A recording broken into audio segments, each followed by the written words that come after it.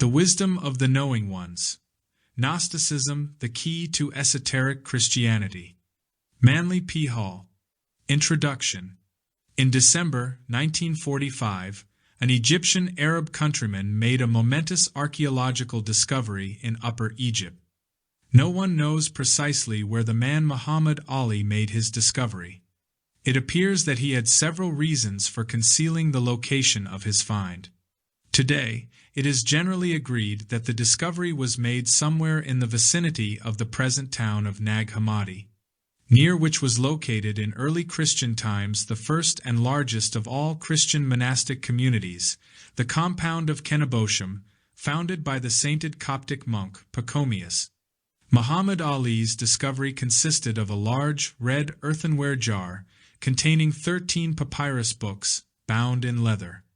Legend has it that when the jar was broken by the discoverer's mattock, a cloud of golden dust rose into the air and disappeared from sight, as if a long-confined presence had at last found its way into the light of day. This incident of possible synchronistic import signaled the arrival of an era of unprecedented interest in a particular early variety of Christianity, known as Gnosticism. The discovery of the Nag Hammadi Library, as the collection of Gnostic treatises became known, was followed less than a year later by the unearthing of the Dead Sea Scrolls at Khirbet Qumran in the Holy Land. As the years and decades rolled on, it became increasingly evident that these two archaeological finds were in some ways related. One concerned the teachings of the early Christian schools of Gnostics, while the other contained the writings of heterodox Jewish mystics of a slightly earlier period, who seemed to have a good deal in common with their Gnostic Christian descendants. The existence of a secret or semi-secret tradition of esoteric religiosity within the Semitic spiritual matrix thus emerged as a very real possibility. It is well known that some esotericists in our culture have long believed in the existence of such a secret tradition. Groups and individuals such as the Cathars, Rosicrucians, Knights Templar, esoteric Freemasons and Theosophists often considered themselves as functioning within a tradition that could be traced back to the initiates of the Gnostics and the Essenes, as well as to the Neoplatonists and the votaries of the Egyptian Hermes. The late Manly P. Hall, for instance, wrote prolifically and insightfully about this adept tradition in his volumes about the Orders of the Quest, Orders of Universal Reformation, Orders of the Great Work, and others. While many believed in such a tradition, few could point to the precise sources and documentary evidence concerning these esoteric currents, especially when it came to the teachings and practices of the Gnostic.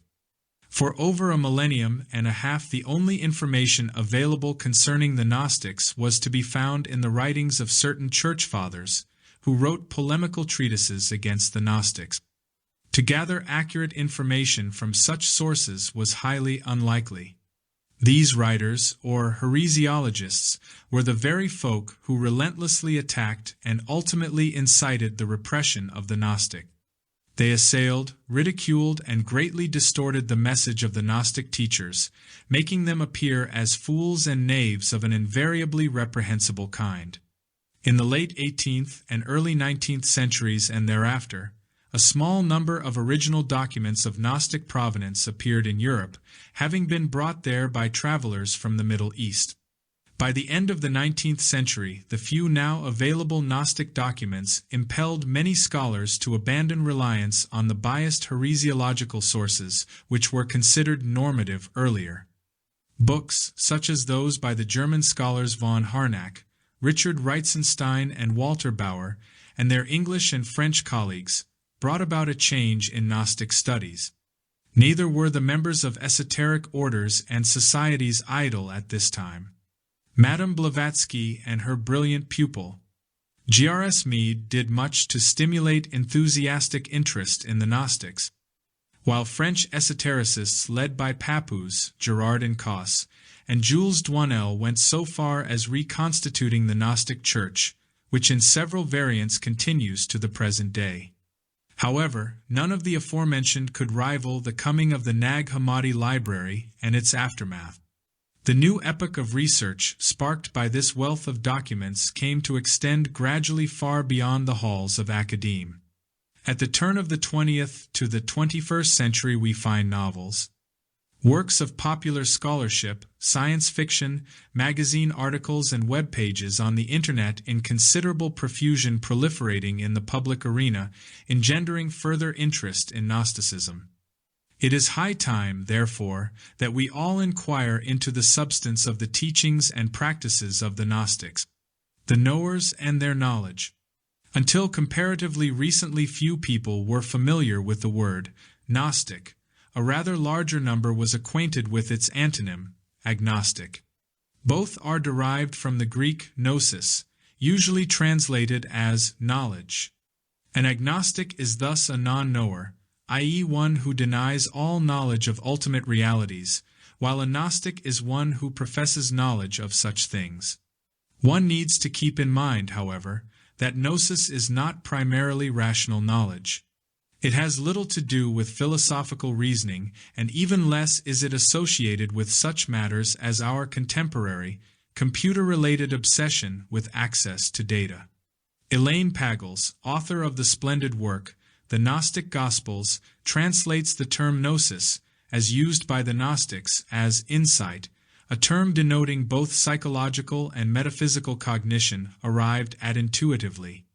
Contemporary scholarship holds that what we call Gnosticism was a diverse movement, showing many complex characteristics. Yet it is quite evident that this wealth of diversity in myth, teaching and perhaps in practice possesses an undeniable central core. While there may have been numerous Gnostic teachers in schools, this does not mitigate against the fact that there was one Gnosticism. What united the various Gnostic orientations was more important than what divided them. It is also important to keep in mind that one of the uniting factors was a common dedication to the founder of the Christian tradition, Jesus Christ.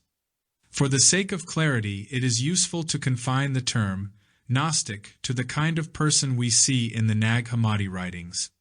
A Christian, albeit of a singularly creative and heterodox kind, especially when compared with Christians of so-called mainstream orthodoxy. It is true that the term gnosis and much of the basic Gnostic view of reality were shared by people who were not Christians. But these pagan Gnostics should properly be called Hermeticists, for they employed the figure of the Greco-Egyptian Hermes as their savior, very much like the Christian Gnostics were to do with Jesus. It is also legitimate to speak of something that Gershom Scholem has tentatively described as Jewish Gnosticism, but the accurate name for its earlier development may be Essene and Merkaba mysticism, and for its later manifestation one may properly use the term Kabbalah. An important question that is in need of an answer is, how did the Gnostics come by their unique and unusual worldview? In the past it was customary to seek the origins of Gnosticism in objective external influences and transmissions. The contemporary view is rather different from this. The British scholar E.R. Dodds has suggested as long as 40 years ago that the writings of the Gnostics derived from mystical experience. The great psychologist C.G. Jung has made the same suggestion, and following his lead, the Dutch scholar Gilles Quispel proposed that Gnosticism originated in the experience of the ontological self, a process that might appear both psychological and mystical. This experience, wrote Quispel, does not lend itself to prosaic or dogmatic description and definition. Rather, it may be projected outward in the form of mystically inspired religious mythology. It is without doubt that the majority of the Gnostic writings bear the character of such inspired mythology. In the wake of the work of several great scholars of mythology in our day, people have come to view myths in a much more positive light than had been the case earlier. Once it was generally believed that a myth is naught but an untrue story. Today many feel that myths communicate truths which cannot be adequately conveyed in any other fashion. It is also worthy of note that one of the greatest mythologists of recent decades, Carl Carinii, specifically pinpointed the myths of the Gnostics as originating in mystical experience, a circumstance that distinguishes them from such derivative myths as those of Homer. Today there can be little doubt about the likelihood of the great Gnostic teachers having been inspired mystics who experienced realities not accessible to mortals under ordinary circumstances. Valentinus, Basilides, Bardaisan and their followers were much more than idle speculators, as the heresiologist church fathers claimed. The Gnostic worldview. While Gnosticism thus may be said to originate in mystical experience, this does not mean that all mystical experience results in Gnosticism. There are certain similarities, to be sure, between the recognitions of a Saint John of the Cross or a Saint Teresa of Avila and the mysticism of Valentinus. But the former share an orthodox Roman Catholic worldview, albeit one with which dogmatists are often uncomfortable, while the latter is Gnostic in his outlook. It seems that Gnosticism expresses a specific religious mystical experience which then finds expression in teachings, most often embodied in mythology. All Gnostic teachings and mythologisms are indicative of insights of great metaphysical and psychological subtlety. They are never to be understood in simple declarative terms and even less in dogmatic terms. In the following summary, we will encapsulate in inadequate prose what the Gnostic myths express in their intuitive and imaginative style. Together, these recognitions add up to what may be called the Gnostic worldview. Concerning the cosmos, the imperfections of the world are an issue that practically all traditions have addressed. Where the traditions differ is in what they suggest might be done about it. Orthodox Christians are agreed that we live in a fallen world which we shall leave behind at our death. Modern secularists have professed a dedication to what they were pleased to regard as the improvement of the world, and in so doing they precipitated frightful world wars, holocausts and revolutions. Gnostics, on the other hand, had their own, perhaps quite startling, view of these matters. They held that the world is flawed because it was created in a flawed manner. They also held that the only substantial and effective way to improve the world is the one that leads to the improvement of human consciousness through the insight of gnosis. The Gnostic worldview is sometimes characterized as anti-cosmic, but in reality it is merely critical of the cosmos because of its numerous flaws. Like Buddhists, Gnostics came to the recognition that earthly life is filled with suffering. Some of this suffering is undoubtedly of our own doing, but certainly most of it originates in the natural or cosmic order itself. Why do virtually all creatures sustain themselves by eating each other? Why are living beings destroyed by natural catastrophes? Why do humans, in addition to all other difficulties, also suffer depression, alienation, and boredom? Because the causes of these and other conditions are inherent in the fabric of the world, so said the Gnostics. Concerning God, the Gnostic concept of deity is more subtle than that of most religions. Modern minds are often puzzled by the Gnostic concept of God, but a thoughtful evaluation of this concept discloses that it is neither unreasonable nor improbable. To properly appreciate the Gnostic view of deity, one must remember that the Gnostics originated within the Semitic monotheistic religious matrix. Unlike members of such schools of pagan gnosis as Hermeticism or Neoplatonism, the Gnostics were confronted with the image of the monotheistic God of the Old Testament and with the adaptations of this image in the New Testament. They faced a God who not only created the universe but micromanaged it as its lawgiver, policeman, judge, and executioner, and who, moreover, performed these tasks in a capricious, often wrathful and illogical manner. The greatest of all questions the Gnostics asked was this: is this flawed creator truly the ultimate, true, and good God? Or might he be a lesser deity, a sort of large, but not very wise angel, who has become either ignorant of a greater power beyond himself or is an impostor, impersonating the universal God? The Gnostics answered these questions by saying that this creator is obviously not the ultimate, true God, but rather a demiurgos, craftsman, an intermediate, secondary deity. Above and beyond this intermediate deity there is a true, ultimate, real and good reality, which or who can be effectively addressed and experienced by the human spirit. Today, a large number of people either don't believe in any God at all, or they have managed to so whitewash the image of the monotheistic God that they feel no need to engage in the distinctions which occupied the minds of the Gnostics. Still, judged on its own merits, the issue of the dichotomy of the lesser and the greater God may be still considered as worthy of attention. The human predicament. The abundance of the now available Gnostic texts makes one thing clear. The Gnostics had an unique and insightful view of the human being. Existentialist philosophy, Jungian and transpersonal psychology, as well as such Eastern religious traditions as Hinduism and Buddhism, all show various degrees of affinity to Gnosticism, particularly when it comes to the Gnostic teachings concerning the human being. The Gnostics held that human nature mirrors the duality found in the world. In part it was made by the false creator, and in part it consists of the light of the true God. Within the human dwells a divine spark, a spirit that is older than the created world and all in it. Much of the time we are ignorant of the divine spark resident within us. To awaken to the recognition of this presence involves overcoming powerful obstacles which seem to be built into our own nature and into the environment within which we exist.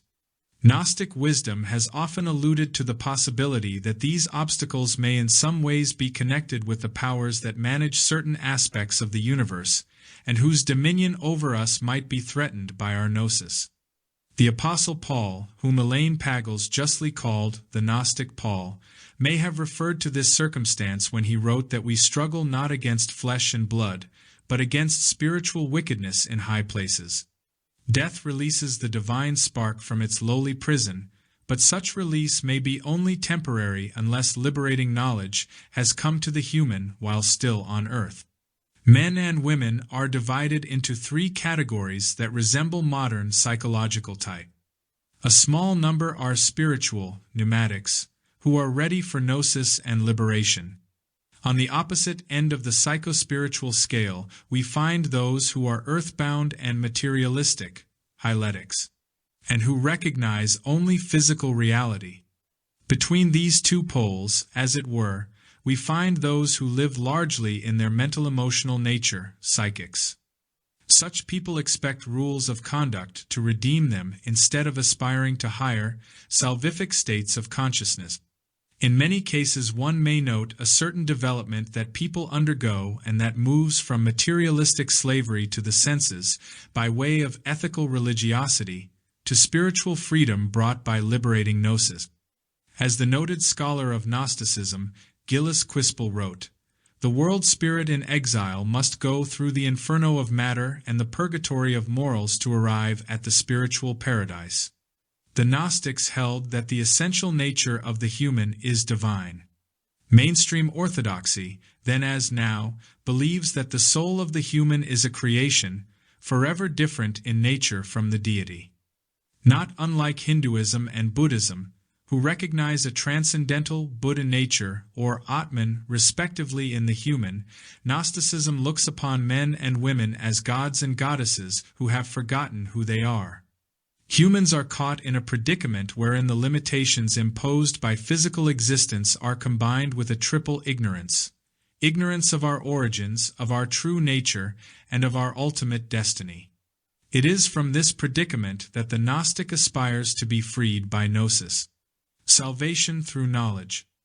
An early Gnostic statement defines the nature of gnosis in the following manner: "What makes us free is the gnosis of who we were, of what we have become, of where we were, of wherein we have been cast, of whereto we are hastening, of what we are being freed, of what birth really is, of what rebirth really is."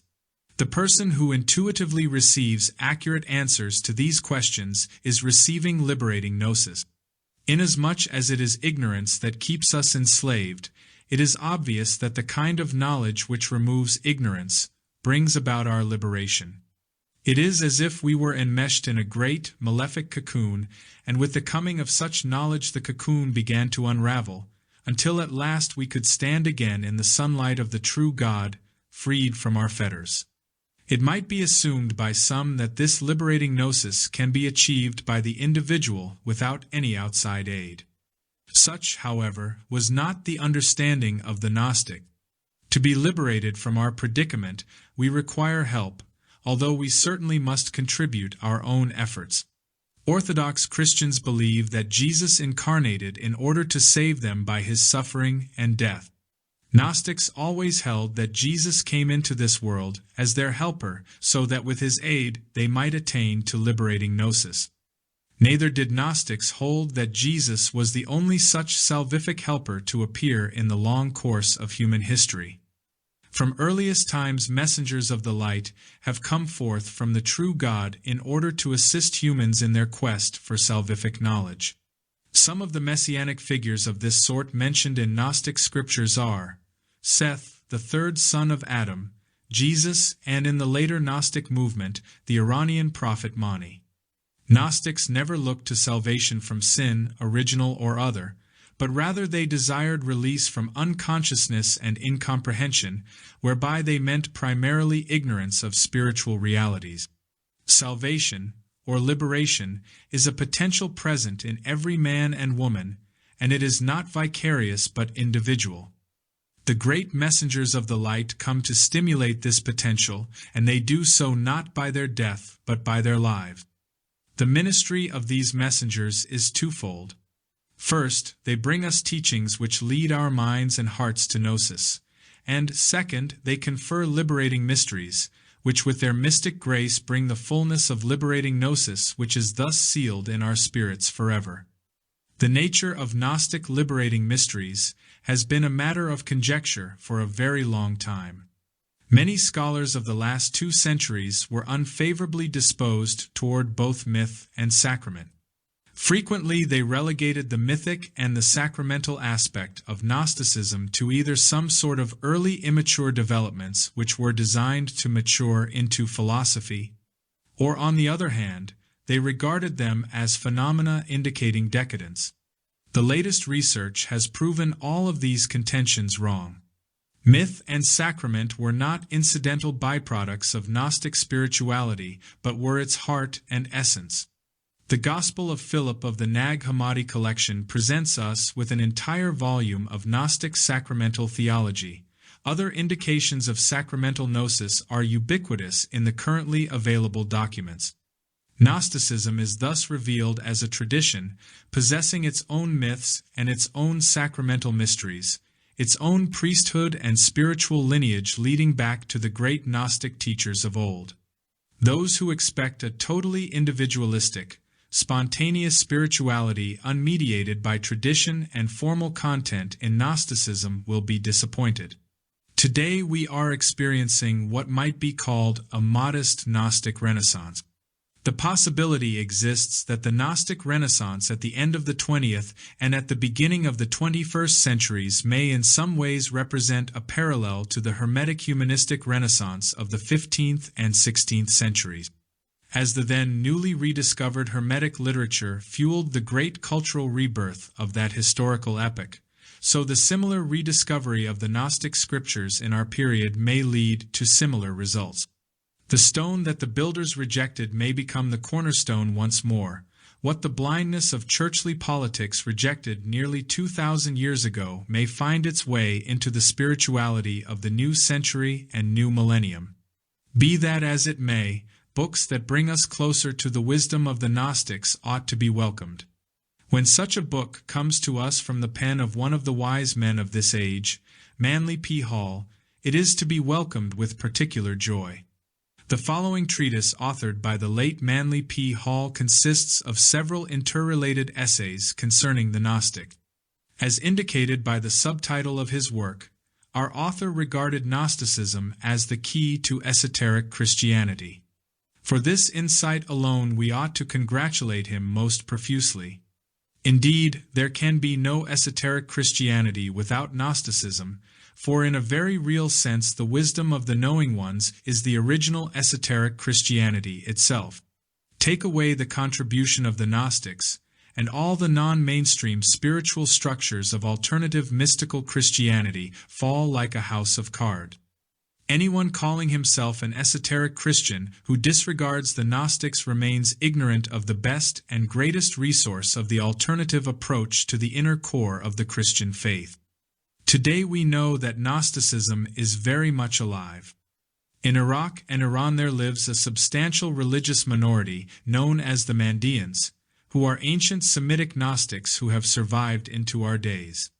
Also, much information has come to light in recent years concerning the great and noble religion of the Cathars, or Albigensians, who practiced their explicitly Gnostic religion openly during the Middle Ages in Europe. Though cruelly exterminated by the minions of the particularly unenlightened Catholicism of their day, some of these Gnostics also survived and have continued their religious life. In many ways and forms Gnostics walk in the light of day again. The writer of this introduction wishes to felicitate the Philosophical Research Society and its president, Dr. Obadiah Harris, for deciding to publish this work. This introduction was certainly also intended to serve as a tribute to the late Manly P. Hall, whose memory continues to live for all of us who have known him or have studied his works. In the first century of the Christian era, the intellectual world was extending its inquiries along the lines set down by the teachings of Plato and Aristotle. Plato had set up the doctrine of causes. His philosophy was devoted to those larger and general truths which may be defined collectively as universals. Through him, the conception of an organized universe was introduced to Mediterranean civilization. This organization originated in archetypes, that is, grand patterns in causes. These patterns, formed by the terms and elements of a divine geometry, enclosed material life within a network of cosmic energies. Aristotle, reacting dramatically to the Platonic challenge, was endowed by nature with an organization of faculties which resented the domination of intangibles. He did not deny the Platonic scheme of things and held that Plato's vision was unassailable, not necessarily because it was true, but because the elements involved were beyond the attack of intellectual criticism. Aristotle loved to argue, but argument about intangibles could not be conclusive. He could not win his argument on Plato's grounds. Seeking a more substantial footing, Aristotle emphasized the significance of tangibles. Here was a sphere of obvious facts. There was room for argument in matters of implication, but the facts themselves were incontrovertible. Thus he found security in the contemplation of the knowable. He set up an organization in nature by reducing the facts and their reasonable extensions into categories. He challenged Plato to come down to earth and meet him on the level of things known. There is no indication that Plato accepted the challenge. Although the men were in close association, there never was a complete meeting of the minds, and as a consequence, subsequent generations inherited a legacy of unfinished business. Universals were defined, particulars were organized and classified, but the interval between universals and particulars became a more and more important consideration. It was this interval between invisible causes and visible effects that burdened the intellectual world during the 1st century A.D. The human mind engaged in the systematic process of building bridges to link cause to effect and effect to cause. The two extremes were in themselves irreconcilable, at least mentally. But in nature itself they were reconciled. There must be an explanation to fit the fact. This was the broad challenge in the world of thought, and it resulted in the creation of a school of intellectuals who became the leaders of a revolutionary discovery in the sphere of mind. This discovery produced Gnosticism, and the group supporting the new solution to the pressing dilemma was known as the Gnostic. Gnosticism is defined as emanationism, or a philosophy of emanations. If two qualities cannot meet in substance, they can be brought together only by extension. Universals cannot become particulars and particulars cannot become universals, but universals exist according to degrees and particulars exist according to conditions. For example, the ancients recognized 4 elements ascending from the most solid, which was earth, to the most dense, which was air. The ascending order of the elements caused the highest to be the least material. That which is least material is most like that which is spiritual. Thus matter exists in an ascending scale of conditions, qualifications, modifications, and rarefactions of itself. Spirit, which is the common substance of universals, likewise exists according to state. Spirit per se, that is, in its own nature, is unknowable. But from spirit proceed things spiritual according to a descending order. Intellect is an intangible pertaining to the order of spirit, yet to a degree it has formal dimension and proportion and is subject to definition. Energy, or force as it was known in old times, is likewise an extension of spirit, but this extension is subject to greater limitations than intellect because it is definable. All definitions define natures according to their limitations. Axiomatically, definition is limitation. A descending order of spiritual qualities, less spiritual as they depart from their own substance and cause, is therefore acceptable by the mind. Conversely, an ascending order of things material, less material as they depart from their substance and source, matter, is also appreciable to the reason. What could be more reasonable, therefore, than to assume that the two opposites can meet on a common ground? Of course, emanationism assumes the existence of two co-eternal realities, one spiritual and the other material. This Aristotle would allow, for he regarded matter as immortal, without beginning or end. He also accepted the eternity of spirit. The existence of two eternal principles endeared Aristotle to the churchmen because they found in his doctrine the comfort they sought for their own belief in the eternity of good and evil and the endless warfare between God and the devil. A number of modern scientists are also inclined to favor Aristotle's philosophical anthropomorphism. Whether or not spirit exists belongs to the sphere of uncertainties, but the eternity of matter is a comforting thought for those seeking something permanent in an impermanent universe. Interesting speculation can result from such questions as, is spirit the highest degree of matter? Or, is matter the lowest degree of spirit? This brings complications, however. Are spirit and matter qualities of one essence differing only in degree, or are they two utterly irreconcilable opposites for which no common denominator exists? If the two extremes are equally inevitable and indestructible, which is the superior? Has either any need for the other? Is the action of spirit upon matter a kind of cosmic incident or accident, and can matter modify spirit? The scholastics struggled with these issues for centuries, and the results, though stimulating to the intellectual faculties, were far from solutional of any practical problem. Plato held that matter was an extension of spirit, that part of universal being most remote from the spiritual quality. He used the analogy of light and darkness. Light is a principle, but darkness is not a principle, it is merely the absence of light. The Aristotelians, not to be outdone, suggested the possibility that darkness could be a principle and that light could equally well be regarded as the absence of darkness. Light was incidental, darkness was inevitable.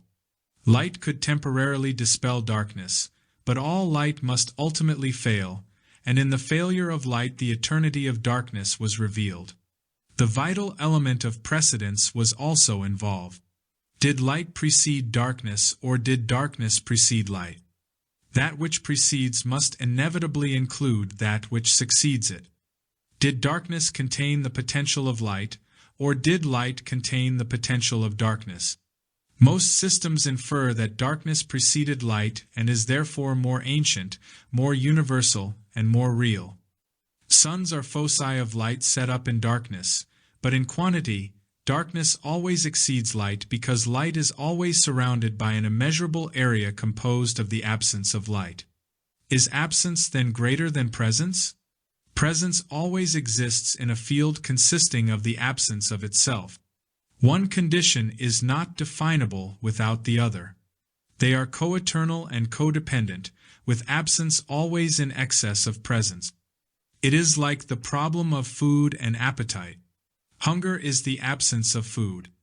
Food is the solution of hunger. Food is real and definable.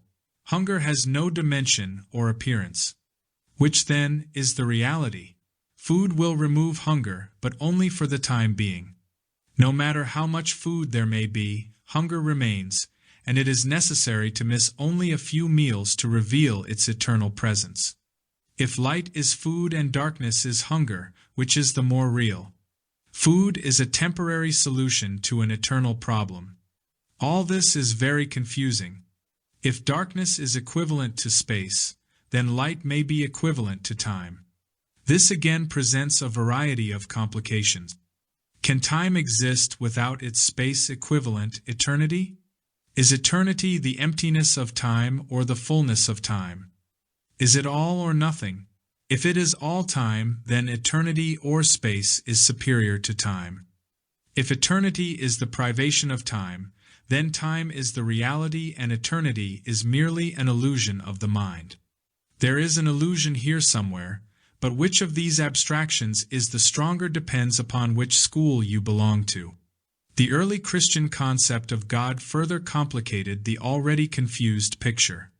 Most pagan systems of religious philosophy conceived of the supreme spiritual power as identical with the substance and nature of space. Thus the space dimension was regarded as complete fullness. To our physical perception, space is emptiness, properly described as nothing. To the pagans, this nothing was simply no thing. It was not emptiness but the abstraction of forms. It was universal life, unconditioned, unmanifested, undifferentiated, and in its own essential state, undefinable. The early Christian Church regarded deity as outside of the plan of creation. God was a person separate from the world which he had formed. This divinity ruled the universe from some extra-universal throne. God exercised despotism over matter, molding it into a variety of forms. Each of these forms was ensouled by a separate life principle, which descended to it from the nature of deity. Thus, to the pagans, God was a power emerging through the processes of spiritual and material generations. But to the Christians, he was a separate and alien force, controlling the creational processes by an absolute tyranny of the divine will. The Gnostics belonged among the pagan groups inasmuch as they believed the universe to be the body of God through which the spiritual power manifested as a constant impulse toward unfoldment and growth. At the same time, the Gnostics attempted an explanation of Christian mystical philosophy according to a basically pagan tradition. In this way, the Gnostic cult succeeded in offending both the pagans and the Christians.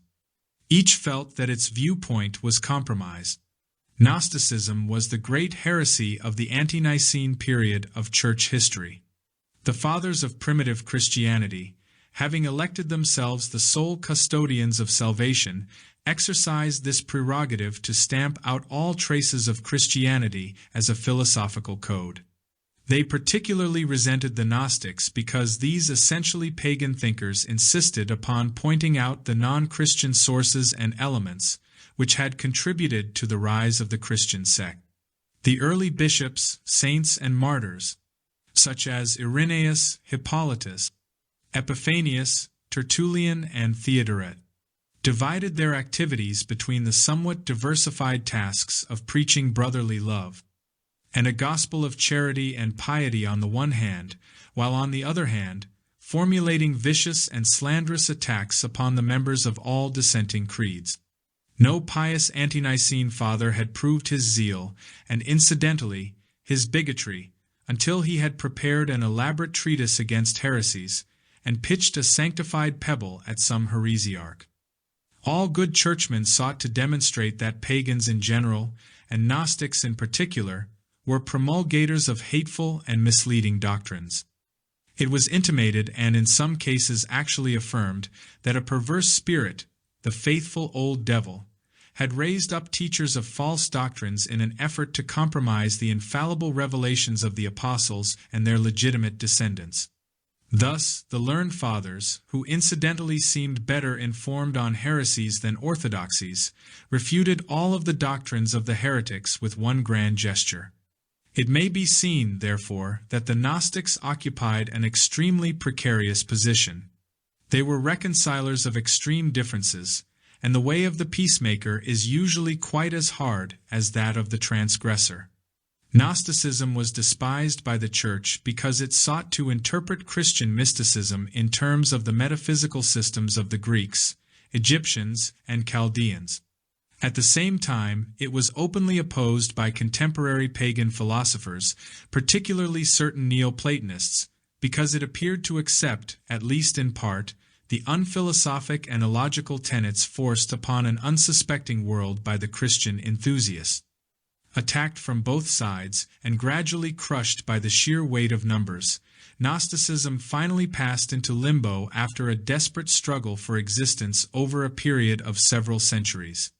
Strange to relate, Gnosticism is indebted to its enemies for the survival of certain of its teachings. Until comparatively recently, all the information available on the subject is preserved in the writings of those excited and irritable ante-Nicene fathers who went into elaborate details concerning the substance of the heresies they condemned. Although the Gnostics have vanished from the earth, the analogies, which they established between Christian and pagan doctrines, have proved invaluable to students of comparative religion. Among the names that stand out in the chronicles of Gnosticism, 3 are outstanding: Simon Magus, Basilides, and Valentinus. They have been men of exceptional brilliance, for they were singled out by the Church Fathers as the objects of particular and continued persecution. Simon Magus, the Syrian Gnostic, was subjected to an especially spiteful and unchristian tirade of abuse. His character was torn to shreds, and he was held up to public scorn, not only as a sorcerer but as a horrible example of the depth of spiritual, moral, and physical depravity into which an individual can descend. Basilides and Valentinus were both men of such exceptional personal integrity that even the careful combings of the clergy were not able to bring to light anything that could be interpreted as depreciatory. It was evident, therefore, that these philosophers were heresiarchs of the most dangerous kind. They were the more deadly because they concealed their diabolical perversities behind an appearance of virtue and integrity. If a pagan had the appearance of virtue, it was because the devil conjured up an illusion in the hope of thus undermining the omnipotence of the Church. If any group, which shared in the Christian mystery, possessed the esoteric secrets of the early Church, it was the Gnostics. This order preserved to the end the high ethical and rational standards which confer honor upon a teaching. The Church therefore attacked Gnosticism vigorously and relentlessly, recognizing these mystical philosophers as being the most formidable adversaries to the temporal power of Christian theology. In summing up the doctrine of Gnosticism, it is not possible to consider the numerous divisions which took place within the sect, nor the more intricate elements of its systems. From a simple cult, Gnosticism evolved into an elaborate and complex philosophy, uniting within its own structure the essential factor of several great religions. The central idea of Gnosticism was the ascent of the soul through successive stages of being. This doctrine probably originated in the astrology of Babylon with its doctrine of a series of heavens, each under the rulership of a planetary god. The soul must ascend through these heavens and their gates by means of magical passwords delivered to the guardians of the doors. This viewpoint is reminiscent of the Egyptian ritual of the dead. The ladder of the worlds upon which souls ascend and descend is described in the Babylonian myth of Tammuz and Ishtar. It appears also in the Poimandres of Hermes Trismegistus, where 7 planetary governors sit upon the 7 concentric circles of the world through which souls ascend and descend.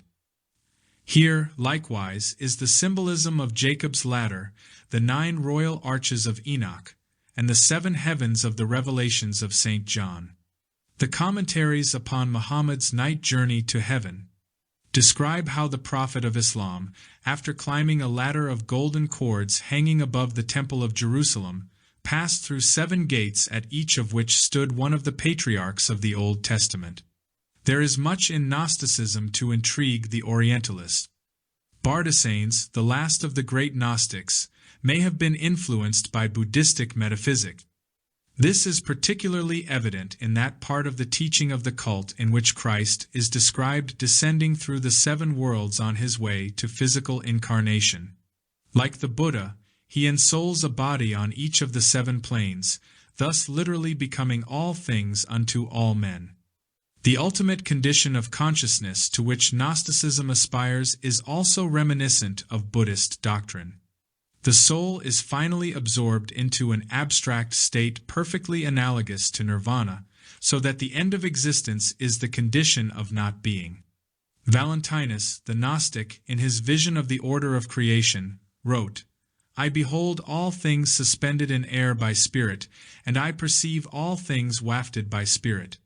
The flesh I see suspended from soul, but the soul shining out from air, and air depends upon ether, and fruits produced from bythos, profundity, and the fetus born from the womb."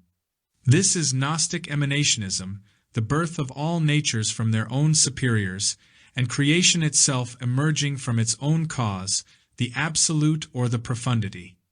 In the simplest arrangement of the Gnostic concept of the Godhead, we find first the universal logos. He who stood, stands, and will stand. By nature and substance unknowable, he is the incorruptible form who projects from himself an image, and this image ordains all things. From his own eternal soul and imperishable nature, that which abides amidst 3 hypostases, which Simon Magus called incorruptible form, the great thought, and the universal mind. It is interesting here to note that as in many esoteric systems, thought precedes mind, or as the ancients said, the thought conceives the thinker. Among the later Gnostics, the Godhead is represented by 3 potencies in this manner. Anthropos, the man. Anthropos, son of Anthropos, the man, son of the man. Ialdabaoth, the son of Chaos. Ialdabaoth, who corresponds to Zeus in Orphic and Platonic metaphysics, is called the Demiurge, or the Lord of the world. The Gnostics believed that it was this Demiurge, to whom Jesus referred when he spoke of the prince of the world who had nothing in common with him. The Demiurge was the personification of matter, the monad of the material sphere, the seed of the world within, which locked the patterns of all generated things. Ialdabaoth gave birth out of himself to 6 sons, who together with their father, became the 7 planetary spirits. These were called the 7 archons, governors, and correspond with the guardians of the world described by Hermes. Their names in order according to Origen are as follows: Ialdabaoth, Saturn; Io, Jupiter; Sabaoth, Mars; Adonaios, the Sun; Astaphaos, Venus; Eloeos, Mercury; Oreos, the Moon. Here Ialdabaoth becomes the outer boundary of the solar system, the orbit of Saturn within which the other planets exist as embryos in ascending order of powers. Thus we understand the Greek fable of Saturn devouring his own children, for the ancients believed that planetary substance was finally drawn into the rings of Saturn from which it was finally scattered into space. In the Hermetic allegory, the 7 guardians of the world, the builders or Elohim of the Jews, were simply manifestors of divine purpose, in themselves neither good nor bad. According to the Gnostics, however, Ialdabaoth and his 6 sons were proud and opposing spirits who, like Lucifer and his rebels, sought to establish a kingdom in the abyss which should prevail against the kingdom of God. Hence we find Ialdabaoth crying out triumphantly, "There are no other gods before me," when in reality he is the least part of the triune Godhead, and beyond him extends the spheres of the Father and the Son.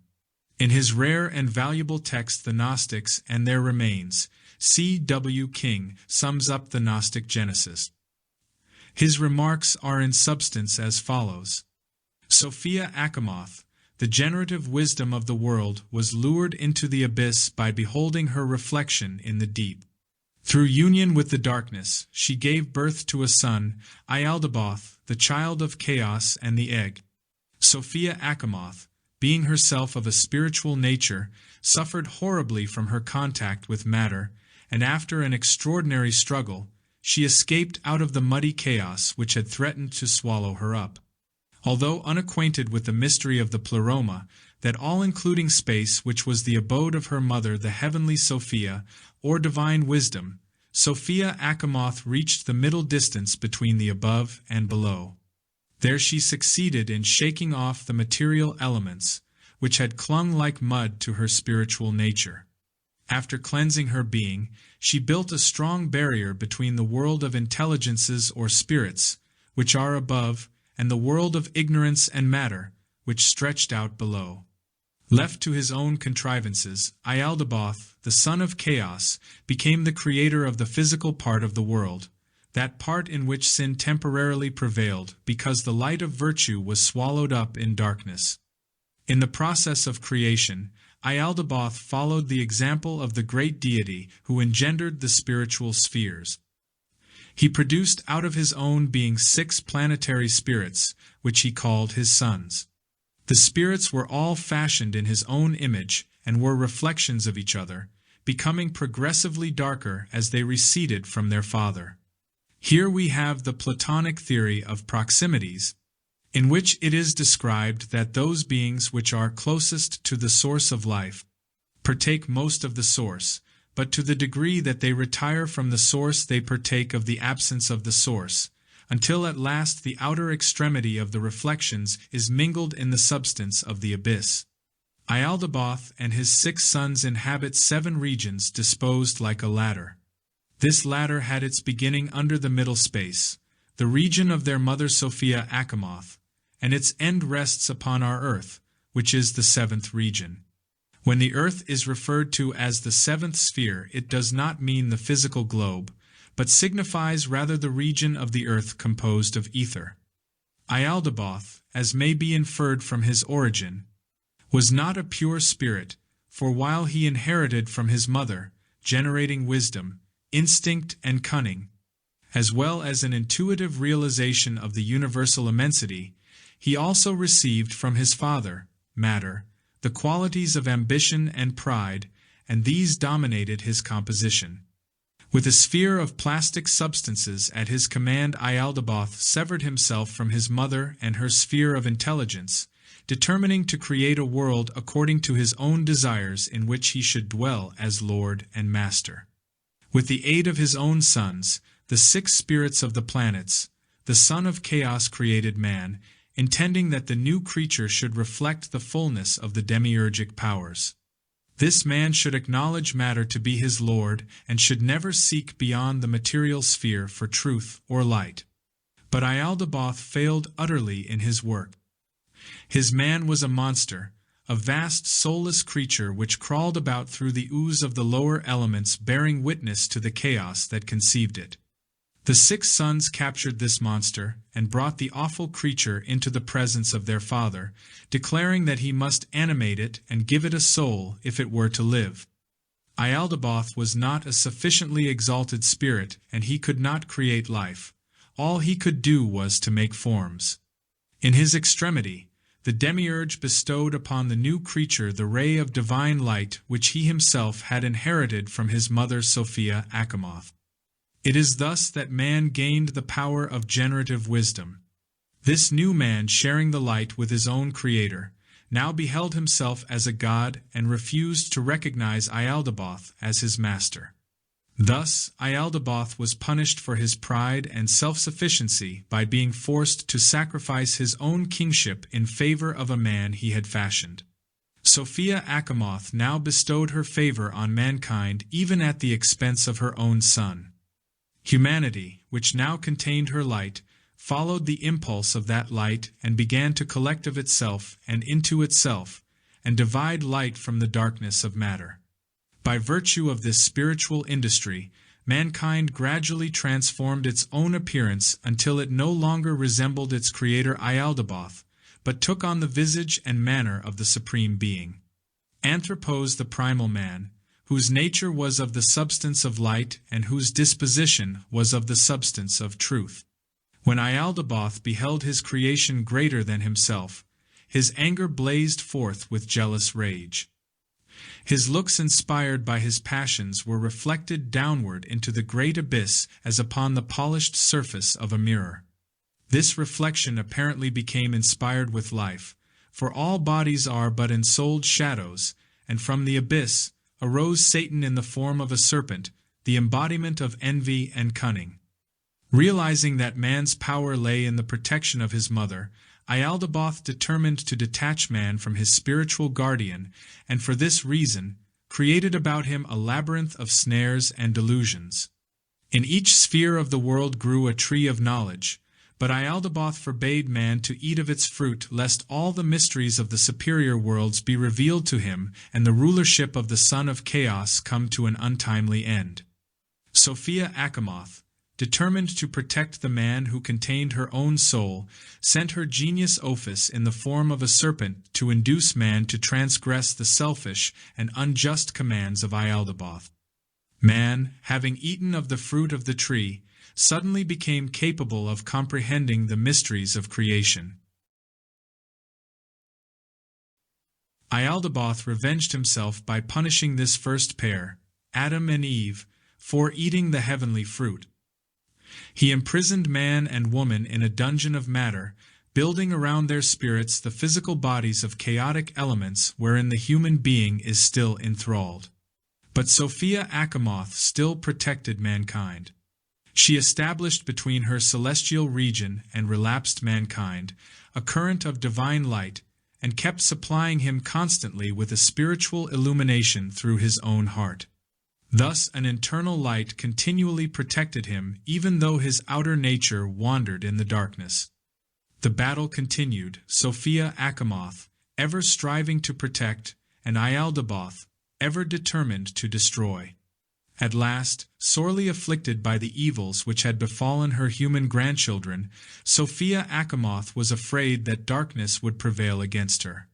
Ascending to the feet of her celestial mother, the heavenly Sophia, which is the wisdom of God, she besought the all-knowing to prevail upon the unknown depth, which is the everlasting Father, to send down into the underworld the Christos, who was the son of the union of the Father of fathers and heavenly wisdom. Ialdabaoth and his 6 sons of matter were weaving a curious web by which they were gradually, but inevitably, shutting out the divine wisdom of the gods to the end that mankind should perish in darkness.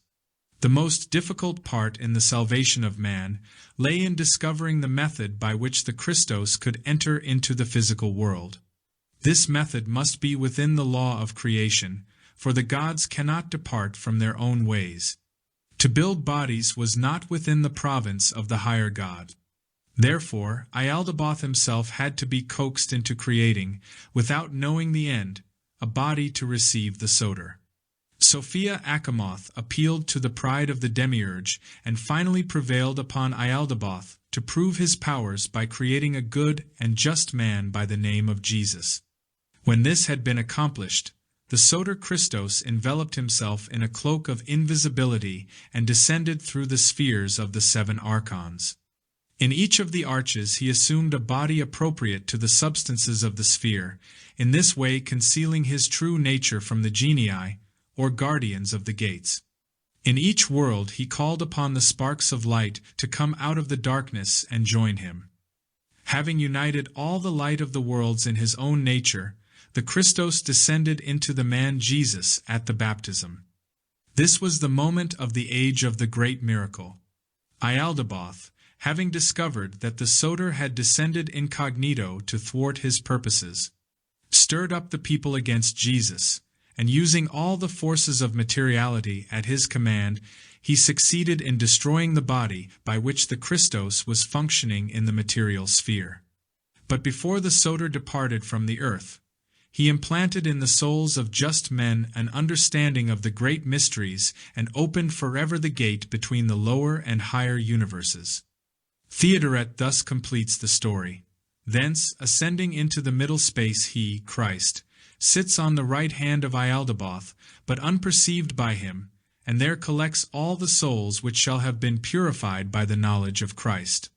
When he has collected all the spiritual light that exists in matter out of Ialdabaoth's empire, the redemption will be accomplished and the world will be destroyed. Such is the meaning of the reabsorption of all the spiritual light into the pleroma or fullness, whence it originally descended. Gnostic Christianity conceived of salvation without benefit of exoteric clergy. Christ, the Soter, was the high priest, who by his descent destroyed forever the old order of the world. Religion became a matter of internal adjustment. Forms and rituals by which primitive peoples had propitiated Ialdabaoth were regarded as valueless under the dispensation of the Christos. The mystic sacraments of the Gnostics, on the other hand, were instituted by the Christos to facilitate knowledge of the truth. The rule of fear and darkness was gone. The rule of love and light had come. It appears, however, that the Church regarded this new arrangement as economically unsound. The Gnostics were destroyed, lest their philosophy render useless the temporal power of the Christian Church. It was Basilides who claimed to have been a disciple of one of the 12 apostles who formulated the strange concept of deity, which carried the name Abraxas. In the ancient system of numerology, the number equivalent to Abraxas is 365. Therefore, this divinity represents the 365 eons or great spiritual cycles which together make up the nature of the Supreme Father. The natural physical symbol for the source of spiritual light is the visible sun, the source of physical light. Therefore, Abraxas is a sun god. The deity itself is a composite creature with the head of a rooster, the body of a human being, and with legs ending in serpents. This Gnostic pantheos represents the supreme principle expressing 5 attributes or emanations. The head of the rooster signifies phronesis, foresight or vigilance. The 2 arms bearing the whip and shield are dynamis and sophia, power and wisdom. The 2 serpents forming the legs are nous and logos, wisdom and understanding, by which the figure is supported. The human body is a mystical intimation that all these powers shall be revealed or perfected in man. Although the early Church did everything possible to exterminate the Gnostics, cupidity played a part in the survival of some holy relic. The Gnostic hierophants identified themselves by their signets or jewels of recognizance. These signets were usually intaglios, plain on one side and with the figure of Abraxas or the lion face of the sun on the other. The stones were set with the plain surface on the outside to make identification of the wearer more difficult. The gems were frequently engraved with Greek letters around the central design. These letters represented magic words or the name of God. The more commonly used stones were carnelian, crystal, bloodstone, and emerald matrix. The Church Fathers had no mind to destroy valuable property, so the rings were saved and also some other inscribed gems containing prayers or fragments of Gnostic philosophy and magic. The Abraxoids, stones bearing the figure of Abraxas, are exceedingly rare, but we are able to reproduce with this article a fine example from the collection of our society. There are small collections of these gems in the Bibliothèque Nationale in Paris and the Library of the Vatican at Rome. Gnostic intaglios date from the 1st, 2nd, and 3rd centuries of the Christian era. The Abraxoids originated in northern Egypt, and the strongest seat of the Egyptian gnosis was the library city of Alexandria. The Gnostics were only one of several groups which attempted to reconcile pagan and Christian doctrines during the first 5 centuries. These groups insisted that there was nothing essentially new in the Christian dispensation. The Syrian cult was merely a reformation of long-existing institutions, a new interpretation of doctrines sanctified by the veneration of countless nations and peoples of the past. In fact, even the Christians themselves did not realize that they were the custodians of a unique revelation until the growing power of the Church forced this conclusion upon them. Early in this article we discussed the subject of emanations by which irreconcilable opposites appear to mingle in the middle distances between extremes. The Gnostic cult itself represented an effort to attain this condition of moderation by searching out the Christian elements in pagan philosophy and the pagan elements in Christian philosophy. The Gnostics sought to bind the two great dispensations of their time into a unified group dedicated to the perpetuation and dissemination of spiritual wisdom. Gnosticism was a temperate zone between frigid paganism and torrid churchianity. But at that particular time, neither the pagans nor the Christians had a mind for temperance. The two great institutions realized that they were locked in a battle to the death. Christianity was certainly the aggressor, and there is very little evidence that paganism was essentially intolerant. After all, there were 100 pagan institutions of spiritual and intellectual culture. These were not necessarily in mutual agreement, but they had dwelt together in comparative peace for thousands of years. The Romans summed up the situation rather well. The citizen may worship at any shrine or temple that pleases his fancy. He may accept the cults of Egypt, favor the Magian religion of Persia, or pay homage to the Greek divinities. He may worship in all temples or in none, but regardless of the definitions of his faith, he must pay his taxes. Gnostic intaglios bearing the form of abraxas are called variously abraxides, abraxister gems and abraxas gems. According to Dr. J. Bellarmine, the Egyptian Gnostics of the first 3 centuries held the figure of Abraxas in high esteem. They used to symbolize both teacher and teaching as the subject and object of their transcendental researches and mystical speculations. The signets were tokens and past symbols among the initiates of the fraternity, by which they recognized each other and gained admission to their assemblies. The Abraxoid was also an amulet against evil, and a talisman of power. It further served the practical purpose of a seal which could be affixed to documents. Most abraxoids are crudely carved. The cutting appears to consist of a variety of notches and was done with a small, coarse wheel. The materials were selected for their magical properties, and included jasper, chalcedony, fibrous hematite, and other substances of no great value. Fine abraxoids in crystal originated outside of the sect itself, and were used by astrologers and magicians. Many Gnostic gems bear figures of Greek or Egyptian divinities and magical inscriptions. The form bearing only the rooster-headed deity is the most rare, and only a few examples are known to be in private collection. Perhaps the pagans were temperate with a slight tendency toward the chilly side. Their religions were scientific, philosophic, and aesthetic. They discussed God reasonably rather than impulsively, and they approached the problem of living as a serious business to be undertaken scientifically. There is also the much-discussed subject of pagan morals. In the long perspective of the ages, there appears to be very little essential difference between ancient and modern delinquency. The old Greeks and Romans and their Egyptian and Chaldean cousins were pious in their pronouncements and somewhat inadequate in the personal application of their impersonal convictions. As one writer expressed it, it is a little difficult to distinguish clearly between Christian and pagan vice. All men, in all times, under all conditions, and in all places, have found it difficult to be virtuous in the presence of intensive temptation. It has been suggested that Christianity was a spontaneous emergence of personal nobility, a powerful revulsion against the indescribable and utterly detestable private and public corruption of the pagan world. It seems to me that there is a hint of bias in this perspective. While the early church was gathering its strength for mighty works, paganism also was producing examples of high-mindedness and fineness of character equal to anything that the Christian could advance by way of comparison.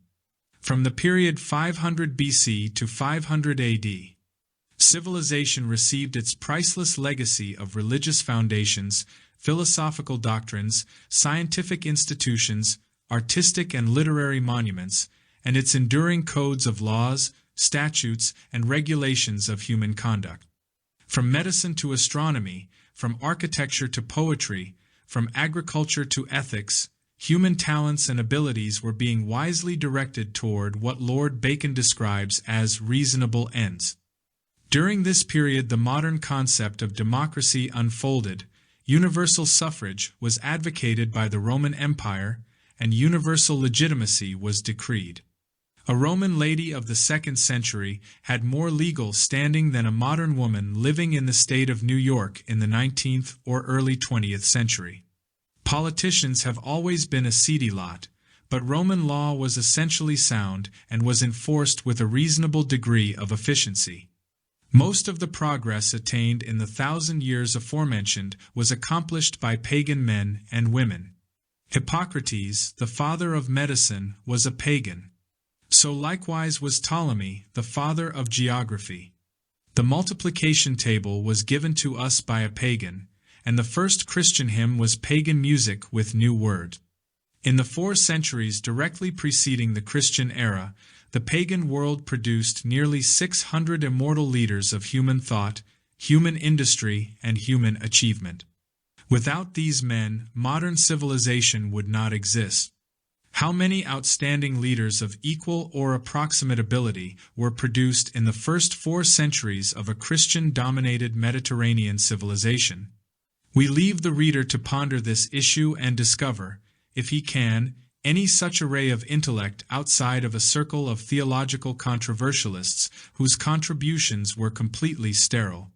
It is a little difficult to imagine that men of the caliber of Plato, Euclid, Hippocrates, Cicero, Seneca, and Marcus Aurelius could have been the products of a religious or moral condition as corrupt as the Christian fathers would have us believe. If like begets like, greatness must arise from greatness. The wisdom of the individual reveals the essential wisdom of his time and place. The contemporaries of Cato the Elder may not all have shared the largeness of his mind, but the materials necessary to create that largeness must have been available and readily accessible to such as were by nature inclined to largeness. Even in our own times, all men do not take advantage of the intellectual and spiritual opportunities which civilization offers, but it would be unkind and unfair to deny the existence of truth and wisdom. We have no intention of belittling the essential principles of the Christian dispensation. But we are inclined to agree with Muhammad that the ante-Nicene Church Fathers went to work systematically to organize a theological system, so narrow and so ridden with intolerances that Jesus himself could not have been a member of his own church. Had Jesus been born again in 350 AD, he would have been pronounced a heretic and probably crucified a second time for merely repeating the words attributed to him in the Gospels. Many enlightened pagans regarded the teachings of Jesus with the highest veneration. They saw in him one of their own kind, a noble and heroic man who had dedicated his life to the restatement of those noble principles and truths which are indispensable to the perfection of human character. Very few pagans ever attacked the teachings of Jesus, but they did oppose the organization of those teachings into a sect obviously dedicated to political anarchy. From the beginning, the Christian Church was resolved to overthrow the pagan world and establish itself as both the spiritual and temporal autocrat of civilization. This brought the two systems to an impasse. The struggle was no longer one for survival, but for complete and solitary domination. Groups like the Gnostics attempted solution through reconciliation. There was room in the world for more than one religion, and spiritual institutions professing identical purposes should be able to cooperate without ulterior motive. The pagan and Christian institutions should acknowledge their mutual interdependence and derive inspiration from each other. Intellectual controversies have little effect upon the natural processes of life. It is impossible to conceive of a Christian or a pagan oak tree or a Christian or a pagan sunset. Men of all faiths are born, live their lives, useful or useless according to temperament, and having fulfilled their span, depart from the theater of this world in spite of belief or unbelief. The garden of the pagan farmer flourishes with proper care, and the garden of the Christian farmer is also green if he uses the same industry. Both gardens fail by neglect. The rain falls upon the just and the unjust, and belief or unbelief adds nothing to the stature of the man or the contents of his barns. The Christian stomachache is just as painful as pagan dyspepsia, and the prayers of the infidels are answered or unanswered exactly the same as the prayers of the most orthodox bigot. Why then should we become so concerned about what we believe? The richness to ourselves lies in the fact that we believe. Our personal acceptance is the reality of something supreme and beautiful, noble and wise. It is necessary to our personal security. The Buddhist finds peace in the shrines of his faith. The Shinto is reassured inwardly by a pilgrimage to a sacred mountain. The dervish finds God by dance and song. Each in his own way enjoys the benefit of spiritual consolation. There is no evidence in nature as to which faith has preferment. Religious controversies are peculiar to the human intellectual equipment. Animals have no interest in theology but obey the laws of their kind, deriving instruction from experience. Religion is necessary to man, but competitive theologies are neither necessary nor desirable. Religious prejudice, religious intolerance, and religious fanaticism are psychoses. They are irrational fixations which unbalance the reason, and if uncorrected, may lead to incurable mental disease. There is a great deal of difference between a philosophical system and a theological system. Most philosophers are by nature fitted for abstract thinking. Their primary concern is to discover the universal plan as it operates through the symbolism of creation. They have no desire to stamp this plan with the signet of any creed, but through their contemplation they discover the grandeur of the world. This grandeur itself becomes their spiritual code. They are satisfied to accept the motion of universal principle moving according to absolute and unchanging law. Their definition of virtue is derived through the observation of the operation of law upon the substances of nature.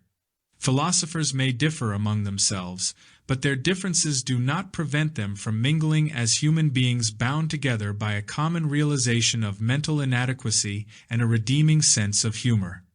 Their attitudes can be estimated by the adaptation of their requirements of a familiar saying, "I disapprove of what you say, but I will defend to the death your right to say it."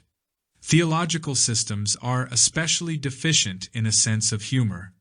In fact, with most of them, happiness itself is a mild form of heresy. Religions approach the wonders of creation emotionally rather than mentally. Instead of accepting the world as it is, the theologian is forever trying to inform the world in the terms of what he feels the world should be. Philosophers and scientists are working toward conclusions, but most religious leaders are working from conclusions. Possibly the difficulty is that emotions are intensely personal. Emotional reflexes arise from our own reactions to the things that have happened to us. Our personal experiences become the measuring stick by which we attempt to acclimate universals. If we have suffered, suffering is the universal plan. If we have been unfairly treated, there is no justice in the world.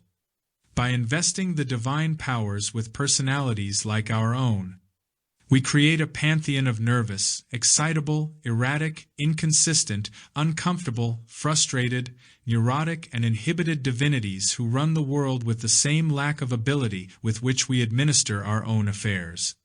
The philosopher Pythagoras defined deity as an infinite being whose soul was formed of the substance of truth and whose body was formed of the substance of light. Such a definition arises from a deep, gentle contemplation of the beautiful and the good. How different is this conception of deity, which is great enough to sustain all life impersonally and impartially, from the God concept of theology. One brilliant theologian declared that the earth was divided into 30 parts. The races and nations inhabiting 27 of these parts were doomed to eternal perdition because they did not belong to his church. Such a statement is so obviously unreasonable that it has little favor in our more liberal times. The concepts of God in theology have been worked over considerably in the last century, but a number of absurd misconceptions still linger on to plague the private citizen and frustrate the United Nations program. While the majority of moderns are inclined to allow various races to worship as they please, this emotion arises from indifference rather than an enlightened liberalism. We have not yet reached the degree of maturity by which we may perceive as a fact that religious systems are simply human efforts to interpret a divine mystery. It is the mystery and not the interpretation that is real. If we are a normal, healthy, growing people, our interpretations must and should grow and change. We are not heretics because we change our minds. We are not untrue to God because we discard old forms of belief. The end of religion is the internal knowledge of the divine power. This knowledge brings with it a greater measure of veneration and love and a firmer desire to live according to the beauty of the divine plan. Names and sects and creeds are important only while the nature of truth itself is unattained. When we understand the principle, we become tolerant of that variety of forms which men have built in the name of the nameless. The Gnostics sought to find the esoteric tradition of the mystery schools in the Christian revelation. They told the story, amplified it, enriched its emblems and figures, and accepted the Christian Christ as a form of the eternal hero of the world. To them Christ was Dionysus, Osiris, Adonis, and even Buddha. Being a philosophical sect, they were seeking the universals of the new faith. They had no interest in an ecclesiastical system, for they realized that no man can be saved by addicting himself to a theology. The value lay in the soul experience. If Christianity could bestow a new dimension upon the internal conviction of realities, then Christianity was important. This importance deserved the respect and admiration of all thoughtful and sincere men. The new sect was valuable for those things in it which were eternal. As an innovation, it was worthless. It must justify its existence by proving that it participated in the esoteric tradition of the ages. All the philosophical schools made use of the symbolism of a soter or high priest of the inner mystery of salvation. It was evident that in the Christian sect Christ was this soter. It was a philosophic belief that the universe was created by the wisdom of God. This wisdom was revealed through the magnificent framework of laws, which maintain the order of the cosmos. In the Gnostic system, wisdom was the second logos which came forth out of the eternal will, which is the first logos. Will emanates wisdom, and wisdom in turn engenders action of the active principle. Action is the third logos called the Holy Ghost, represented by a dove beating the air with its wings. The word ghost is from Geist, and in its original form the term signified a breath or motion of air.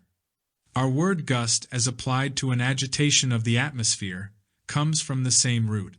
The Holy Ghost or Holy Spirit is the mover of the substance of the material creation. Thus we have a basic trinity of will, wisdom, and activity. In the Gnostic philosophy, special emphasis is placed upon the principle of wisdom, which is regarded as the universal savior, and the mediator between cause and effect. The nature of wisdom itself is a profound mystery implying far more than our present definition of the word. The wisdom principle is a compound consisting of two qualities bound together by an internal sympathy. It is the first extension of unity toward diversity, and at the same time, it is the least degree of that diversity. It is a mistake to regard wisdom in the terms of the gnosis as originating from intellect or in itself intellectual. Wisdom is not of the order of thinking, it is of the order of knowing.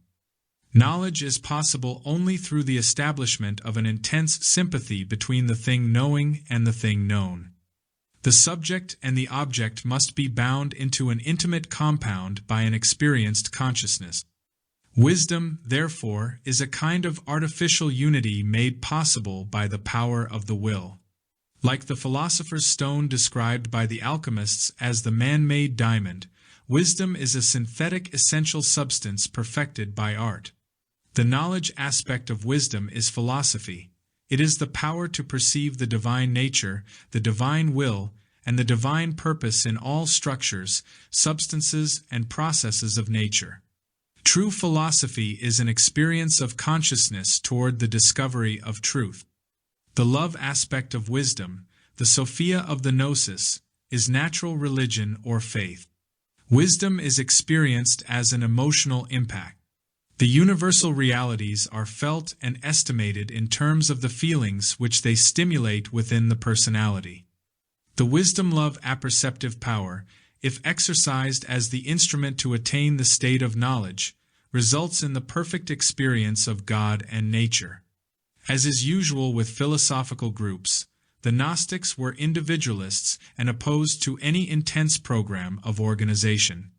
The sect consisted of numerous small groups, each dominated by one or more intellectuals with strong personal convictions. Gnosticism was many schools enclosed within a loose program of integration with few restrictions upon the convictions and tastes of the members. Circles of Gnostic thought sprang up in most of the countries bordering upon the Mediterranean. Each of these circles contributed original ideas to the larger pattern of Gnostic thought. These groups of original thinkers were influenced by the religious and philosophic systems which flourished in their environment. The gnosis was a purpose rather than a cult. It was searching for itself in all structures of ideas which appeared strange or different. For lack of organization, the Gnostics presented no united front, and lacked the machinery to rally their forces against any common enemy. At that time, the rising Christian church was the enemy of all pagan movements. It had the advantage of recognizing the importance, from a temporal standpoint at least, of building a solid internal mechanism. The isolated communities were drawn together under unified ecclesiastic authority. As a result of this premeditated program, the Church was in a position to impose its will, by force if necessary, upon the scattered and unorganized pagan schools. Gnosticism spread by a process of free growth. It unfolded like a plant, extending according to impulse and with no dogmatic concept. It was, therefore, extremely liberal and by constitution, non-militant. It suffered from the uncertainties natural to extreme liberalism. The Gnostics have been held responsible for the rapid development of the temporal authority of the Christian Church. The ante-Nicene Fathers united their resources to stamp out Gnosticism. Had they failed, the Church would itself have ceased so far as political authority was concerned. The early bishops learned the important lesson that a religion must be organized in order to survive as a temporal institution. They learned their lessons so well that organization has been a primary consideration from their time to the present day. It may be reasonably asked if the Church had any real justification for its program of exterminating the Gnostic. From a broad impersonal viewpoint, the action of the Fathers cannot be condoned, but according to their own convictions and beliefs, their actions are quite understandable. The Gnostics accepted the Christian concepts of Christ into their own system, and interpreted the Christian mystery by means of their elaborate system of heterodox mythology. Their Christology took on the splendor of Asiatic legendary and was involved in elaborate metaphysical imagination. The Church Fathers felt that heathen philosophers literally had stolen their own most priceless possession, the Christ concept, from them. Worse than this, if anything could be worse, their Christ was being interpreted as to be used against the very Church that was created to advance his cause. Such a state of affairs was intolerable and called for heroic measures. The Gnostics further embarrassed the Christian community by rejecting most of the Old Testament, questioning the inspiration of the apostles, denying the infallibility of the clergy, and selecting only St. Paul as a trustworthy authority. These critics had the brazen effrontery to select at pleasure from the storehouse of Christian lore. That which they accepted immediately lost its orthodox Christian complexion, reducing the Church, so they felt, to a minor sect among the pagans.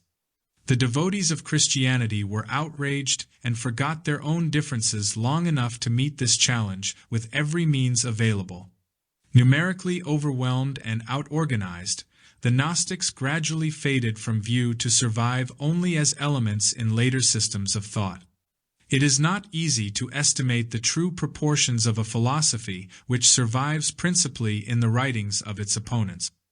We may be certain that no effort was made to present Gnosticism attractively in the writings of the Church Fathers. Furthermore, the Gnostics lost the confidence of the pagan historians because they incorporated certain elements of Christian symbolism into their own system. They were bitterly attacked by the Greek and Egyptian Platonists, and were left without any informed apologists. Even the fragments, which have descended to this time, have to some degree been corrupted by unsympathetic editors and translators. No outline of Gnosticism would be complete without a consideration of Marcion and the Marcionite churches. Marcion, who lived in the 2nd century A.D., is believed to have been a wealthy ship owner of Sinope, who was converted from paganism and became an influential leader in the early Christian church. He traveled considerably and reached Rome about 140 AD.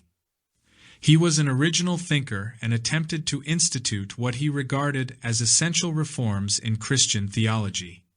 Although he contributed generously to the funds of the church, his ideas were rejected with such firmness and, as he regarded it, intolerance, that he drifted toward Syrian Gnosticism.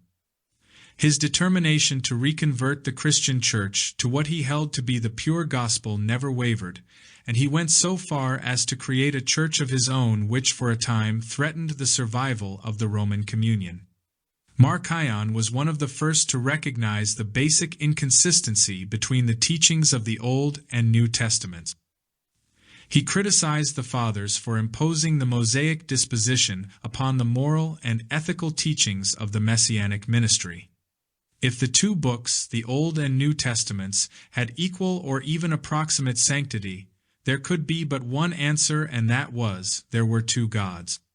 The God of the Old Testament Marcion called the just God, and the divine person of the New Testament he called the good God.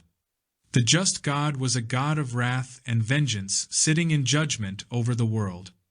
This God demanded an eye for an eye and a tooth for a tooth, and only the blind, unquestioning, and complete obedience of his creation satisfied this universal autocrat. The good God, who was superior to the just God and dwelt beyond the sphere of retribution, was a God of love and benevolence. He demanded from his creatures gentleness of spirit, friendship, brotherhood, and the forgiveness of sin. It was this good God who was the Father of Jesus Christ. In fact, Christ was regarded as an incarnation or manifestation of the infinite love and wisdom of the good God. He had come to this world to free it from the despotism of unbending law and establish it in a sphere of grace. In the doctrines of Marcion, the Apostle Paul was regarded as the only immediate follower of Christ who had sensed the mystery of the two gods. The evident mysticism of Paul's views fitted admirably into this Gnostic pattern. Unfortunately, Marcion's doctrine presented difficulties, which broke down when analyzed by the instruments of philosophy. It was difficult to rationalize a universal plan administered by two gods motivated by contrary purposes. The human soul, for example, was created by the just God, and the human spirit was redeemed by the good God. This presented numerous complications. It required that man attain an end contrary to the purposes for which he was created and inconsistent with his sphere of life and experience. It also presented an extraordinary conflict in the delicate issue of redemption. If we assume that those who accepted the doctrine of Marcion came ultimately to union with the good God, what was the fate of the objectors and dissenters and unbelievers? If a virtuous man chose to remain true to the just God, what was his ultimate state or reward? Did each of the deities preside over an Elysium and reward his believers? If so, there were two heavens. Such a contention in itself was doctrinally absurd.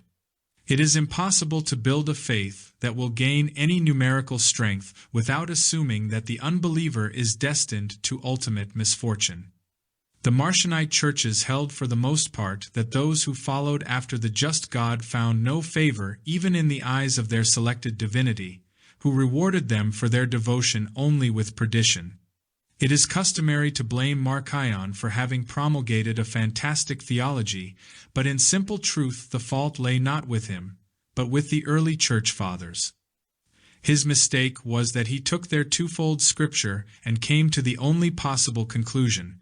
The two testaments were different and inconsistent, each taught a different concept of God. If both were inspired and infallible, then there must be two gods.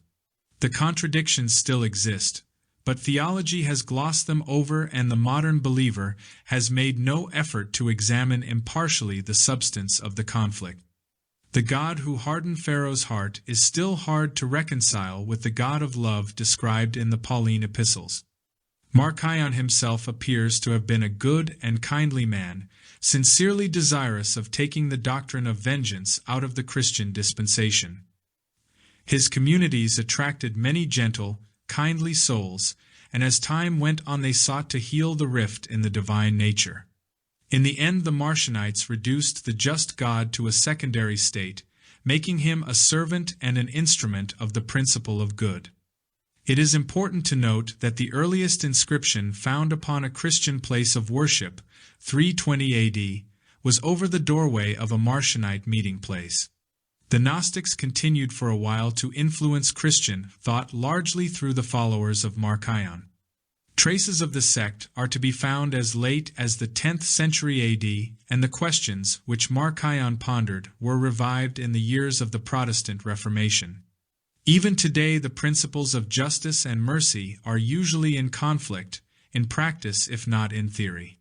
The principal surviving text of the Gnostics prior to the discovery of the Nag Hammadi codices was the Pistis Sophia, which has been ascribed, probably without much justification, to Valentinus, who also lived in the 2nd century. Like Marcion, he finally broke away from the Christian Church. Certainly the Pistis Sophia unfolds his system and should be attributed to Valentinian Gnosticism. The Coptic manuscript of the Pistis Sophia, known as the Askew Codex, is in the British Museum and has been assigned to the 4th century. It is possible, however, that it is somewhat later. That the manuscript presents important commentary material on early Christian belief cannot be questioned.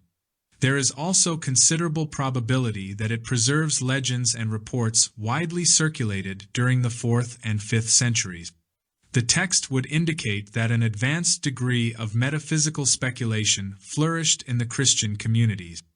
A considerable part of the manuscript is concerned with esoteric instruction given to Mary Magdalene by Jesus himself.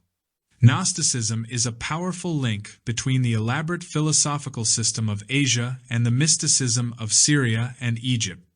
As such, it offers a vast amount of material to students of comparative religion and esoteric philosophy.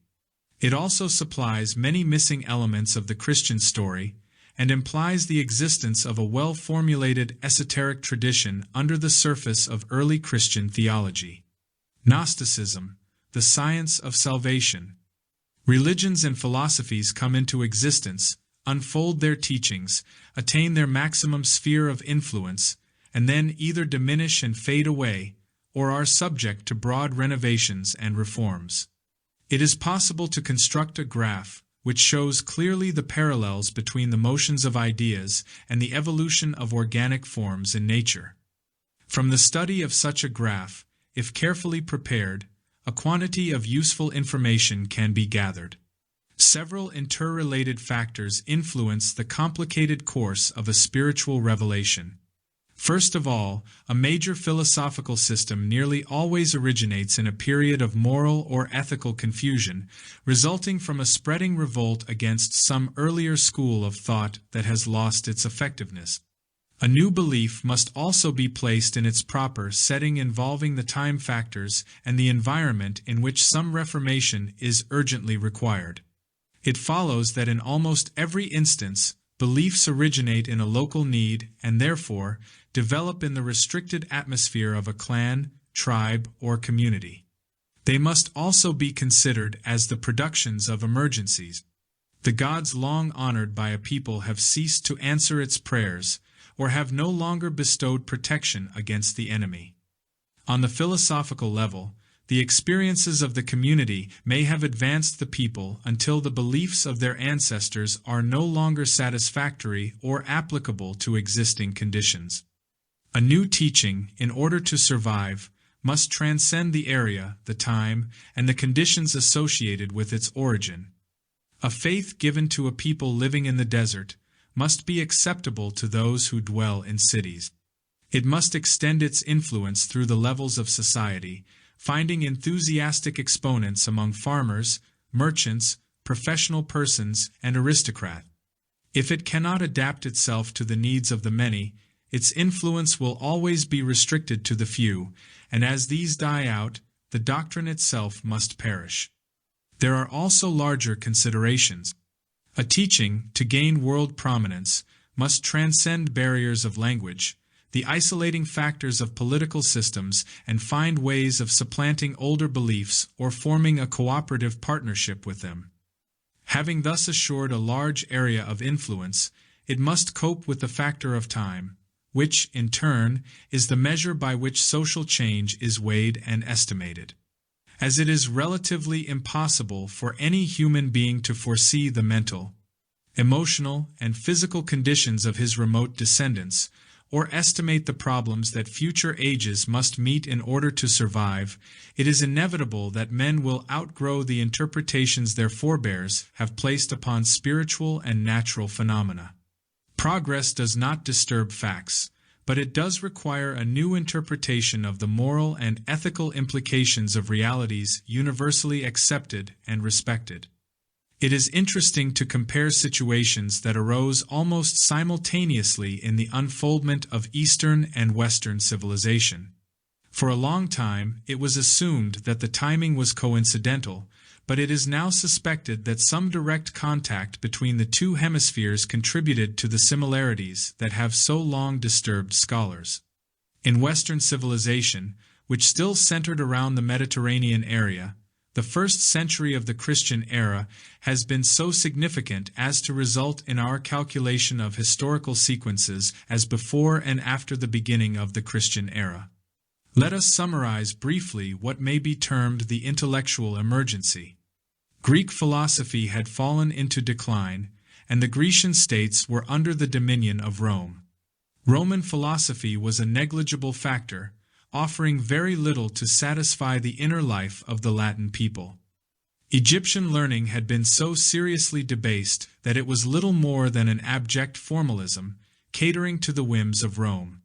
The Jewish religion was under enormous pressure because the God of Israel had been unable to preserve the freedom of his people, and had permitted the destruction of his temple in Jerusalem. Christianity was emerging, but at that time had very little general influence. It was one of those local beliefs that was tied too closely to the shores of Galilee to enjoy much respect from scholars or self-satisfied patricians. Primitive faiths on the borders of the Roman Empire exercised only a negligible influence, but the more advanced and stimulating concepts of the Persians were intriguing to the Roman legion. In various ways, systems of beliefs too old or too young to cope with the human tragedy that was being enacted in the centers of Western culture, attempted to renovate or strengthen their teachings, making them more attractive to the multitude with its countless prejudices. Out of the collapse of the school of Athens came the Neoplatonists and Neopythagoreans of Greece, Rome, and North Africa.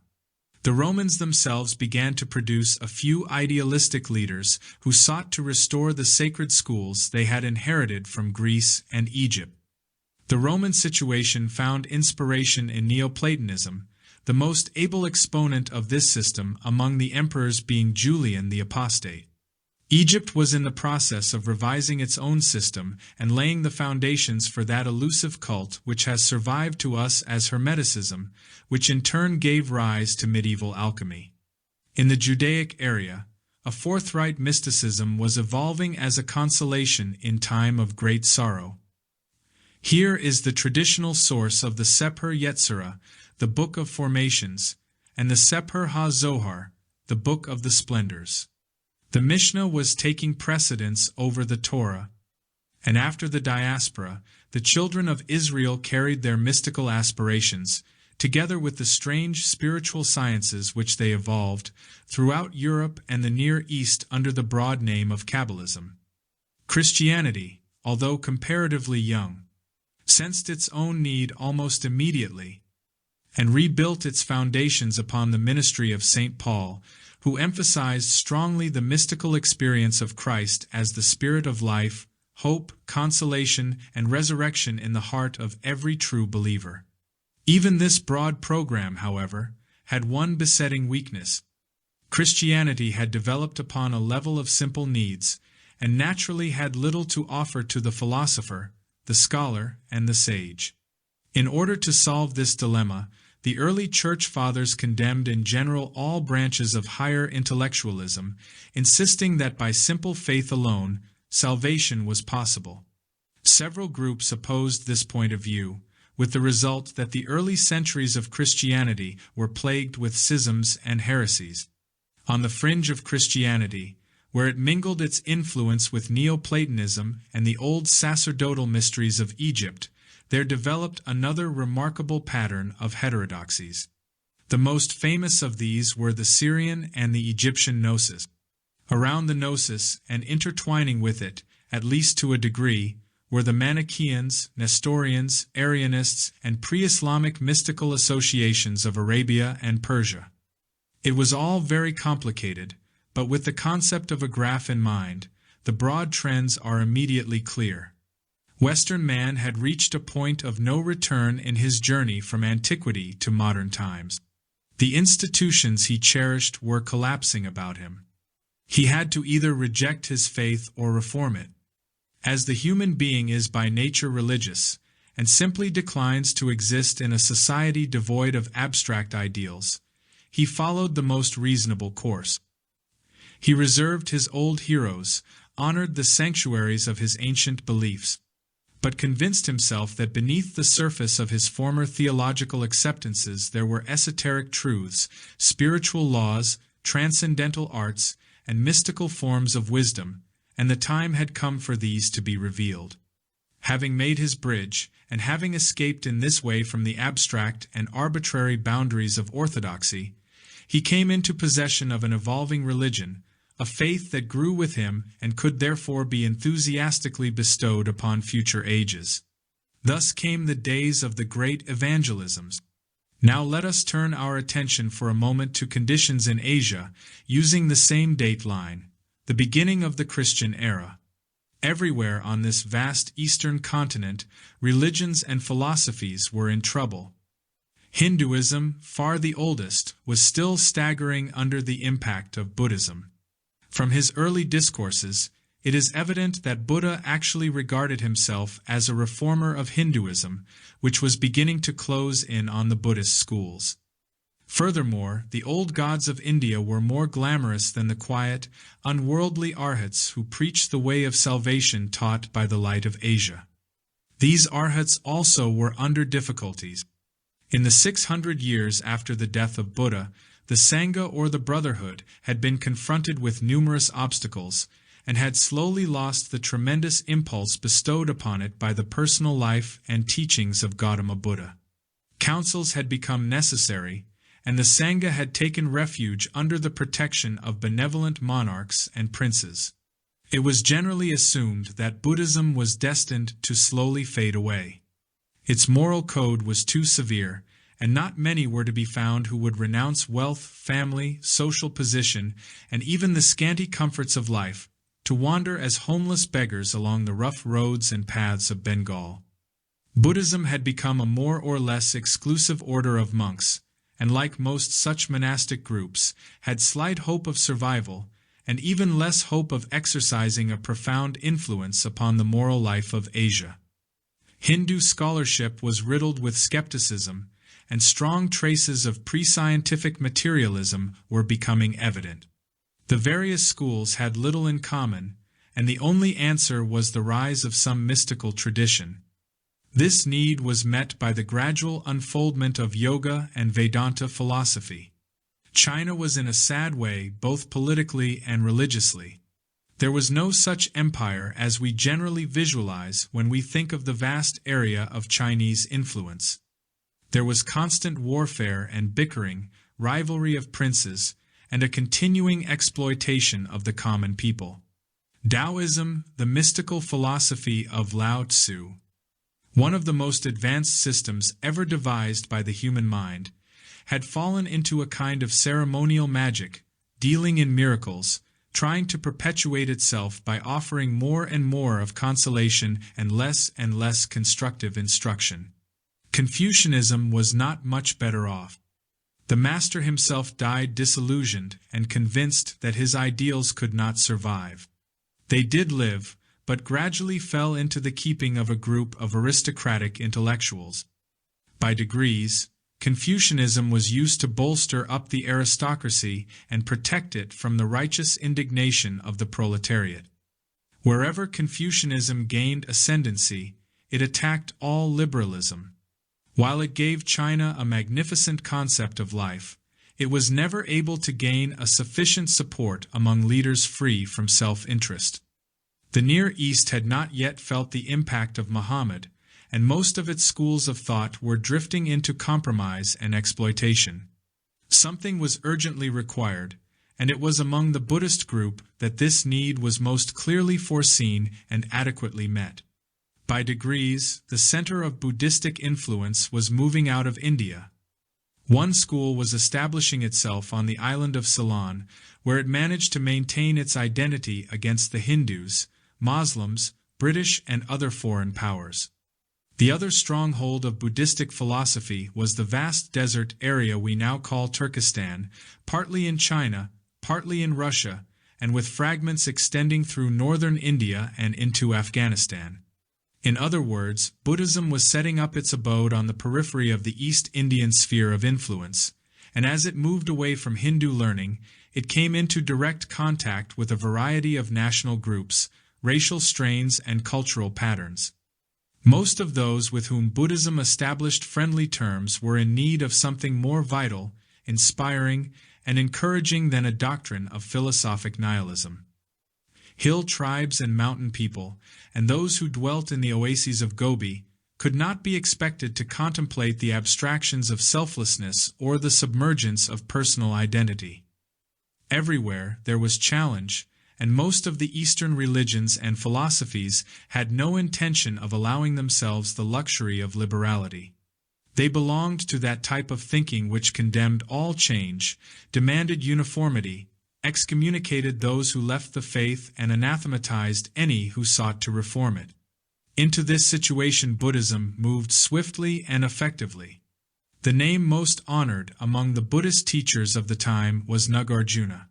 Very little is actually known about him, but there is considerable legendary, part of which, almost certainly, is founded upon early historical accounts. He is said to have been born in South India of a Brahmin family, which seems quite reasonable. Although he renounced his class and his caste, he remained to the end a man of powerful attitudes and brilliant, if somewhat cynical, mind. According to a Tibetan legend bearing upon his early life, it was predicted at the time of his birth that he would not live more than 7 days. This so greatly disturbed his parents that they sought in every way possible to preserve his life by deeds of merit performed for his sake. So extraordinary were their virtues, and so diligently did they earn protection for him, that Nagarjuna's life was extended to 7 weeks. This in turn was lengthened out to 7 months, and then to 7 years.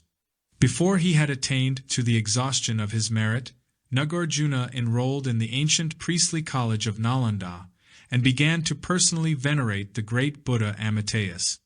The piety of so young a child, the utter sincerity of his worship, and his resolution to devote his entire life to the teaching of the blessed doctrine gained for him a special dispensation.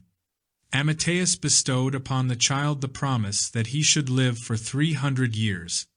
Apparently, however, this burden of age was too great, and having completed his proper ministry, Nagarjuna is said to have committed suicide by decapitating himself. There is much to suggest that we are now in the rarefied atmosphere of Tibetan religious fiction.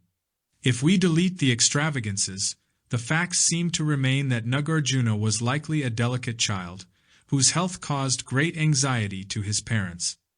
In answer to their prayers and other pious devotions, he survived, and like many who are naturally lacking in robust health, he chose a religious career.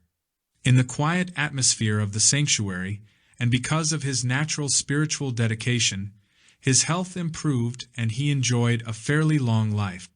According to the Tantric school, Nagarjuna is the third of 8 patriarchs through whom the doctrine descended.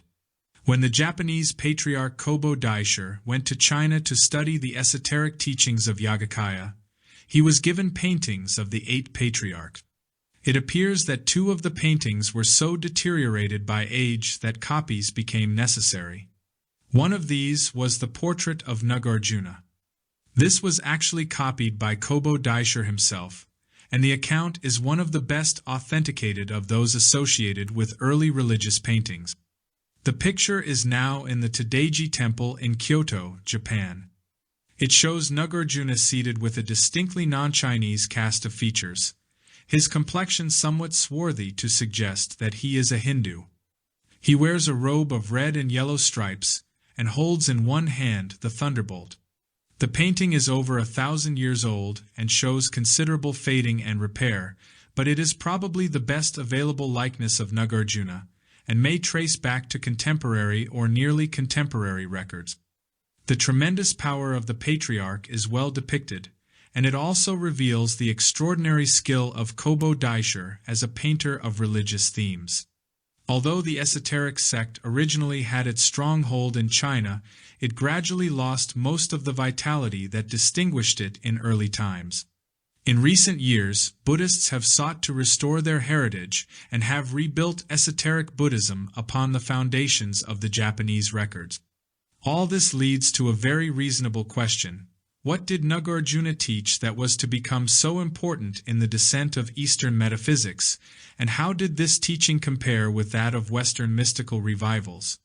Actually, the teachings of the two are so similar that it is now believed that some interdependency did exist, and that the Bodhisattva doctrine, as advanced by Nagarjuna, may have been inspired by early contact with Christianity.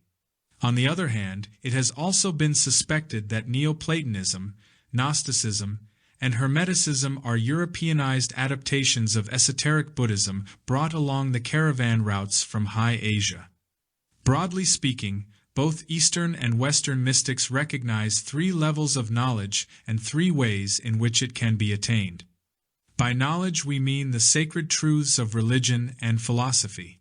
The first way of attainment is by study and research. It assumes no extraordinary capacity on the part of the truth seeker, except sincerity and a reasonably well-cultivated intellect. By this means, strength of character can be induced through acquaintance with the noblest concepts and beliefs of mankind, and through the advancement of arts and sciences, the increase of skills, and the maturing of judgment. The second way by which enlightenment can be advanced is called spiritual intuition. This is the stimulation of the inner resources of the individual by which he comes to sense or feel within himself the reality of his own spiritual life. It does not follow that any metaphysical faculties have to be developed. Rather, enlightenment is based upon a sensing of realities and values, and a conviction that inner guidance is valid and that inner certainty is reasonable and even factual. The third way is described as standing face to face with reality. It is the refinement and amplification of the inner life to the degree that spirituality is a complete experience, sustained and supported by the testimonies of all faculties of the mind and the regeneration of the sensory perceptions. This may be considered an illumination or mystical experience. These three levels can be paralleled with the 3 degrees of knowledge accepted by the Kabbalists. Using the Temple of Solomon as the symbol of the House of Wisdom, they recognized it as divisible into 3 parts: the courtyard, the holy place, and the most holy of holiest. These in turn were likened to the 3 degrees of spiritual instruction. The Torah, or the Law of Moses, was for those who studied and sought to inform themselves concerning the will of God. The Mishnah, which was called the soul of the law, was for those who possessed intuitive power and were able to sense the mystery beneath the literal exposition as set forth in the Torah. The third part was the Kabbalah, the truly esoteric doctrine, containing the secret instructions by which the person could attain direct participation in the essence of God. The same thought is suggested in St. Paul's first epistle to the Corinthians, where he writes, "When I was a child, I spoke as a child, I understood as a child, I thought as a child. But when I became a man, I put away childish things. For now we see through a glass, darkly, but then face to face. Now I know in part, but then shall I know even as also I am known." In this the great apostle seems to describe the steps of human enlightenment, using almost the same wording for illumination, seeing face to face, as we find in Mahayana Buddhism. A number of scholars have suggested the strong parallel between mystical Christianity and the Eastern system. These same authorities have also suggested that it was the rise of early Christian mysticism that ultimately sustained and justified Gnosticism and Neoplatonism. Of course, the pre-Christian Essenes, who have always been linked with Christianity and who faded out of history as the Christian ministry expanded, are known to have held mystical beliefs and to have practiced esoteric rites, although no details have survived. In both East and West, the new interpretation was indeed the glad tidings. It opened the way for a religion of joy, of hope, and at the same time broadened the foundation of faith, making it acceptable for those of every class or race who were victims of anxieties, sorrows, or bereavements, or for any reason felt the need for spiritual consolation. There can be no doubt that in both Asia and Europe the deeper interpretation of the religious mystery brought with it some kind of science of salvation. In India this was derived from the deeper scientific principles expounded by Hinduism. In the West, it was established in the mystery schools or secret systems of initiatory rites practiced in Egypt, Greece, and to a limited extent in the Roman Empire. Believers were reminded that there was much more to their faith than they had come to understand generally. Therefore, they might restore their confidence in the religion they followed and seek to inform themselves as to its esoteric instructional, all such instruction leading, of course, to the personal experience of illumination. For a time, these concepts remained vital in Europe, but the Western mind had greater interest in the advancement of material culture. We have records that Gnosticism did not die completely until well into the Dark Ages, and there were several revivals and attempted restorations. Neoplatonism also lingered on to inspire many Christian mystics.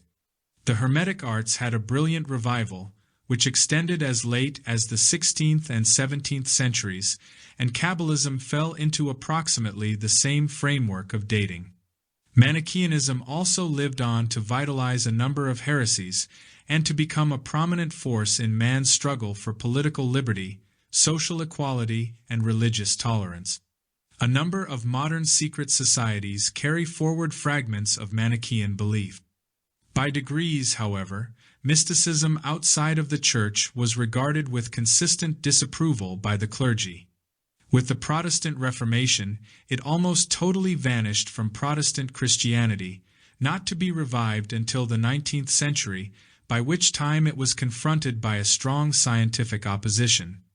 In Asia, mysticism was more fortunate, and although the mystical sects of Hinduism, Buddhism, and Taoism passed through minor periods of persecution, they were never actually driven underground or forced to conceal themselves under such elaborate symbolism as we find in Kabbalism and alchemy. The burden of the esoteric tradition is to assist the devout person to a new relationship with the universe in which he lives. East and West agree that man is not primarily a physical being, nor could he ever attain ultimate good by the perfection of his material institutions. In this point of view, Eastern asceticism is no more excessive than that practiced in the West. Early Christianity went through a great cycle of renunciation, and it is still held in many conservative sects that the renunciation of worldly ambition, worldly appetites, and worldly goods is indispensable to spiritual salvation. In this respect, Western doctrines fell upon complications similar to those that faced primitive Buddhism. It was almost impossible to make a religion of total renunciation attractive to the average believer.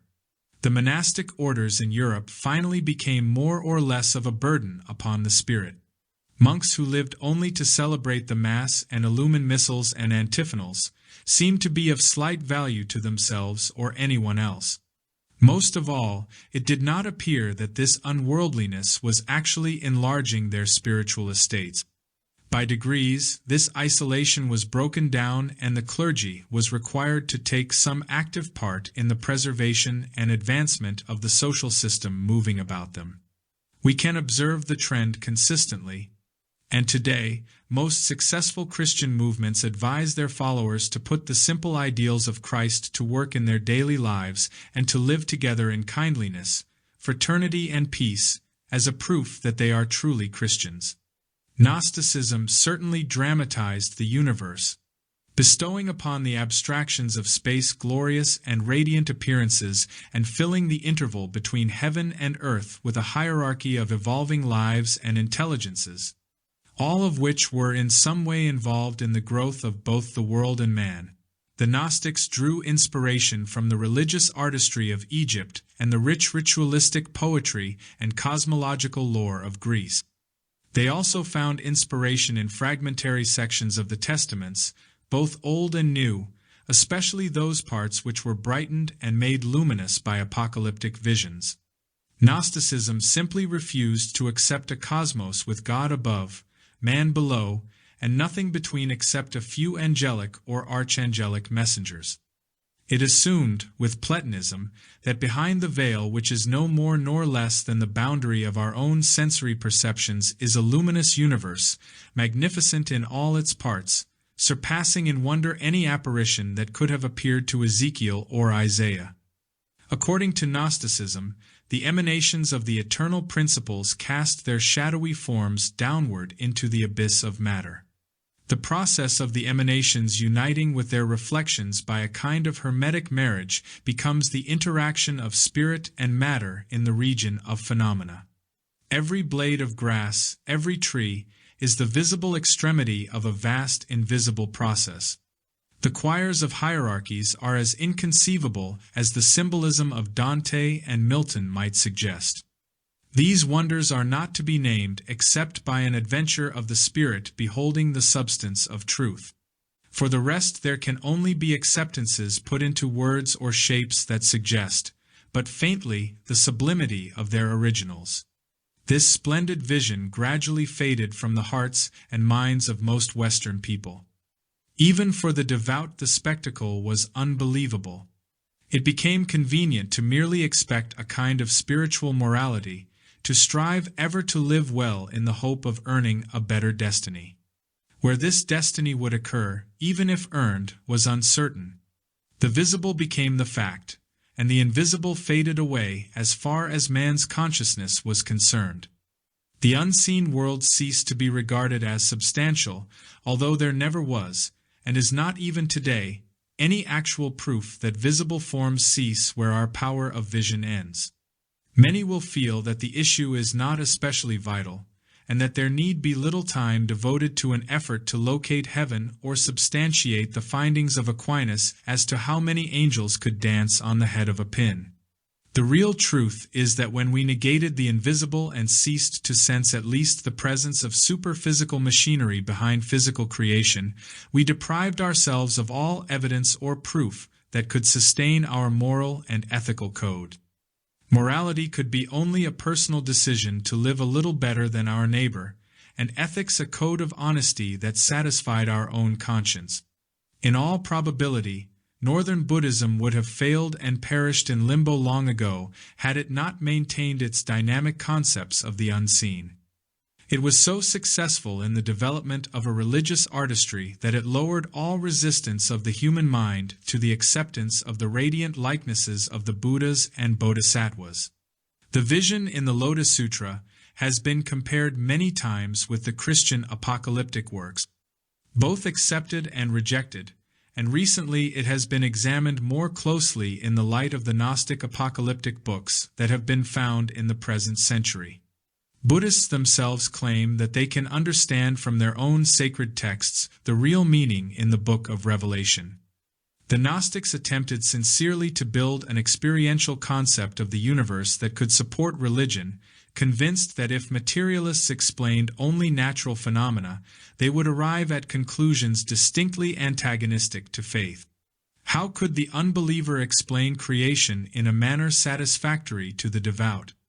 We can say, of course, that if the explanation is correct, it makes no difference who discovers the facts because they remain unchangeable.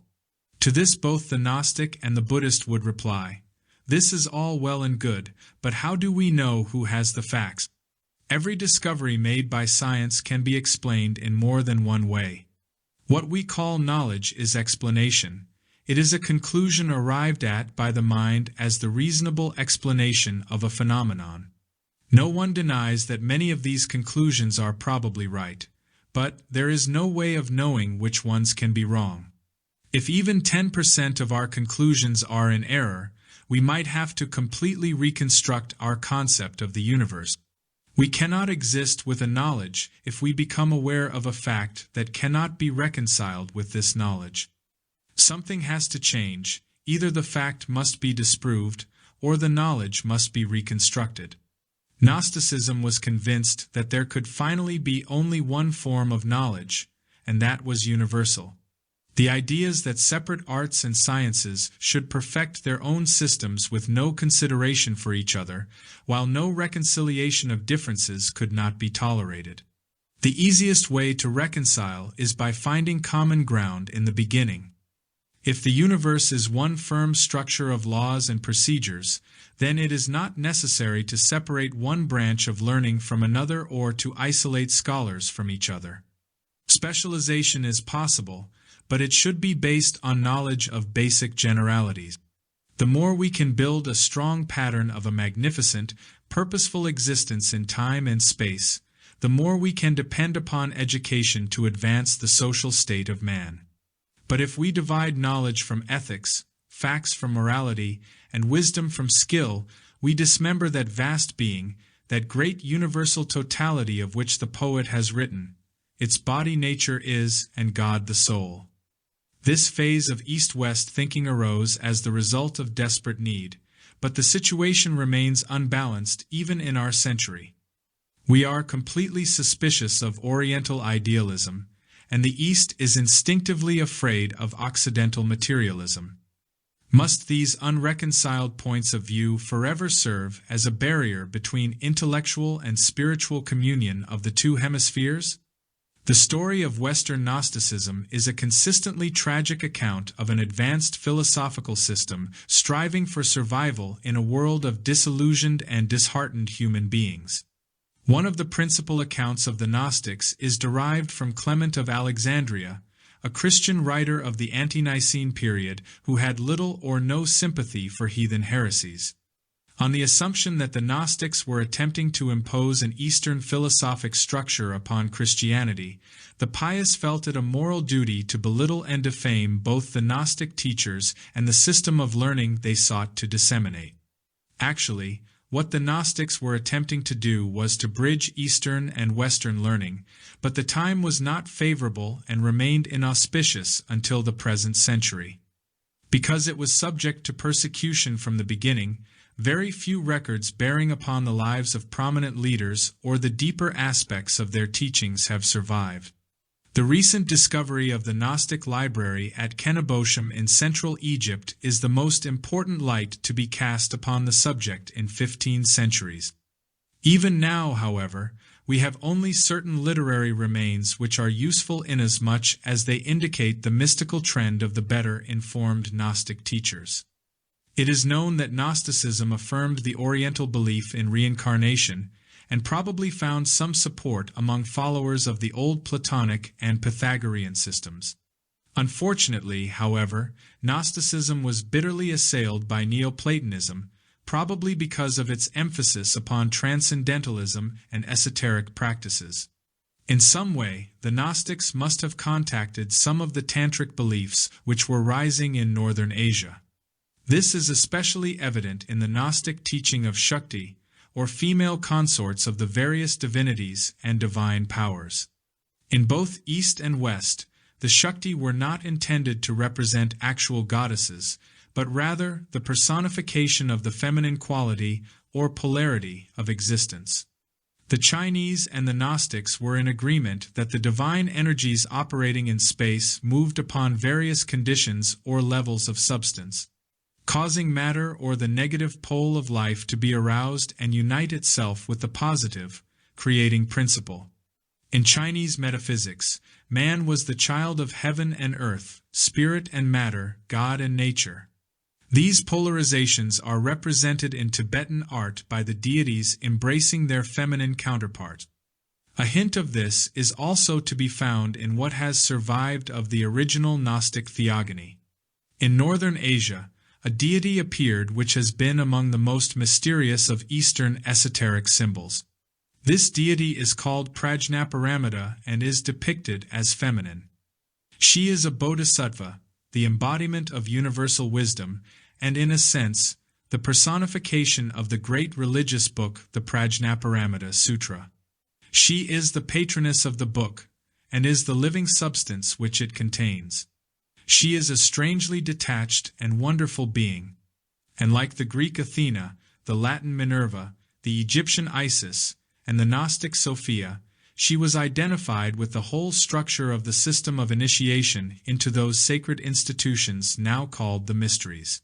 Several writers on Orientalism have pointed out that Sophia, as the Virgin of the world, was so similar to the Prajnaparamita concept that it must be assumed that there was some common ground around which developed this world idea that eternal wisdom is feminine. It became an essential part of many religions, and we will find it again in the Kabbalah as the mother of the alphabet with its magical letters. Although the Tantric Buddhism of India gradually faded out of its own land and, moving eastward, established its strongholds in the deserts of Central Asia and China, it would not be correct to say that the system was ever under any desperate form of general persecution. At no time was the Yogacara, or esoteric school of Buddhism, in actual danger of extermination. Unlike Gnosticism, which vanished away before the 8th century AD and was virtually extinct 3 or 4 centuries earlier, esoteric Buddhism still survives. Its ancient Gnostic rites are performed to this day, and its membership in Japan numbers nearly 10 million. It also exists in China, Korea, Nepal, and Tibet, but in several of these countries, its present condition is difficult to estimate. The simple fact of importance is that esoteric Buddhism can still be studied as a living religion, whereas its equivalent in the Mediterranean region can be approached only historically, and most of the historical records have been mutilated or destroyed. Another reason for antagonism against Gnosticism, and to a degree esoteric Buddhism suffered the same complaint, was that the Tantric school emphasized various aspects of ceremonial magic. This might cause us to ask the origin of the demonology and witchcraft that arose in Europe during the Dark Ages. The Yogacara school made use of many strange and secret rituals. The founders of this sect took the old hand postures of India and the early hand postures found on the first images of Buddha and his arhats, evolving from this comparatively simple beginning a complete symbolic language of mudras. So complex is this science of the hands and the various positions in which the fingers can be placed, that practically the entire doctrine of Eastern philosophy could be transmitted by these hand positions without a spoken word. J.S. M. Ward, in his most interesting book The Sign Language of the Mysteries, advances the theory that European Christian art also had a secret language of Madras, and that famous painters almost invariably made use of appropriate hand positions and arrangements of fingers when depicting the saints of Christendom, the martyrs, and their disciples. If Ward is correct, the early Christian religious painters were initiates of some secret school which communicated these hand positions. Another interesting phase of the subject is mantrams, or sound patterns. Certain types of mantrams are known everywhere in the religious world, and there is much to indicate that the Gnostics made use of what they called invocations or incantations in the drawing up of spirits, casting out of demons, purifying the minds of worshippers, and invoking the divine presence in the performance of a Mass. Research will probably show parallels, which I have already noted to some degree, in which the transcendental magicians of Egypt and the magical Kabbalists of early Europe followed almost completely the Oriental procedures. Another example is the magic circle. This occurs in the texts of many books of spirits used in Kabbalistic magic and by the necromancers of Central Europe. There is definitely a parallel between the magic circle associated with demonology and witchcraft, and the mandala, which in a sense is the magic circle of Hinduism and Buddhism. According to a recent writer on Buddhist Tantra, the mandala had many meanings: symbolical, mathematical, and cosmological, but it was also a magic circle by which certain spiritual beings or intelligences could be commanded or caused to arise in the consciousness of the adept. The parallels between Eastern and Western Gnosticism could be considerably enlarged. In both groups, charms, mysterious spell letters, numerical designs, and protective amulets were commonly used. Just as various deities with their names and the shrines in which they were venerated were block printed in China, Korea, and Japan, and used as protections against evil, so the Gnostics had small books of magical figures and carved protective symbols and designs into semi-precious stones. These provide a rare group of research material described by King in his text on Gnostic gems. As Gnosticism contributed greatly to the rise of metaphysical movements within the structure of Christianity, although the sect of the Gnostics was short-lived as an independent organization, so Oriental Gnosticism vitalized not only many schools of Buddhist thought, but mingled its influence with other religions with which it came in contact. We may therefore distinguish, at least dimly, a pattern of world Gnosticism, which has added to most religions a metaphysical factor that inspired the leaders to seek for hidden meaning in their sacred writings, and not to accept without question literal stories or text. The cradle. It is not within the scope of the present work to attempt a formal history of Alexandria. It was involved from its beginning in the conflicts raging in the areas adjacent to the Mediterranean. Ambitious leaders battled with each other over disputed territories, and, in the brief interludes between wars, conspiracies and seditions were the order of the day. Under the Ptolemies, every effort was made to avoid involvement in the political upheavals of neighboring countries. Unfortunately, however, dissension arose within the city itself, and these finally increased to major proportions. Historical accounts are dismal reading, but we can concern ourselves only with the religions and philosophies of this great city, which during its golden age had a population of approximately 500,000. Most of the religious groups were divided according to the old mystery system. There was an outer teaching for the uninitiated and an inner teaching available only to those who had bound themselves to secrecy by most solemn obligations. The Egyptian mysteries had a limited autonomy, and those who passed through them certainly received privileged instruction. The Greek schools followed a similar procedure, as did the Jewish and most especially the Gnostics. After the introduction of Christianity, this group also held its sacred beliefs in private. As a result, the city was always permeated with esoteric doctrines of one kind or another. Every government stands in fear of secret societies. While their numbers might be small, their power was magnified simply because of the uncertainties which surrounded them. To further complicate the matter, there were overlapping memberships, and it was difficult to tell where basic allegiances rested. The Ptolemies were confronted with this unpleasant situation, and the dilemma descended as a disturbing heritage upon the Romans. When it was deemed prudent to weed out troublesome sects, it was next to impossible to identify the membership with certainty. The philosophical schools with their more tempered approach to learning were tolerated, but learning itself with its high moral and ethical standards was viewed with suspicion by the less informed. Actually, the government had little in common with Platonism or Neoplatonism, for both these systems venerated God with a full spirit, whereas Ptolemy was a mortal man who could demand only temporal allegiance. This attitude was also unacceptable to the Romans, who realized that a secret government of an enlightened few might someday challenge the supremacy of the Caesars. The monotheism of the Jews, the pantheism of the Greeks and Egyptians, and the Trinitarianism of the Christian community mingled together, giving rise to a number of exotic sects. Thus, personified through their teachings, the sages of many lands assembled in Egypt to die a second time. Officially, Serapis was the weeping god of Alexandria, and his tears were more than justified. It was hoped that this compound divinity would be acceptable to the populace in general. There is an interesting statement in The Golden Age of Alexandria by John Marlowe, London, 1971, of the deities of Hellenism. Isis, of the myriad names, was probably the greatest. She was Lady of all, all-seeing and all-powerful, Queen of the inhabited world, Star of the sea, Diadem of life, Lawgiver and Savior. She was grace and beauty, fortune and abundance, truth, wisdom and love. All civilization was in her gift and in her charge. It was easy for members of all the Alexandrian sects to revere Isis under one of her appellations, for her equivalent was to be found in every faith. Even when Christianity came into vogue, a similarity was traced between the sad-faced Serapis and the crucified Messiah, and Isis was identified with the Virgin Mary.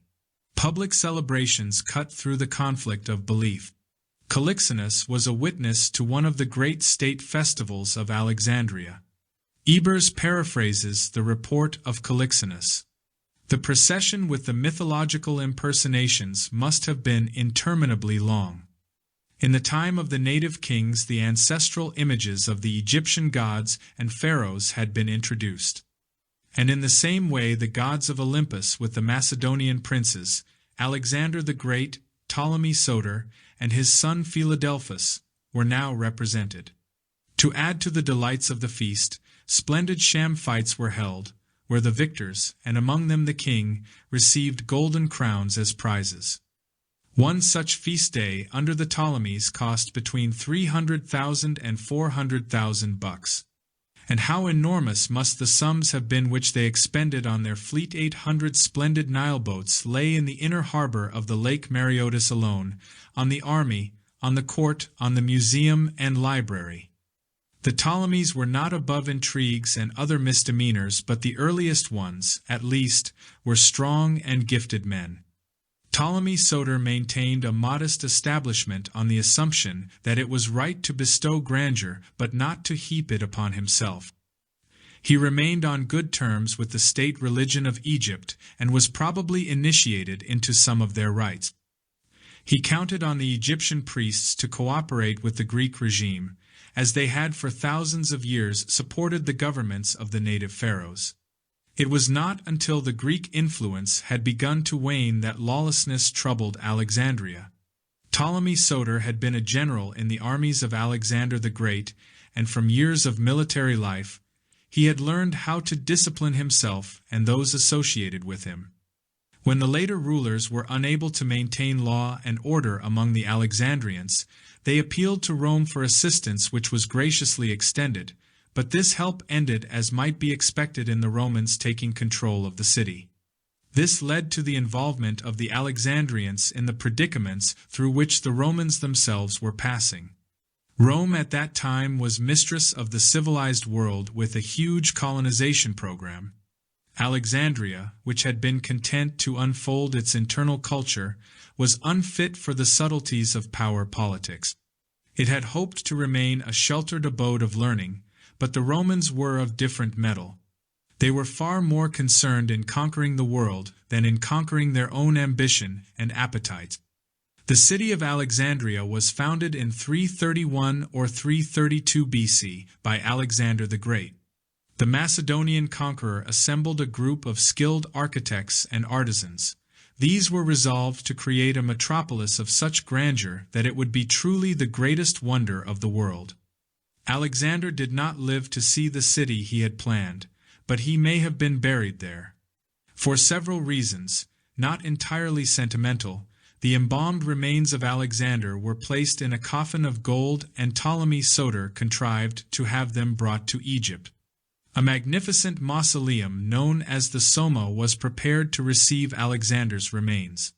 One of the later Ptolemies, in need of funds, substituted a glass coffin for the golden original. The Soma was also the place of interment for the Greek pharaohs reigning in Egypt, but no vestige of the building has survived. The expansion and beautification of Alexandria passed to the Greek pharaohs of Egypt. The first of these, Ptolemy Soter, was largely responsible for the perfection of the original scheme, and the work was carried on by his successor Ptolemy Philadelphus. During the reign of these two kings, the Bruchion, the most famous museum, was completed and, when Ptolemy Philadelphus died, the collection of manuscripts exceeded 100,000 items. Through the industry of Callimachus, the collection was classified and labeled, and by the time of Julius Caesar the library contained over 750,000 items. When Caesar besieged Alexandria, the Bruchion was destroyed. H. P. Blavatsky was well acquainted with Coptic Christianity, and from those who held her friendship she gathered a number of details concerning the fate of the great Alexandrian library. She tells us that several hours elapsed between the burning of the fleet, as ordered by Julius Caesar, and the spreading of the fire to the city. In this precious interval, librarians and servants attached to the Bruchion saved the most precious of the rolls. The parchments had been fireproofed and, even after the conflagration, numerous rolls were found intact although their bindings had been destroyed. Many works were saved also by the circumstance that they had been moved to the house of the principal librarian for reconditioning. Because of a prophecy that the library would be destroyed, the most important records were gradually spirited away, and there are Arabic accounts that they were hidden in a subterranean temple some distance from Alexandria.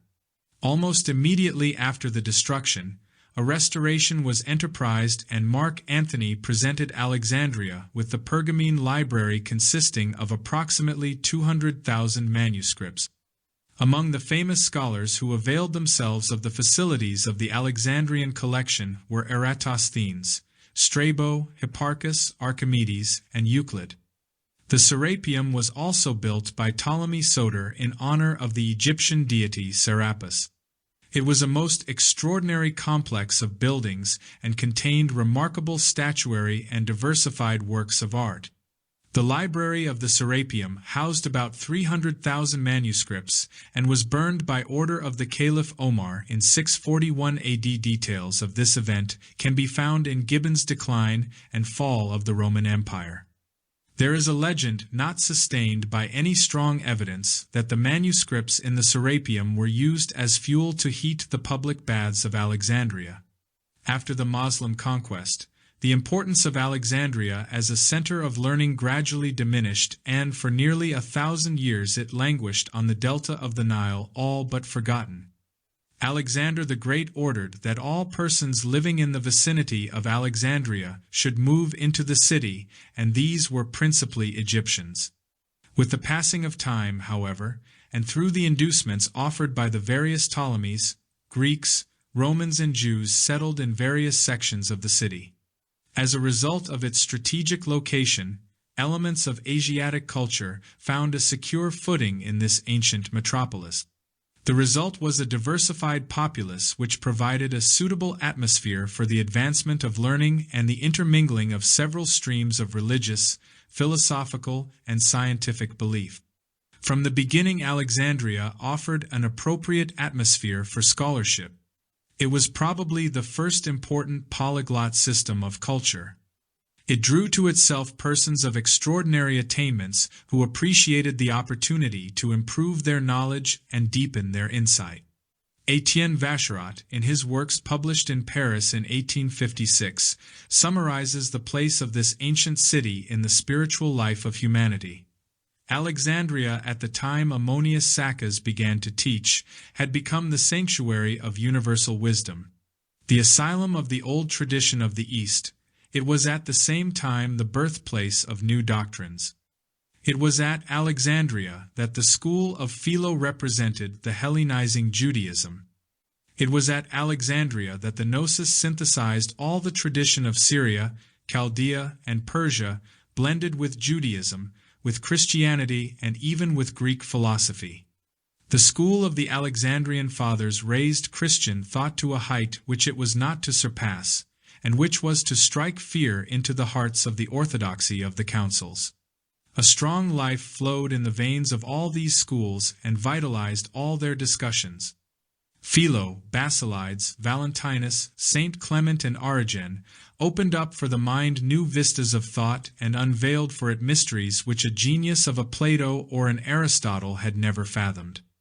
Alexandria was not only a center of religious and philosophical scholarship, but also a seed ground for scientific research, and in A History of the Ancient World, George Willis Botsford, Ph.D., professor of history at Columbia University, writes, "The campaigns of Alexander had greatly enlarged the bounds of geographical knowledge, and had stimulated men to explore other regions then unknown.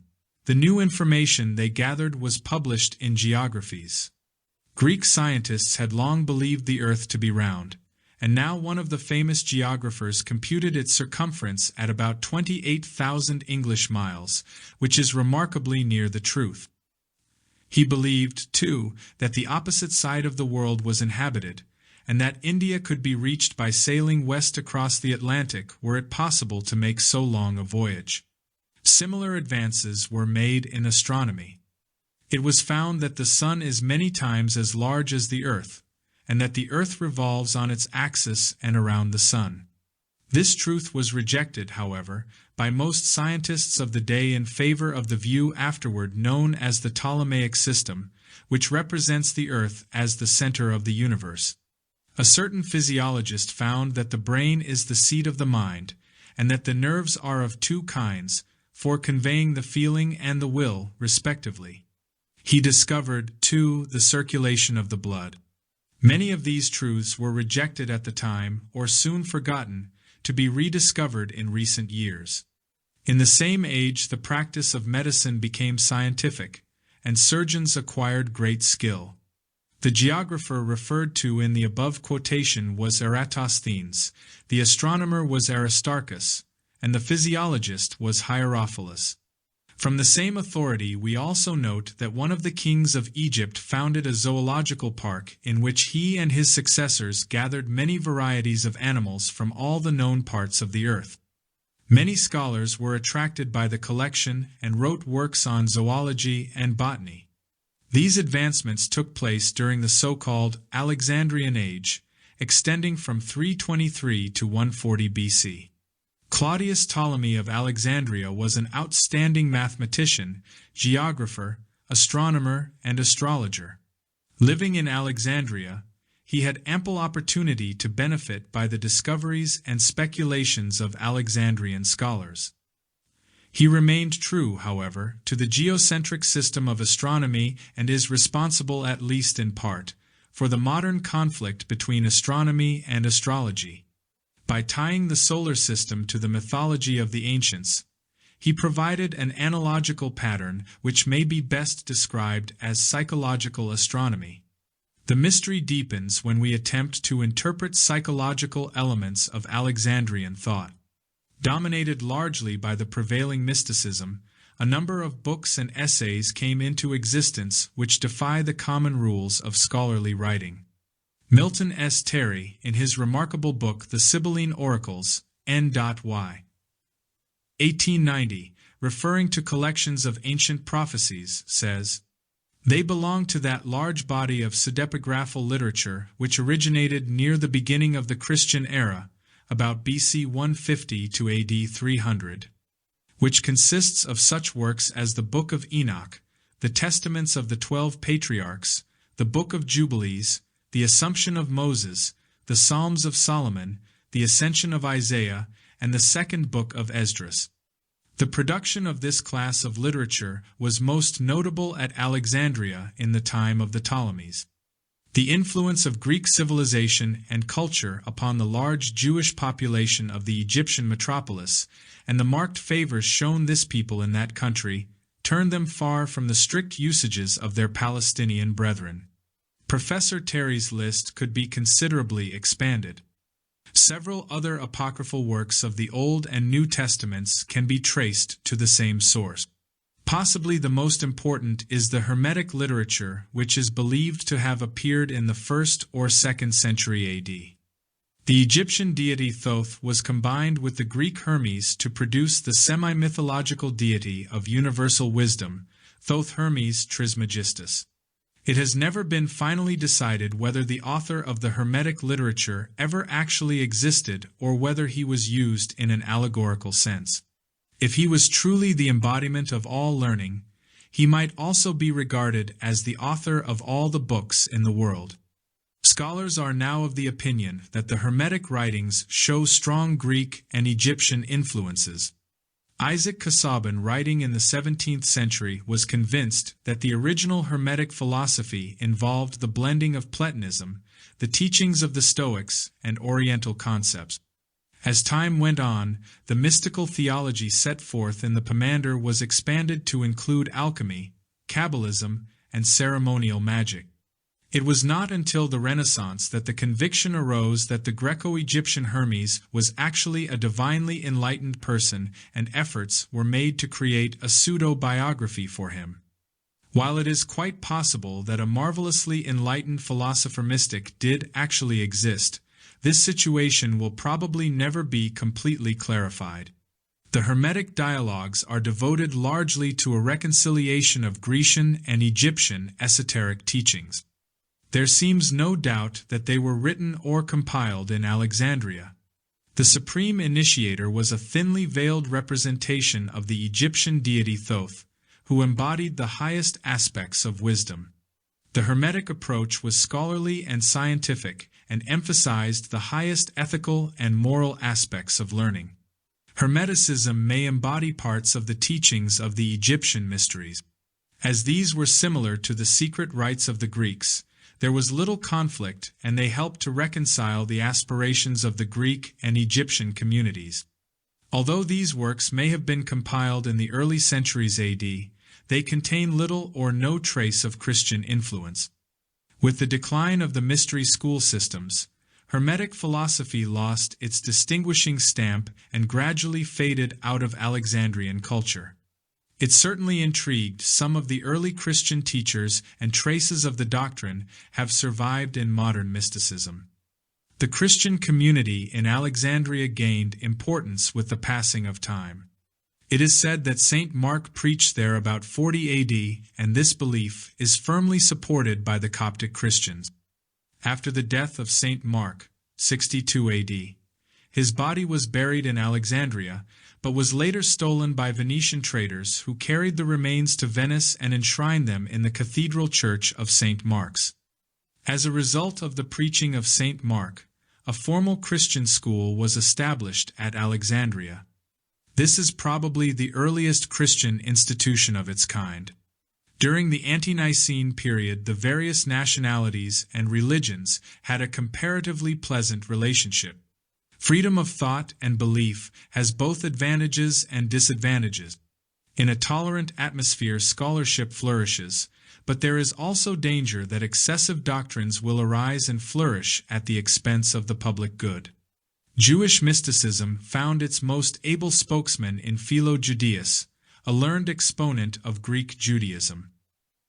He was a reconciling force between the communities, though it was inevitable that schisms should arise and trouble follow. For several centuries, Grecian wisdom permeated the Alexandrian atmosphere. Later, the Jewish community became more influential, mingling many of its ideas with early Christianity. Egyptian influence was largely limited to architecture, but some of the older learning colored the more recent speculations. The Romans came to power shortly before the beginning of the Christian era, but their contributions were minimal. The Roman officers in Alexandria were largely concerned with collecting the taxes and keeping the peace. A number of Greeks became Christian converts and transferred part of their cultural heritage to the new faith. It was inevitable that the several factions should become highly competitive, and the genial atmosphere gradually faded away. Writers of the times note that the Egyptian community was never especially troublesome, but as Christianity spread, the Jews found their privileges restricted and their beliefs openly attacked. All groups, however, endured with considerable antagonism what has been called Caesarism or emperor worship. As in the Jewish colony, the Alexandrians were required to worship the emperor as their principal divinity, and this caused increasing tension and strife. The most outspoken of the groups that opposed Roman domination was the Christian, and in the course of time the Romans reacted with extraordinary severity. In the 3rd and early 4th centuries AD, the emperors Decius, Valerianus, and Diocletian were responsible for a reign of terror. The cruelties practiced against the Christians almost defy description. With the conversion of Constantine, this pressure was lifted and the Christians found themselves enjoying, at least in part, their previous privileges. The conflict between the Romans and Christianity was grounded in expediency. It became obvious at an early date that Christianity regarded itself as the instrument of universal reformation. The Christians regarded it as their proper destiny to make their faith the supreme power upon the earth. The Romans were never able to estimate the number of Christians that were spreading through their domains. News reached them of secret assemblies, even in the catacombs under the imperial city. These accounts were exaggerated and embellished with distortion and misstatement. It seemed that a vast conspiracy was going on to destroy the powers of the Caesars. Mystery can be a terrible weapon.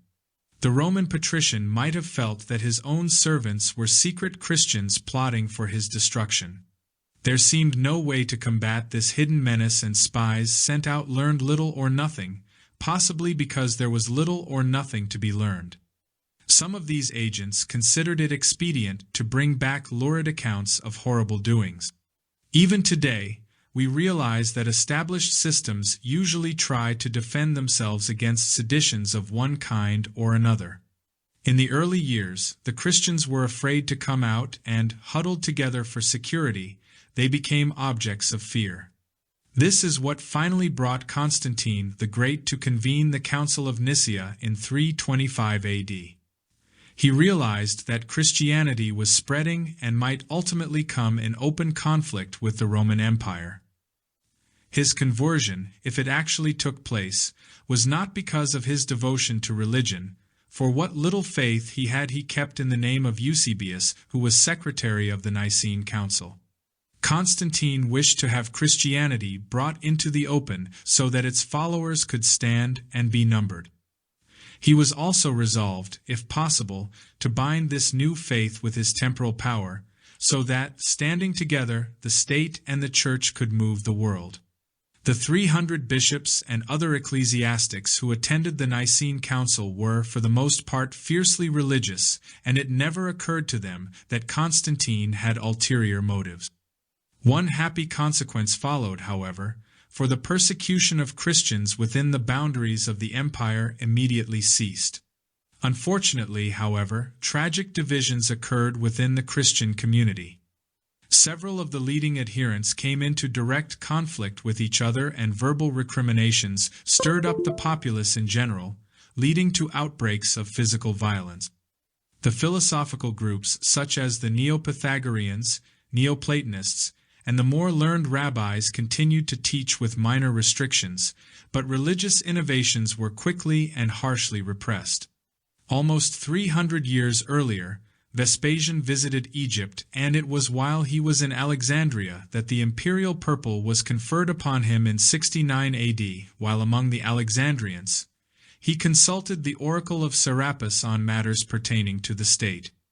On this occasion, he was attended by Apollonius of Tyana, the foremost thaumaturgist of his day.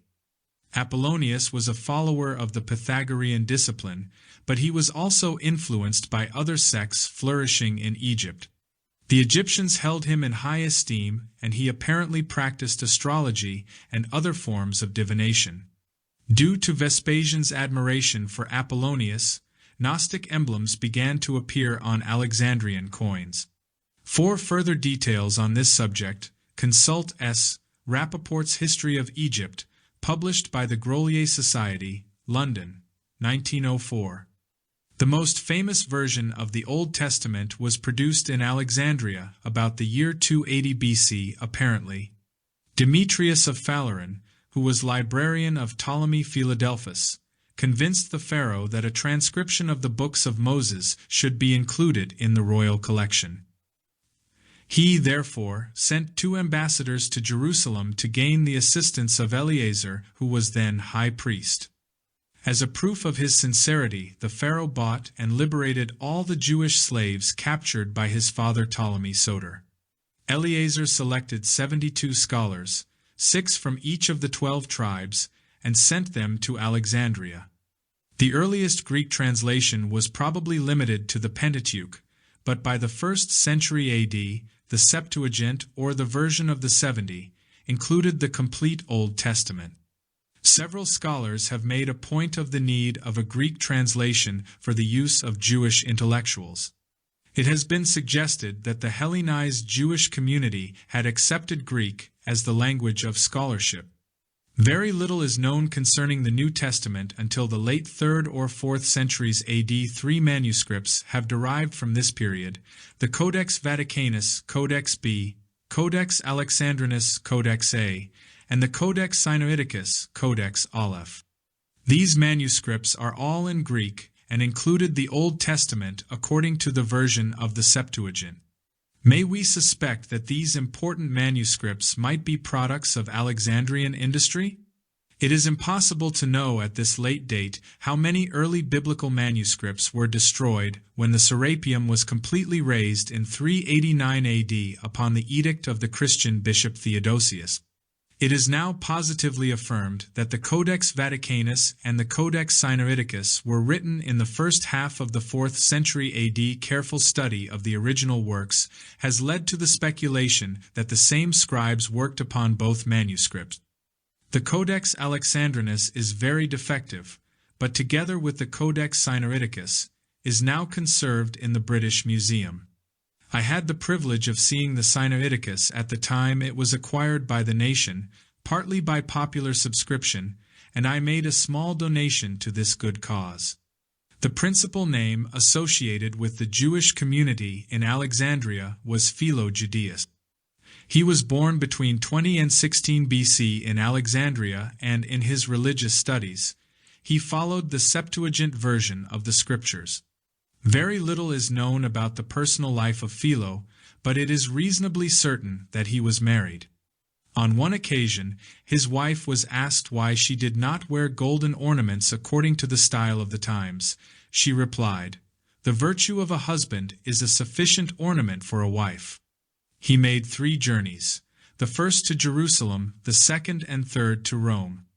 There are reports that Philo met St. Peter, and may have been converted to Christianity. It is certain that Philo was acquainted with the Essene community and wrote extensively about their practices. Philo is also the only source of information concerning what might have been a branch of the Essenes called the Therapeuti, a sect devoted largely to medicine and mystical contemplation.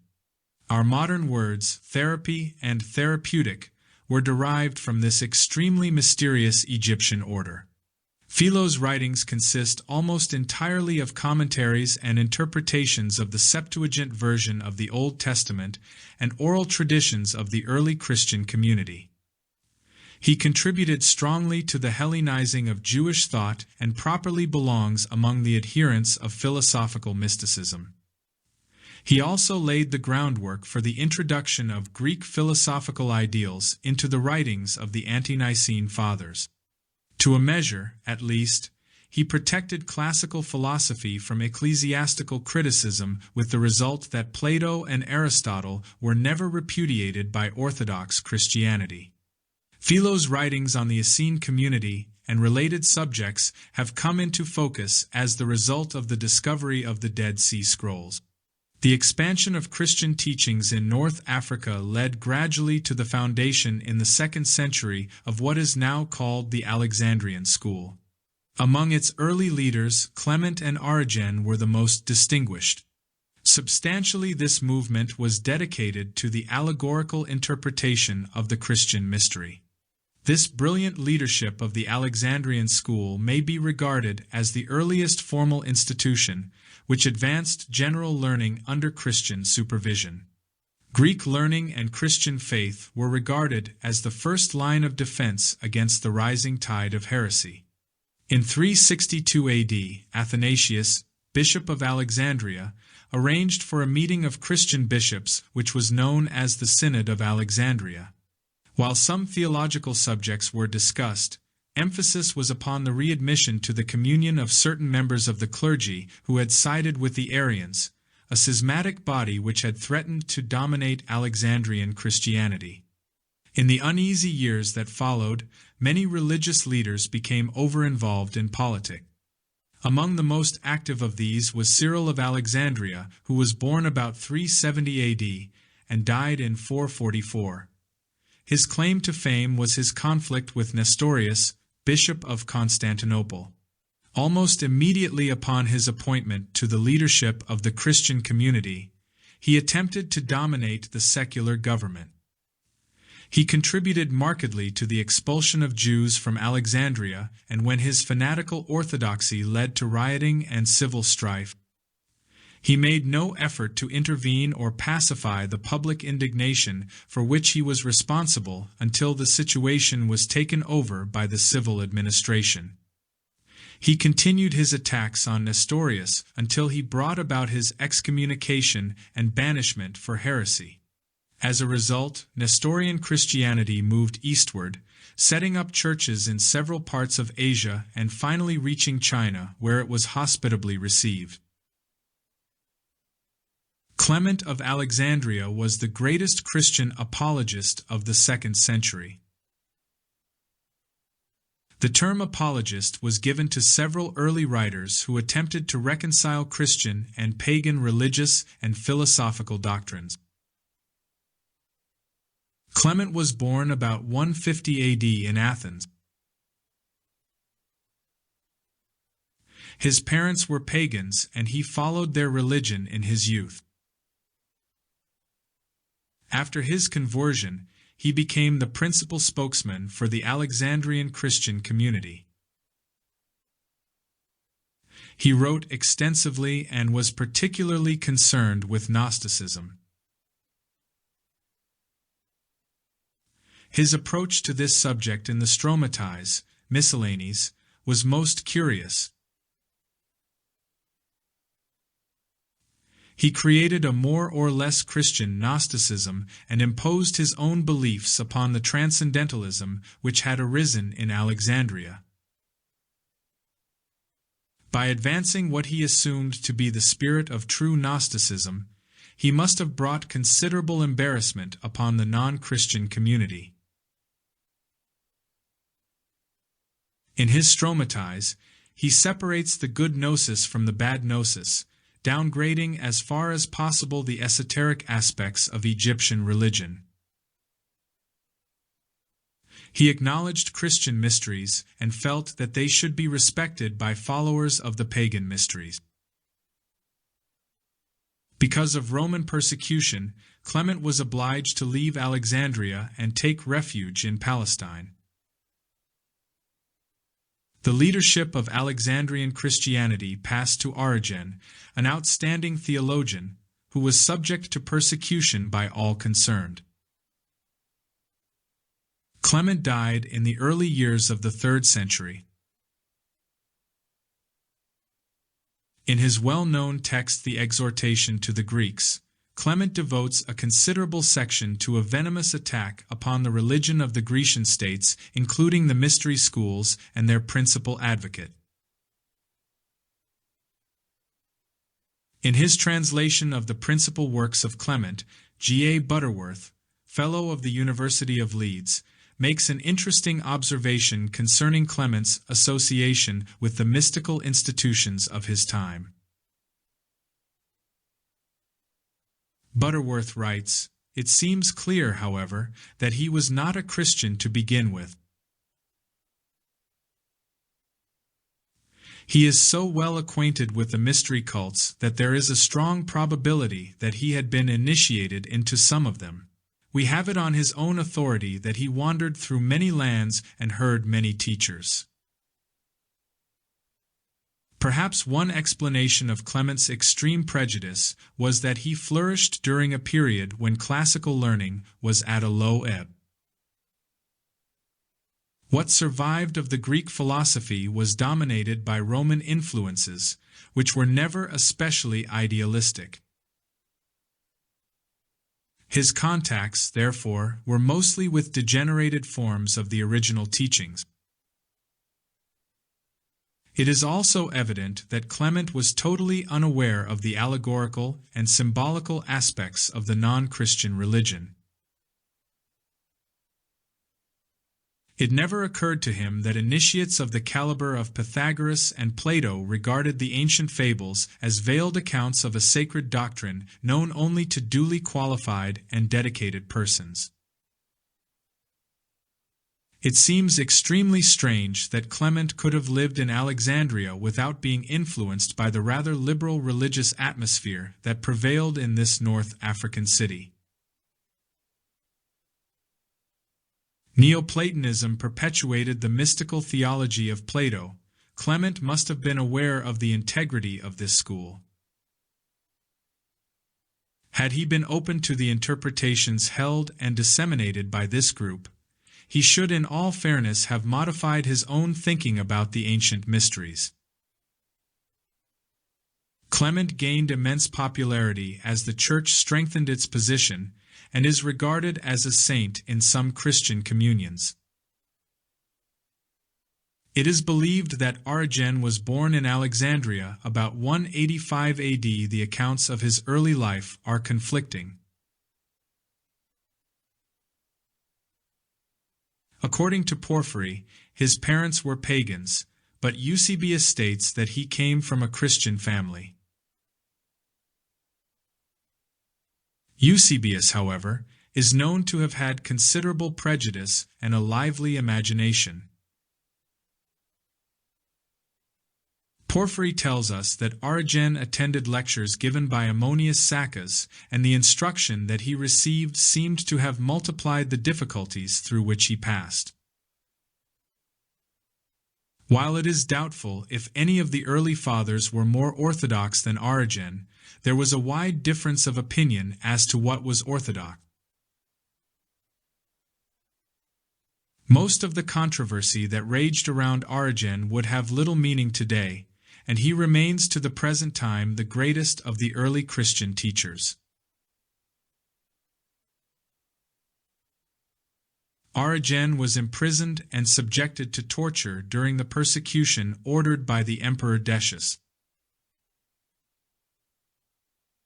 He survived, however, and left this troubled sphere about 254 AD. At the time of Cyril's succession to the Patriarchate in 412 AD, the outstanding exponent of Neoplatonism and Greek learning in Alexandria was Hypatia, the daughter of Theon of Smyrna. Hypatia was born in Alexandria about 370 AD and was assassinated in 415 AD after the death of Theon. Hypatia became the acknowledged leader of the Neoplatonic school in Alexandria. She was a woman of great physical beauty, gentle and modest, and according to the Encyclopaedia Britannica, she was the world's first great woman mathematician. The best-known book dealing with her life is Hypatia by Charles Kingsley. Though somewhat fictionalized, it contains considerable useful information. In his preface, Kingsley assures the reader that her personal life was blameless. As a frontispiece to his book, Kingsley provides a more or less imaginary portrait of this great woman philosopher based upon early descriptions of her appearance. It conveys her spirit, if not her actual likeness. We reproduce it herewith. Hypatia's extraordinary endowments attracted the attention of many outstanding intellects of her day, among them Synesius, Bishop of Ptolemy. Cyril found it expedient to dispose of her and, probably with his connivance, she was brutally murdered by followers of Cyril. Dragged from her chariot by a frenzied mob, her flesh was scraped from her bones with oyster shells.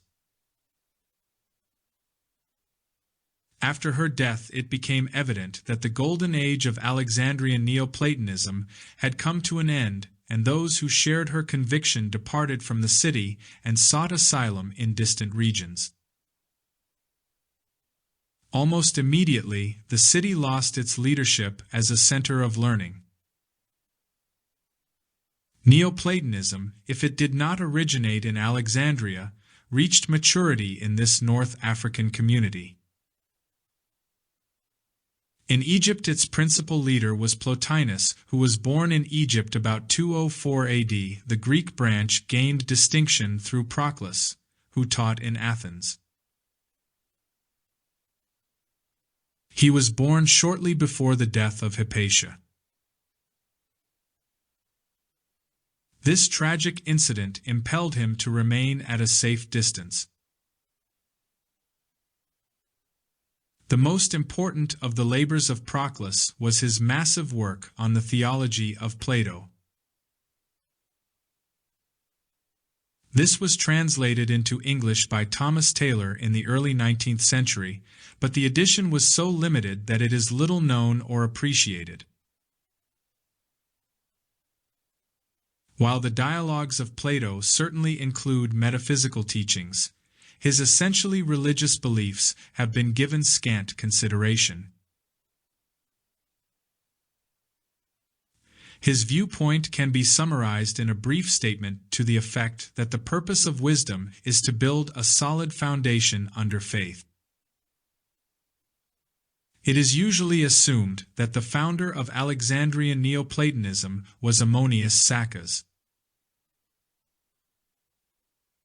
The word Saccas means a porter or luggage carrier, and this humble vocation was his means of livelihood.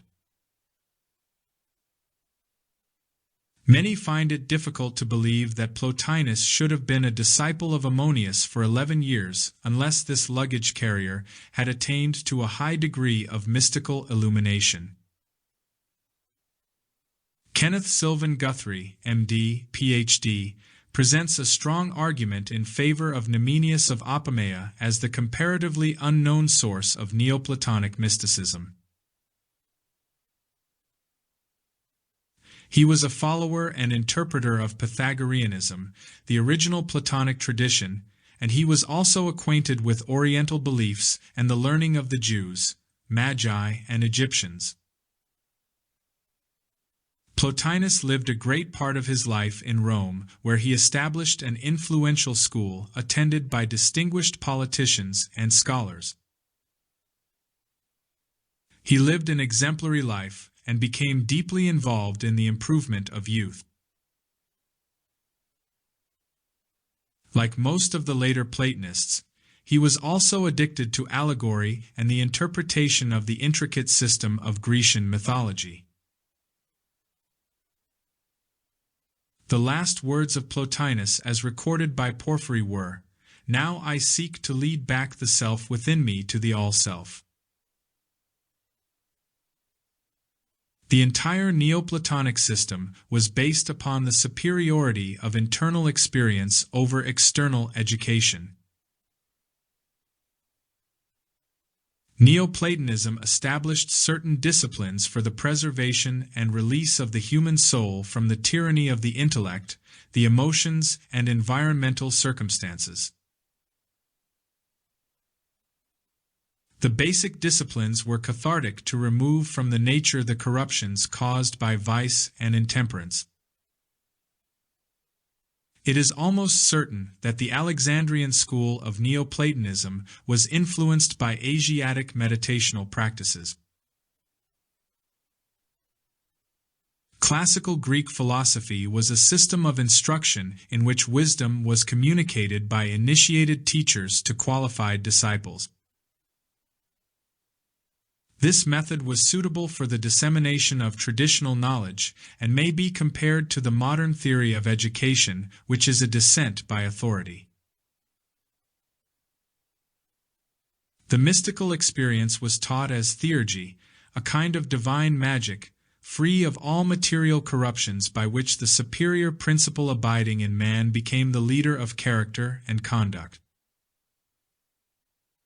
To a great degree, this was the conviction that dominated Alexandria during its golden age.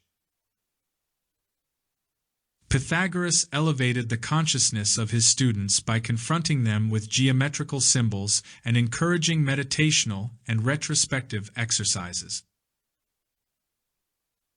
Plato followed largely the same system, and we learn from Proclus that a profound mysticism dominated the inner experiences of the great Athenian sage. Gradually, however, intellectualism took over and human destiny came under the rulership of the mind with its rationalizing power. Neoplatonism sought to deliver the individual from the tyranny of his own intellect. This approach is clearly set forth in the mystical divinity of Dionysius the Areopagite, and descends to us through Saint John of the Cross, who wrote a poem on the super-essential radiance of the divine darkness. One verse will indicate the degree of mystical insight attained by Saint John of the Cross. I knew not where I entered, for, when I stood within, not knowing where I was, I heard great things. What I heard I will not tell.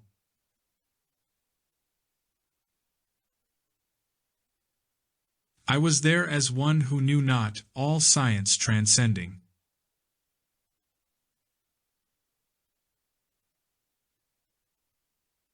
It was inevitable that the dissensions, which increased in number and violence, would ultimately destroy Alexandria.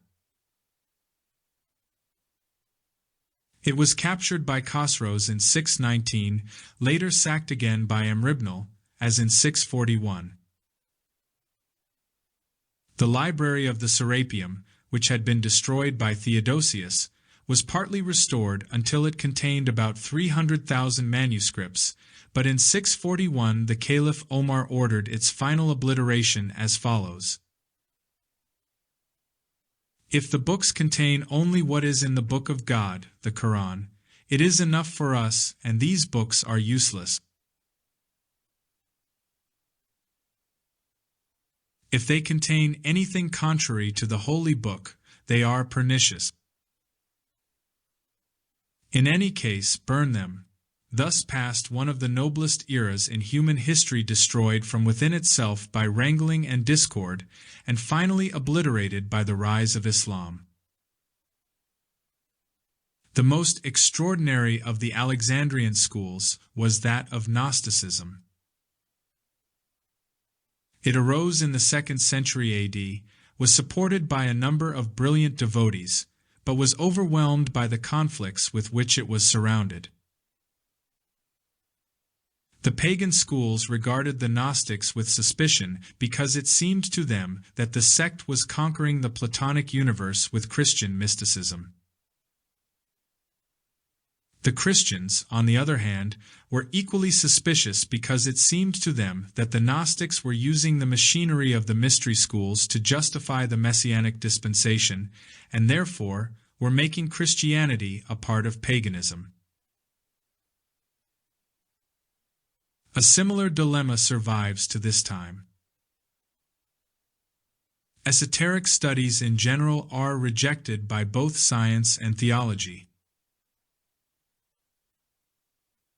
Where religious persecution is no longer fashionable, the obscure arts which were part of the original Gnostic tradition are consistently downgraded. The Christian community was at a serious disadvantage because it had no adequate doctrine regarding theogenesis and cosmogenesis. The Greeks had philosophical concepts of the universe to support their rational, ethical, and moral convictions. The Jewish people had the opening chapters of Genesis and numerous commentaries thereon by learned teachers. By uniting the Old and New Testaments, the early Church strengthened its position, but still left the universe unexplained. Gnosticism may have originated in the Syrian teachings of Simon Magus. G.R.S. Mead discusses this point at some length in his book Simon Magus. It was in Alexandria, however, that the movement attained its fruition. The first leader was Basilides, who may have been in contact with East Indian scholars. He was sympathetic to the Christian community and wrote commentaries and interpretations on the early Jewish and Christian sacred writings.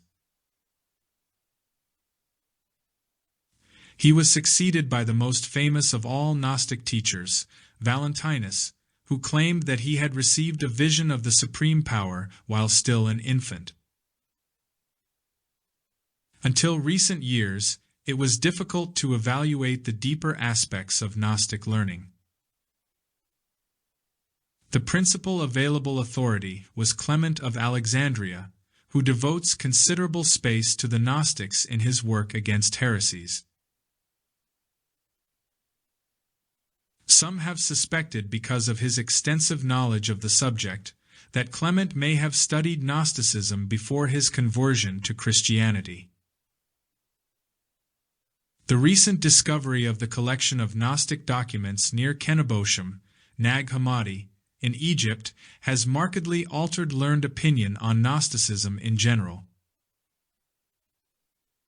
Most of these manuscripts have now been translated and are available in print. The process of evaluation of the manuscripts will continue for some time. The system of eonology held by the Gnostics has been called emanationism. The divine world is united to the mortal realm through the descent of divine powers and principles. As these descend, corresponding forms rise from the lower regions and finally meet in a middle distance. The human soul is of a twofold nature. Its inner part is divine, but, when it descends into bodies, its luminosity is restricted. Thus imprisoned, it becomes the victim of the mortal mind, emotions, and passions, and finally of the physical body itself. Christ was sent to rescue the soul which, becoming united with the Messiah through a mystical marriage, is restored to its heavenly estate. In the writings of Valentinus, which have recently become available, we perceive a truly lofty spirit whose writings are virtually scriptural. Soter, Savior, signified eternal wisdom, and Sophia this same wisdom after it had been obscured by immersion in the sphere of generation. Wisdom obscured by worldliness manifests as worldly wisdom. Sophia, as the wisdom principle in man or the intellectual aspect of the soul, redeems itself by renouncing error.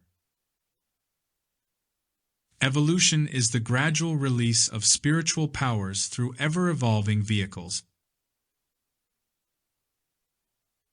In the Gnostic discourses, Mary of Magdala plays a prominent part and is presented as particularly learned in the cosmic mysteries. She is included among those permitted to attend the instructions given by Jesus to his apostles after his resurrection. Here we again note the similarity between the Gnostic literature and that strange group of neo-scriptural documents which we mentioned earlier and which appeared during the Alexandrian age. It sometimes seems as though they were revelations resulting from profound internal experiences, and that they have immediate value to modern truth seekers. By the 3rd century AD, the Gnostics were fading from the Alexandrian scene. Some of the followers of this school became Christian converts, however, usually retaining some of their earlier Gnostic convictions. The early Gnostic sacred writings were ruthlessly destroyed whenever they could be found. Those who refused to recant their heresies departed to other regions to continue their contemplations. About the only relics that have survived are the Gnostic gems, usually decorated by intaglio designs of curious symbols and even more curious Greek inscriptions. Incidentally, during the Italian Renaissance, many of the Gnostic jewels were copied as part of the program for restoring classical learning. From all the groups we have discussed, we gain the distinct impression that in Alexandria, mysticism first appeared as a separate aspect of learning. A strong revulsion against materialism was spreading throughout the Mediterranean area. Enlightened thinkers rebelled against the restrictions imposed by institutions either pagan or Christian. The human mind was seeking greater insight into the essential meaning of life and living. When members outgrew the tenets of the sects to which they belonged, discontent often led to open rebellion. However, in Alexandria, the conflict of beliefs produced numerous constructive results. Possibly the most important of these was that it impelled the early Christian Church to codify its own teachings. It opened the way for St. Augustine and St. Thomas Aquinas. Neither of these teachers would have made as valuable contributions had they not been aware of the Alexandrian schools. The thinkers of that age realized that humanity could not be united on the levels of their divided allegiances. Division belongs to the outside world. The only hope for release from the clash of creeds lies within the individual himself.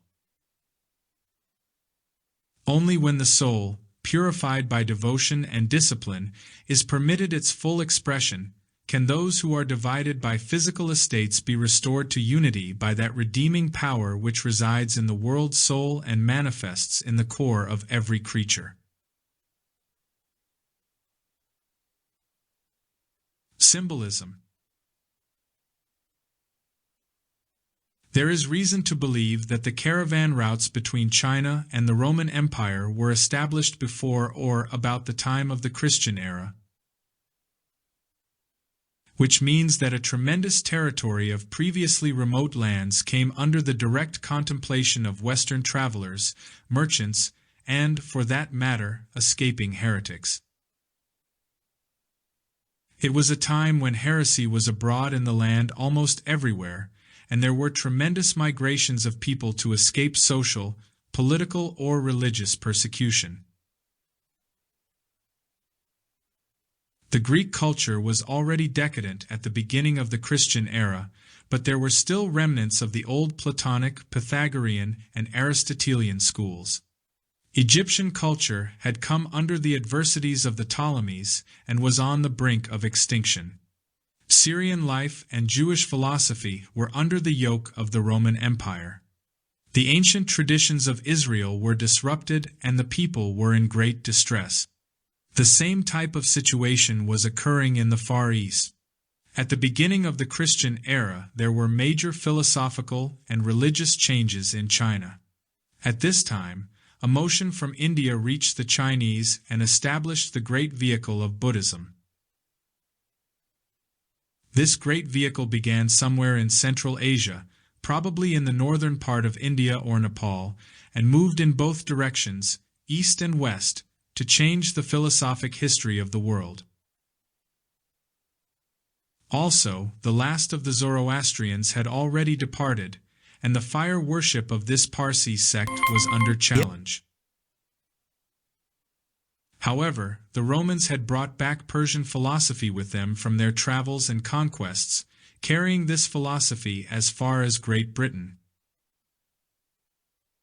There are Persian religious monuments in England put there by the Romans. The famous University of Oxford is named for one of them. There was a great mixing, blending, and confusing of faiths, which continued until the latter part of the 3rd or early 4th century AD. At this time, the power of the rising church was strong enough to impress its purposes upon governments and political entities. After the allegiance which Christianity made with the East and Roman Empire under Constantine the Great, the smaller groups gradually dropped back again into retirement. This was the period of the Neoplatonists. The Hermetic philosophers, the Gnostics, the Syrian mysteries, the Essenes, the Osirian rites, the Therapeuti, the Eremites, and large groups of small religious sects, most of them mystical, philosophical, and idealistic. These sects have left their impression upon our thinking, although the various beliefs themselves have more or less faded from our conscious thinking. Actually, also, a series of discoveries made about 50 years ago, including the Dead Sea Scrolls and the famous Gnostic library of Nag Hammadi, have given us some further insight on these mysterious doings, including the Essenes, the Nazarenes, and the Gnostic. The discovery of both the Old Testament records and the Gnostic library have been rather disappointing. We have not learned as much as we hoped to learn. Most of the questions that we hoped to answer have not been answered.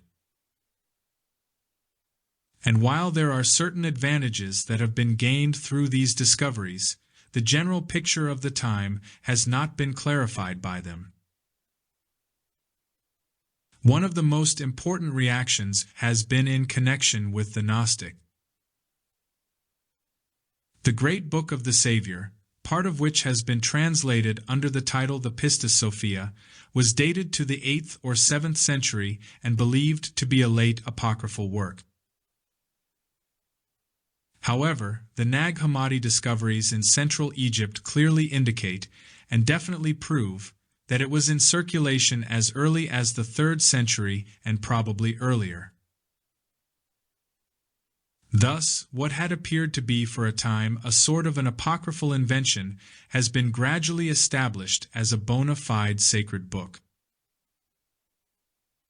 All of these points are intriguing and have a bearing on our subject. The story is quite long and complicated, but we will try to clarify it as much as possible. We must realize that the Near East and North Africa were in those days important caravan posts. They marked the various stations and finally the ends of the caravans that moved from China to Rome. In the Near East, the caravan routes were the great arteries of communication. Along the caravan routes came the mingling of philosophical, scientific, political, and religious beliefs that were to bring a major change to the political history of Europe. This change included the gradual recognition of a wider world of religious insight than had previously been suspected. Two groups of people stand out strongly in connection with this new reaction toward religion. One was the Gnostics and the other was the Neoplatonists. Both of these became aware in the beginning of the Christian era that there was one essential story underneath or hidden within practically all of the religious traditions of mankind. Perhaps Max Muller, the great German Orientalist, was not less than correct when he said there was never a false religion unless a child is a false man. Thus, at the beginning of the Christian era, we had for the first time the opportunity for widely separated religious and philosophical insights to meet and mingle and exchange. While it is true that most of the merchants along the caravan routes were simply businessmen, their routes and their various protections for their cargoes also provided safety for the intellectual who wished to travel the route. And many did, some coming as far as from India and China to study in the academies of Greece. Also, the Grecians sent their disciples as students to the Far East. This interchange gradually led to a kind of mystic Kabbalism, to the rise of a comparative religion perspective. People were no longer simply this faith or that faith. They discovered a vast body of common symbols which they all held sacred. They discovered that practically every religion that met on the pathways along the Silk routes had the same basic belief in astrology, the idea that the heavens, the stars, and the planets were deities. They also had similar calendars. The Chinese were calculating eclipses and things of this kind at a very early date. It was gradually recognized, likewise, that in India there were great institutions of learning like the university at Nalanda with a student body of over 25,000, which had observatories, laboratories, and many other scientific structures teaching all the known knowledge of the world. There was no idea in the Western world that such things existed until the news of them drifted along the caravan routes. This communication of knowledge resulted in the rise of Ephesus, Antioch, Alexandria, and, to a measure by reaction, in the rise of schools of comparative thinking in Rome and in Athens created for the purpose of uniting beliefs rather than dividing them. As might be expected, the knowledge that did come along the caravan routes was not complete, nor did it necessarily imply the deepest interpretations of symbols, allegories, and rituals. However, it did definitely indicate a trend, and it also showed the common ground of human idealism. Most of all, it attacked the literal translation of sacred writings. It became obvious that the literal jot and tittle meanings were not adequate, that all of the ancient scriptural works were symbolical, and that they had meanings that were deep and real. These meanings were perhaps best discovered by the study of comparative religions, for that which was concealed in one would be more broadly revealed in another. Intimations that could not be completed in one were continued to completion in others. Our Book of Revelation is a good example of one of these mystical compilations. Based upon the mingling of religions and philosophies in the area of the Isle of Patmos, John is said to have written the book, which was the groundwork and the center of the great Phrygian rites, which at that time were very powerful in the forming of religious thinking. There is a parallel we can draw immediately. one that is useful, helpful, and perhaps a little inspiring to this generation. 2,000 years ago, a group of minority spiritual movements really discovered the identity of religious belief. They discovered that under various names and various symbols, the same ideas, ethics, and moralities were universally disseminated. They also made another important discovery, namely, that all of these religions had been divided into two sections, one of which was for the public and the other essentially an esoteric or mystical tradition for a few who were willing to consecrate their lives through a process of internal enlightenment. For the many there was obedience to the forms and letters of religious law. For the few there was an insight into the deeper meanings of these things by means of which orthodoxies were transformed into great spiritual systems. An important point to consider is that at this time, the beginning of the 1st century, Greek religion was decadent and its theology was falling apart. The exponents of its inner rites were gone. Its mysteries were profaned by conquerors, and its political life was under the control of Rome. Rome was perfectly willing to permit the Greeks to philosophize to their heart's content, so long as they paid their taxes, but it was not a time in which the deeper issues of the Greek thinkers had any substantial following. In the Egyptian area, the rites of Osiris had become the dominant philosophical teaching. These rites were also decadent and would soon collapse with the fall of Cleopatra, the last of the Ptolemies.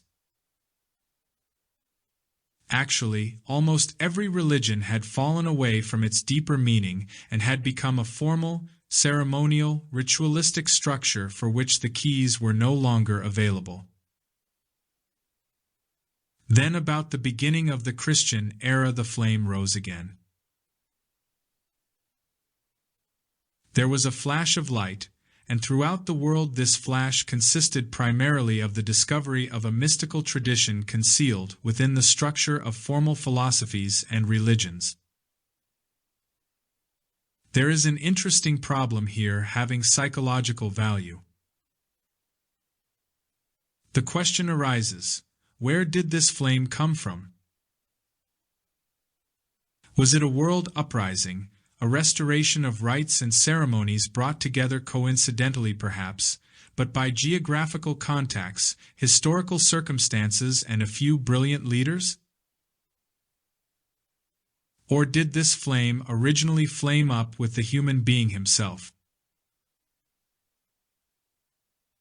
I am inclined to think that the light that brought these changes came basically from within a humanity in a crisis that was political, cultural, and social, just as well as it was religious.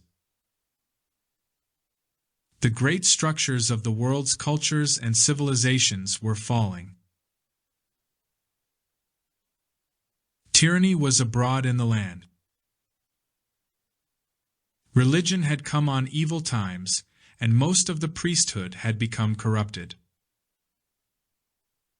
In this emergency, we have a series of reactions from within human beings themselves. A reaction of this kind was responsible for the rise of the Essene sect in the Holy Land. It was a prayer to God in which the individual offered his own life as a proof of his sincerity. All through the world about this time, prayers of this kind seemed to have arisen.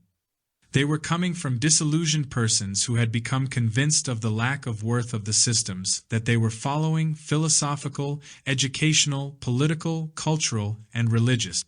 They therefore asked, as Muhammad later asked in the cave on Mount Hiva, if it was the will of God to permit the original religion of the patriarchs to be rediscovered by mankind. If the faith that was in the nature of deity itself should be allowed to shine into the structure of creation. I think it was the repentance, the piety, the urgency and desperation of the people forlorn in the sense of lacking inner stability, forlorn through loss of faith in the things that had previously been important, that led to this great change in the religious life of mankind.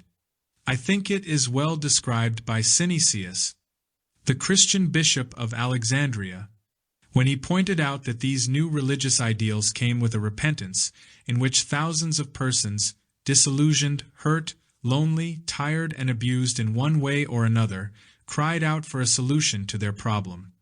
Among these people were some, maybe not a majority, but some who came back with the same answer that we have today, namely, that basically the individual is in trouble because he is wrong. He is in trouble because he has broken the simple, eternal rules of life. There came about a rise of a religious emphasis based upon obedience to the divine will, and the means of achieving this obedience or this willingness to obey was through a philosophical approach to the structure of nature in the effort to discover the God of nature.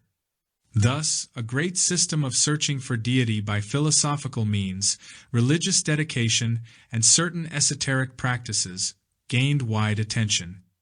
What we call today Oriental meditational systems, such as yoga, were available in Europe at that time. The yogic philosophy and the yogic disciplines were in use as early as the time of Pythagoras and were certainly part of the Neoplatonic mysticism, though not named or discussed under such terminology. The Gnostics were more open on this point. The Gnostic philosophy is all based upon a secret discipline for the release of man's internal content, by means of which he can become aware of his place in the divine plan of things. The Gnostics believed that salvation must be earned. They believed that the individual must make a science out of his own redemption, and that the redemption of the individual is the great science, the final end of all scientific searching. They did not have the laboratories or the technical facilities that we have today, but only certain basic means of exploring the world of causes. They had first, of course, the traditions of their people and the religious revelations of antiquity. These revelations, many of which were very old by the beginning of the Christian era, seemed to contain some tremendous archetypal ideas. The mystics gradually realized that the real source of these scriptural revelations was the mystical experience. These revelations were internal experiences of enlightened human beings which made possible the apperception of the divine truths of life. Out of this arose another situation, which ultimately brought most of the religious systems into trouble, and this was that mysticism, because it is entirely an internal, individual experience, worked a serious hardship upon formal religious organizations. If man's search for truth is inward to a spiritual core within himself, then formalized religions with their vast followings become comparatively inconsequential. The religious organizations were actually only gateways. Individuals who were willing to keep the outer rules of the faith were then entitled to explore its inner mysteries, but the outer structure was a preparatory structure. The temple, the mosque, the shrine, the synagogue, and the pagoda are all gates toward a mystical experience, and the true religion has never been captured within the structure of any material organization. These organizations simply prepare the individual for the experience of religion if he is so inclined. This was the reason for the pageantry of the Greek mysteries, in which the candidate for initiation beheld a sacred pageantry, which meant to him exactly according to the meaning that he could discover for himself. He had to experience the need for meaning, and something within himself had to come forth and give him the answer.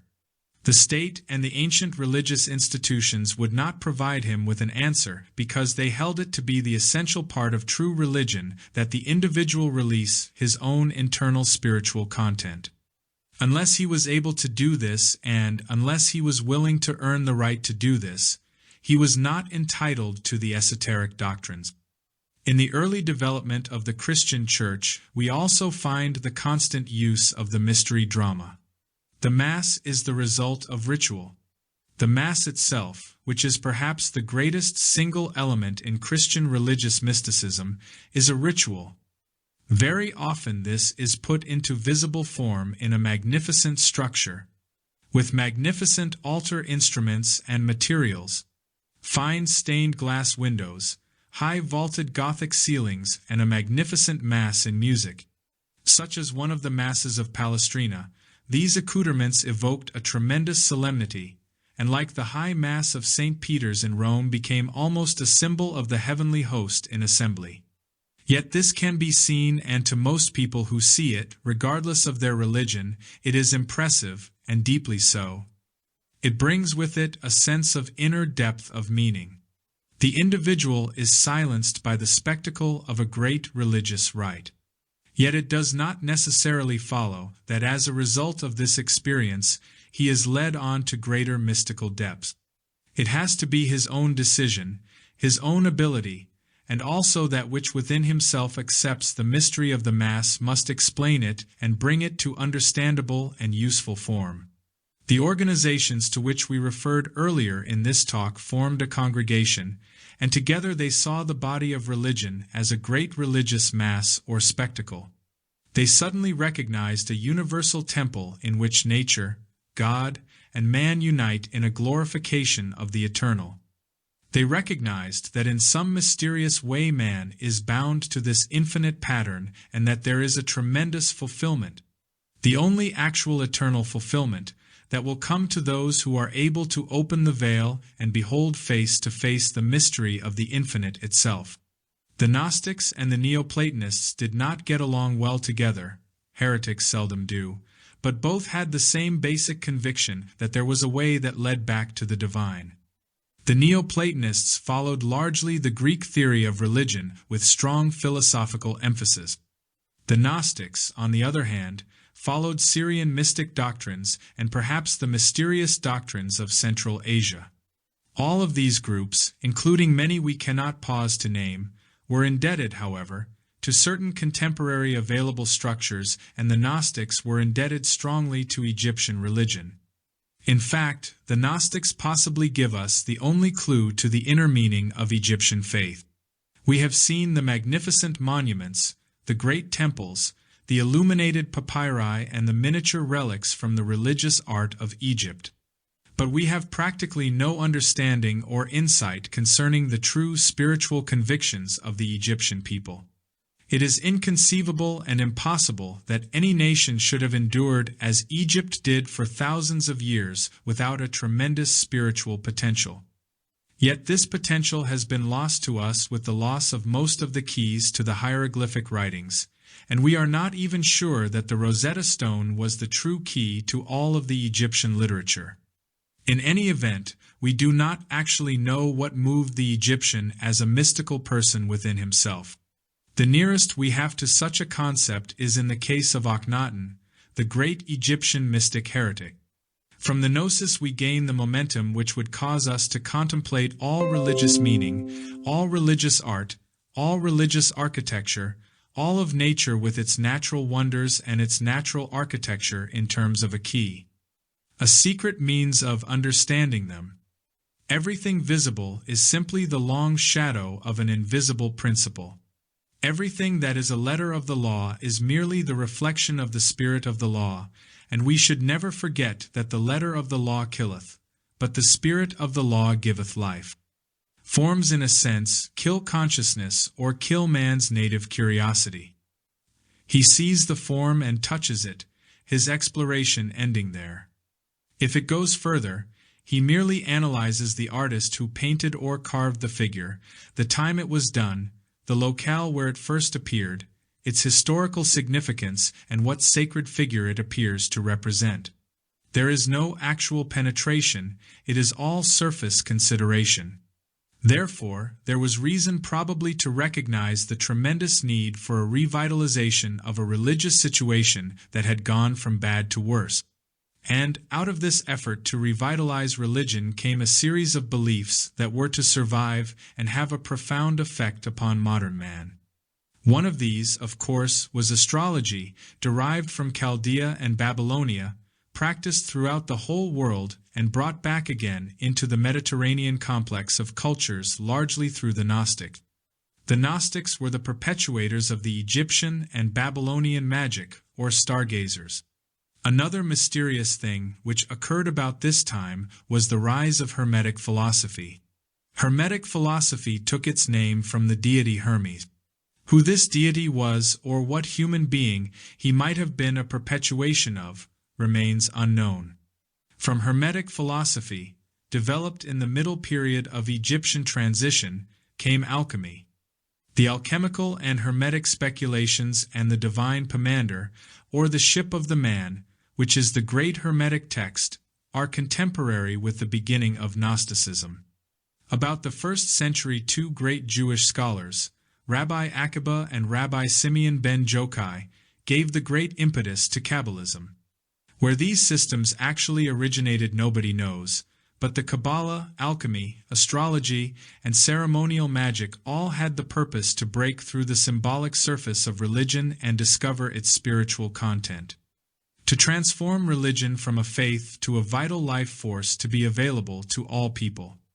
The end of this force was the redemption of the individual, redemption in this case being the full unfoldment of the divine potential locked within him, so that man truly would become a god like the Father who created him. Thus, the search for the science of divinity, as it might apply to the individual, suddenly took over, and there was this wonderful motion toward spiritualization. In the beginning of this motion, there was the early Syrian Christian sect, which was probably the extension of the Essene order, about which a little has been learned from the Dead Sea Scrolls. The Essenes were probably the pre-Christian Christians, for the history of the Essenes ends the day the history of Christianity begins. They probably were very closely involved. In fact, there is much to indicate that Jesus, the historical man, was either an Essene or a Nazarite. In any event, the Essene was also searching for a mystical union. Later, the dervishes and the Sufis had the same feelings and aspirations in the Near East.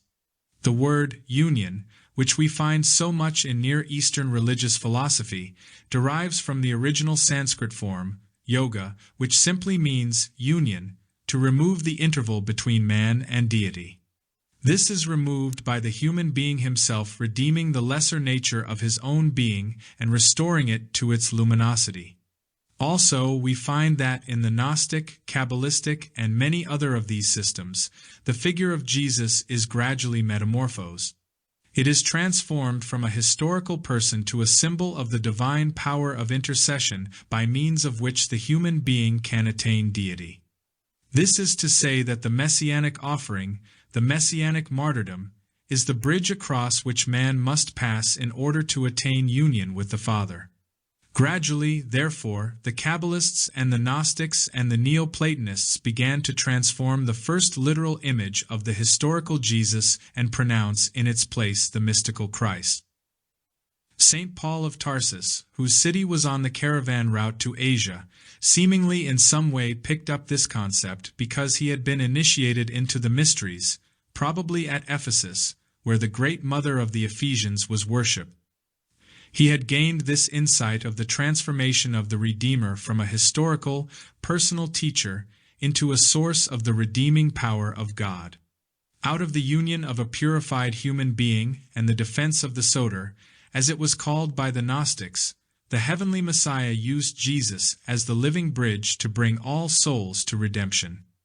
This was the Gnostic entry point, and we find from that time on all of these religions began to verge toward an esotericism and a ritual held in private. In the Pistis Sophia, Jesus is reported to have instructed in esoteric matters those close to him.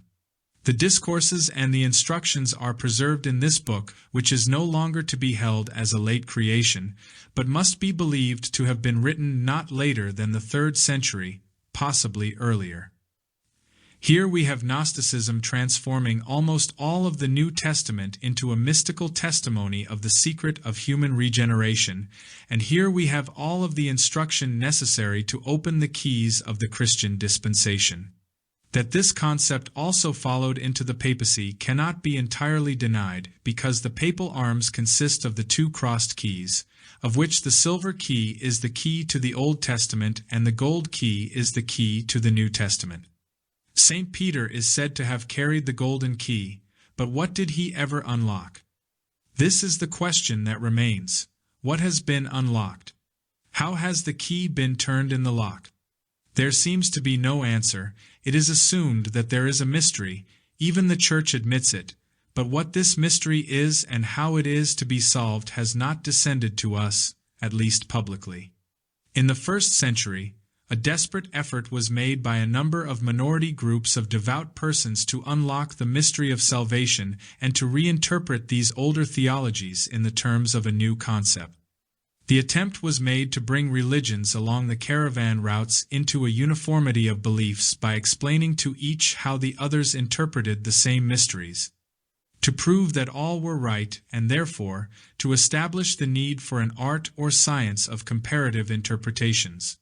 What was implied was that regardless of names and dates and places and allegories, all were worshipping the same principle because there never had been but one principle and never could be. Of course, this created, instead of a united religious world, a great cycle of religious dissension. Each individual was reluctant to accept the fact that other faiths were as true as his own. He was also reluctant to see his own faith interpreted in terms of other beliefs that he had been taught to believe were false. There arose a kind of religious dedication or religious loyalty by which those of various faiths held tenaciously to their own belief in the name of God, rejecting all other systems as heathen and the works of the devil. In order to protect oneself from the works of the devil, it was necessary to cling tighter and tighter to orthodoxy. This is the reason why the great 1st century motion had practically no enduring physical consequences. The Gnostics were persecuted out of existence by the end of the 3rd century. Most of their art was destroyed. All that we have left are a few engraved stones, gems, on which their symbols were carved. Some of these were preserved simply from a value standpoint, and fortunately, some of these have survived for our time. The same fate, to a large degree, followed another heresy that arose about the same time, and that was the Manichaean heresy, which was broadly the entire Eastern motion of Christianity. We have very abundant records of Christianity and its effect on Europe, its westward motion to the United States, and finally through colonization and conversion, its practical journey around the world. What seems to be obscure is the early Eastern motion of Christianity. Christianity not only moved from Syria to Rome and Athens and then forward and into the West, but it moved also eastward along the caravan route. Eastern Christianity reached India, Persia, China, and there is evidence that early Christian missionaries of the Eastern Church finally reached as far as Japan. The reason why these have been ignored for the most part is because they were heretics. The Christians who made this great Eastern pilgrimage were followers of an excommunicated patriarch, Nestorius. At the time of the council, in which he was declared heretical, he was not allowed to even speak in his own defense. The Roman emperor who presided over the council declared it invalid because it was completely unfair and unreasonable, but that had no effect upon the state of Nestorius himself.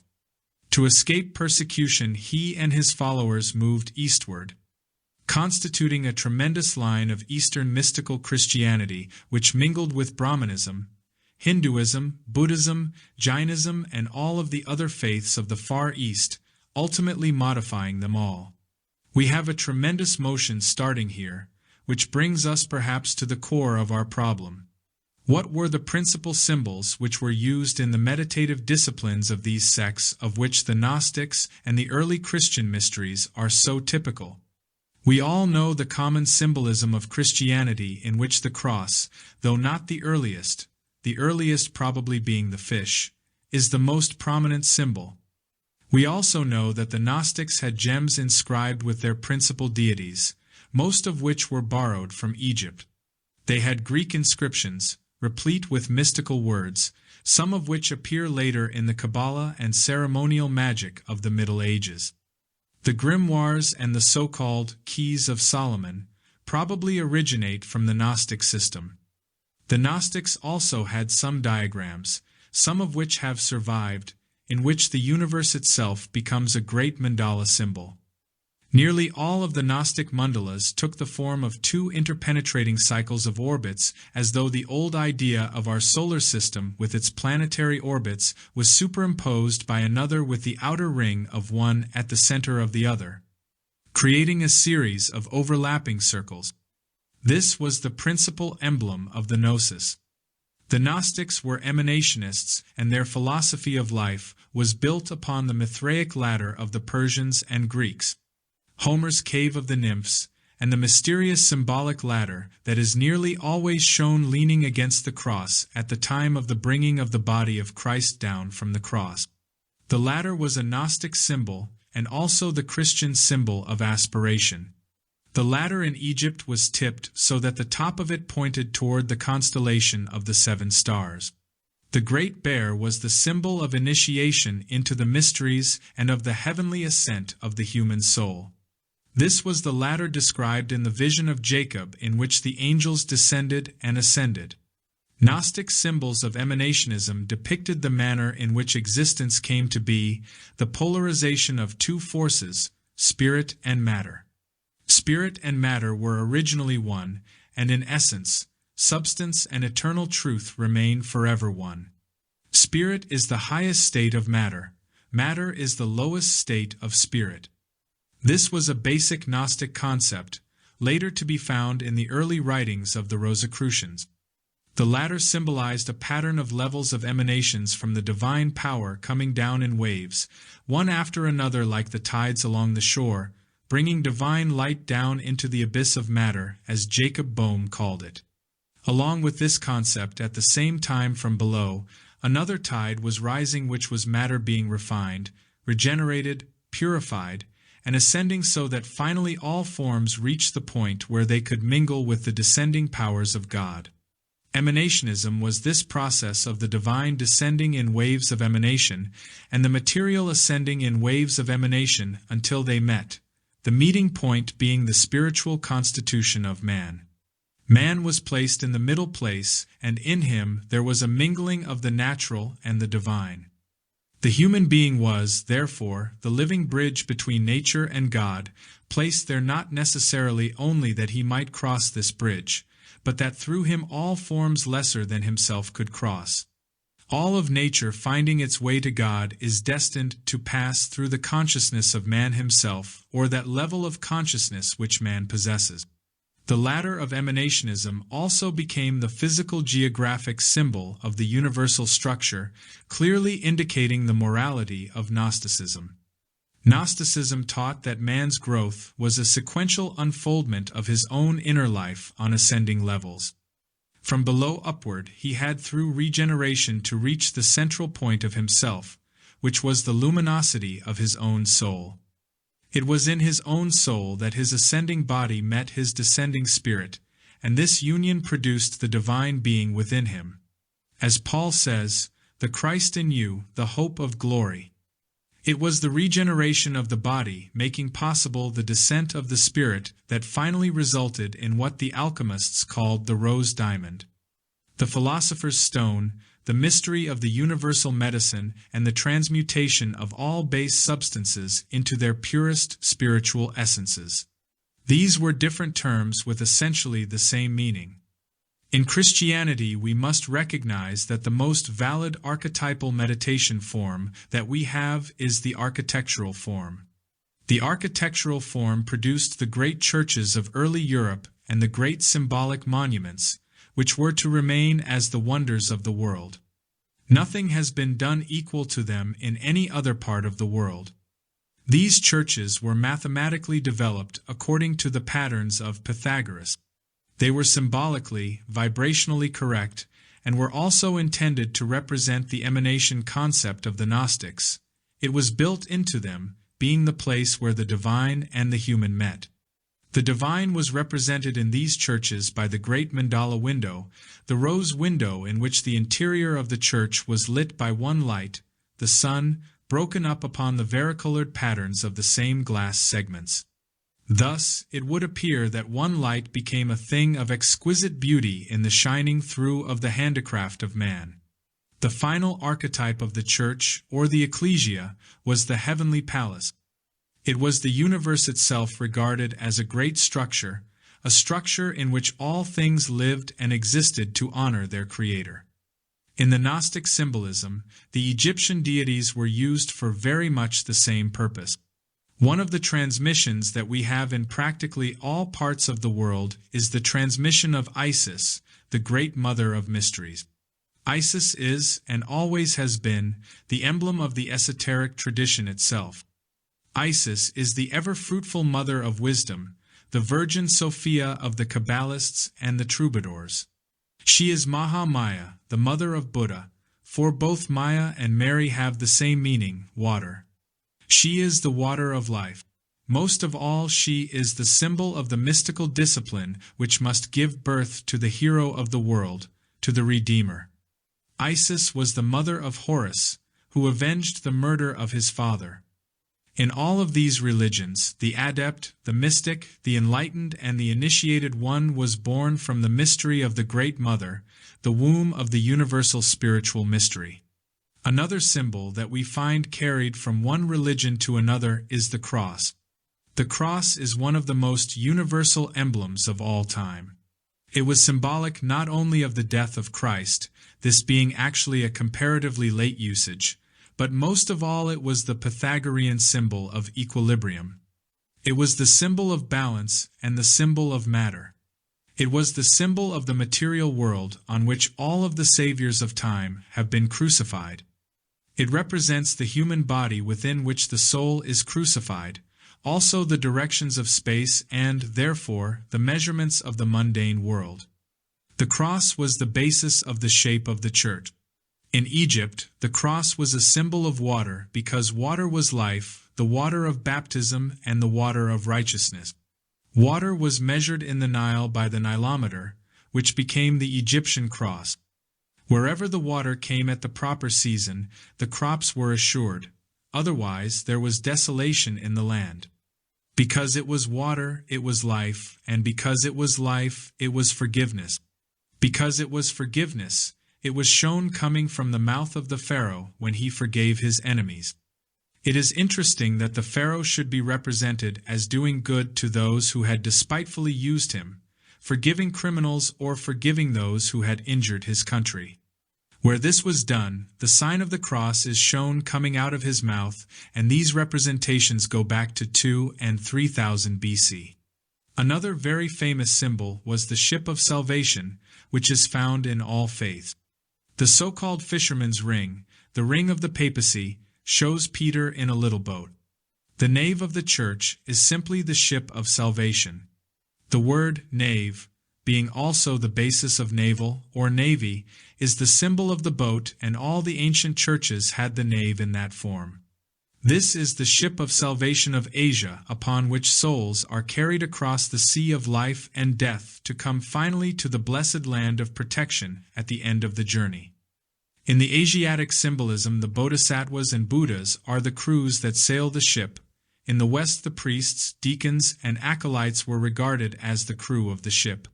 The ship is a very common symbol because it also crosses the most mysterious of all elements, water. Always the land of the blessed is beyond water, and the souls in the old hymn are coming to the end of mortal life as one more river to cross. The Jordan, the river Styx, and the Milky Way are all symbols having the same essential meaning. By contemplating certain symbols, the individual, with the aid of basic insight or knowledge, is able to discover their universal meaning. It is good to take both the Neoplatonic and the Gnostic point of view on this and to recognize the tremendous importance of research inward by various means to the discovery of the secret of the inner self. We should also try to understand the meaning of the old writer who said of the whole problem, "What is man that thou art mindful of him? What are we? Why are we? Who are we? Where are we?" These are vital questions that have passed for ages unanswered, mostly on the ground that they cannot be answered, and that there is no way to solve these questions. The Gnostic answer was what they called the eonology.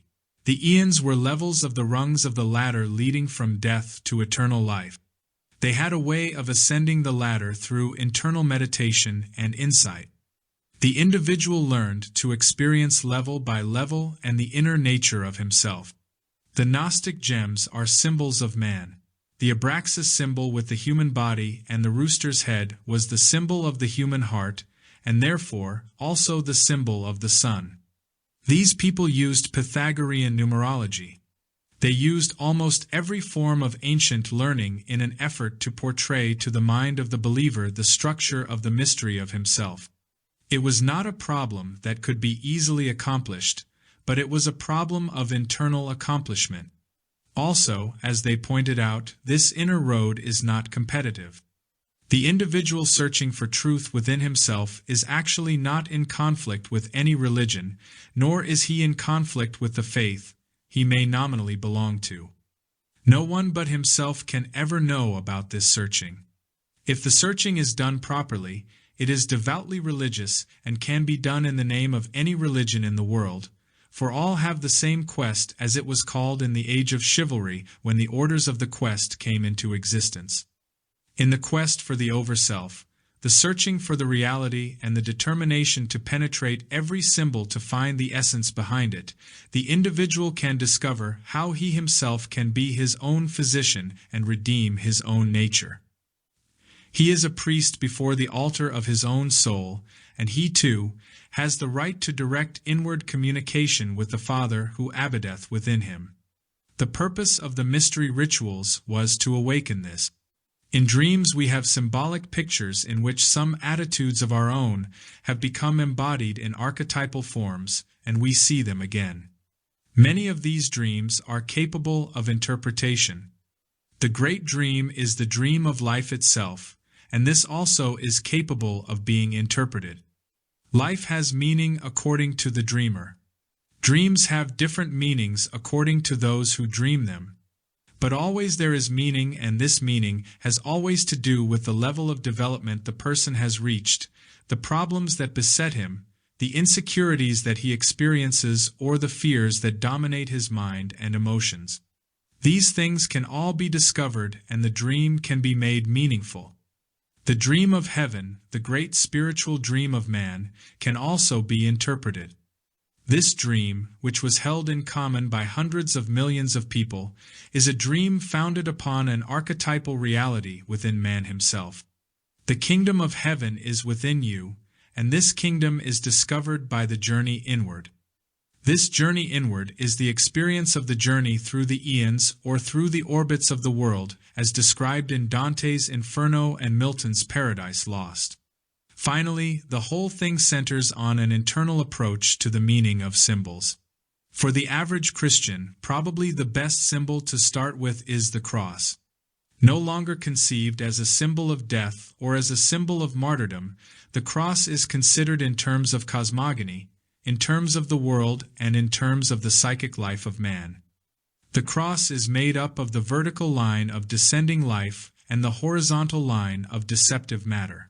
Here, positive and negative meet. Here, the great corners of the directions of space meet. Here, the great fixed signs of the zodiac meet. In the cross, we also have the sign of addition, the plus factor forever present. Gradually, transform the cross into a psychological study of your own inner resources. Find out what you can dig out of yourself from it and what you can experience from it. By combining the experience with the Christian mystery of the experience of the crucifixion will gradually unfold into the cosmic mystery that it is supposed to represent. It will begin to give insight into the universal significance of a faith, transcending infinitely all denominations and levels of interpretation until eventually the entire mystery of the cosmos can be beheld. To do this is to have ascended the Gnostic ladder and the levels of the Neoplatonic mysticism.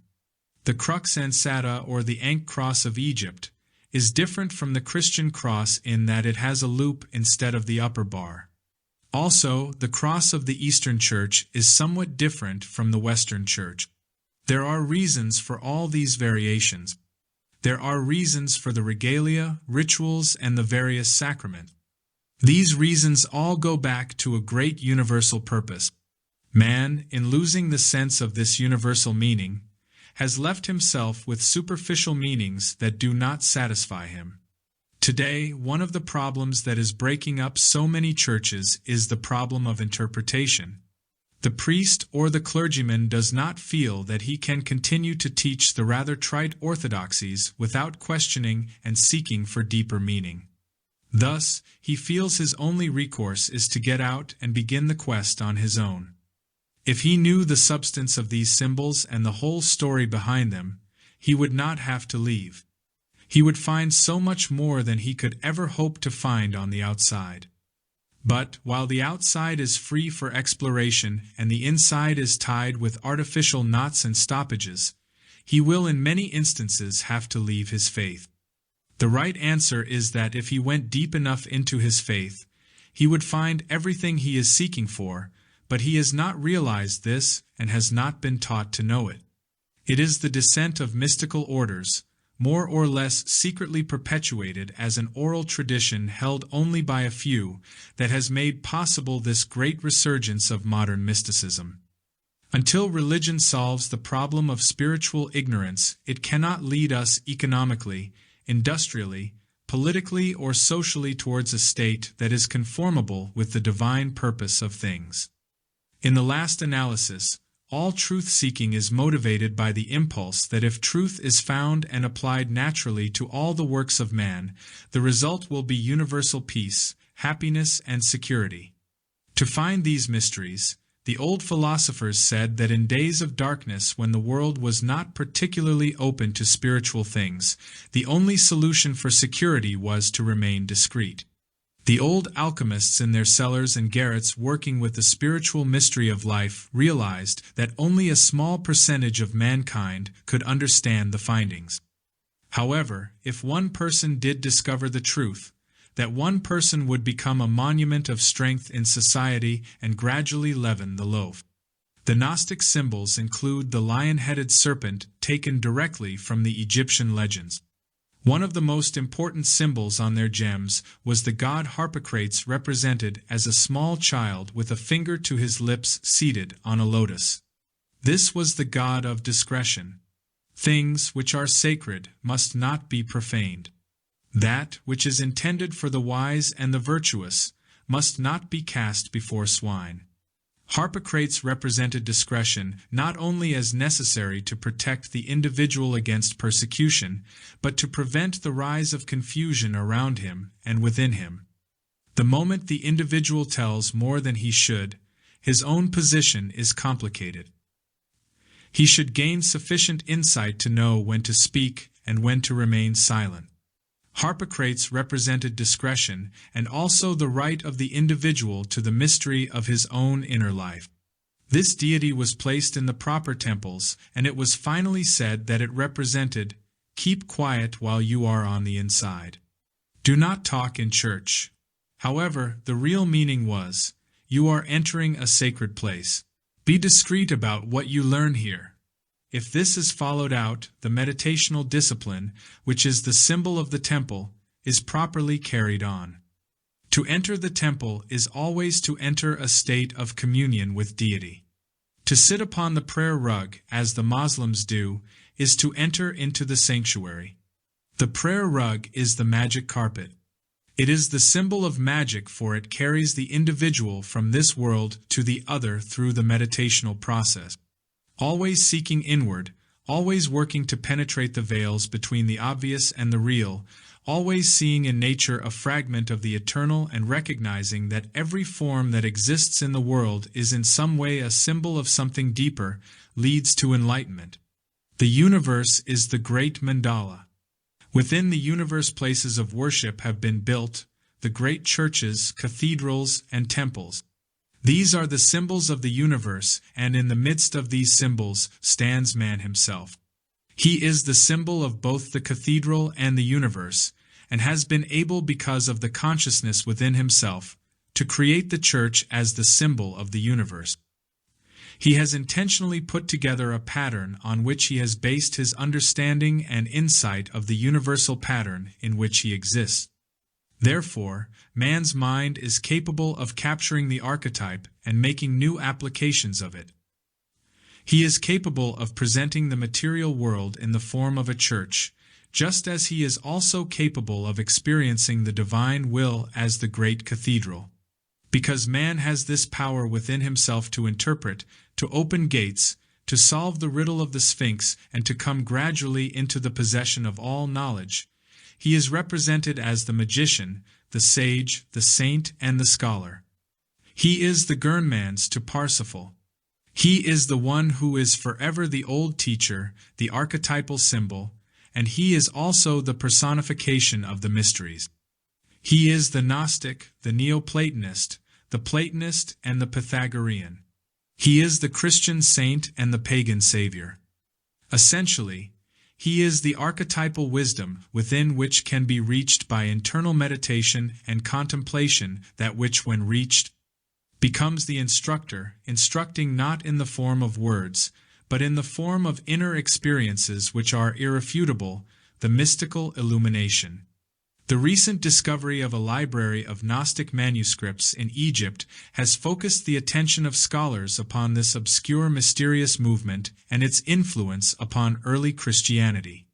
It therefore seems timely to point out a phase of this research and extend the labors of C.W. King, who made a diligent survey of Gnostic gems in his rare and scholarly work The Gnostics and Their Remains.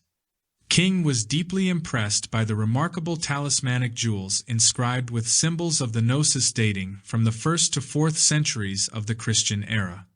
Many examples of these stones are in the private cabinets and public museums of Europe, but, as yet, the majority of them have not been properly studied.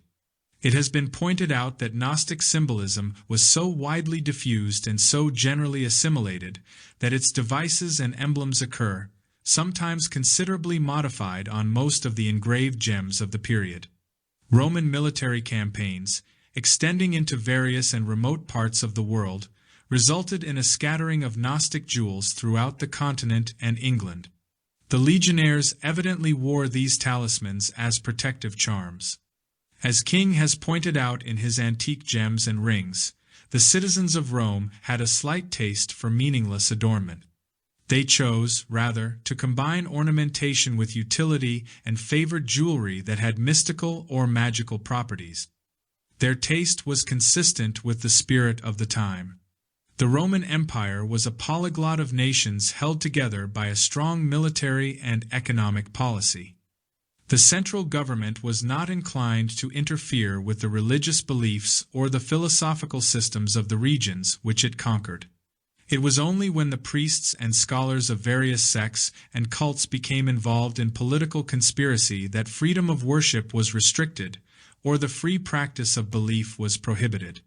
If the gods of strangers paid their taxes promptly through their appointed priesthood, Rome was content.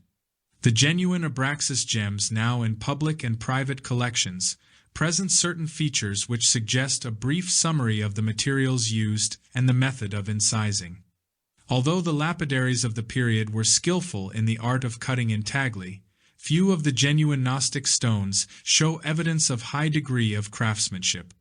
Materials vary, including dark green jasper from Egypt often mottled with yellow or red, plasma, a variety of quartz green, faintly translucent, common chalcedony, and the more or less magnetic hematite, which is an important ore in iron.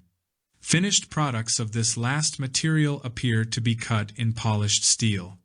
Examples vary in size and shape, but the majority are oval, from 3/4 of an inch to 1.5 inches in their longest dimension.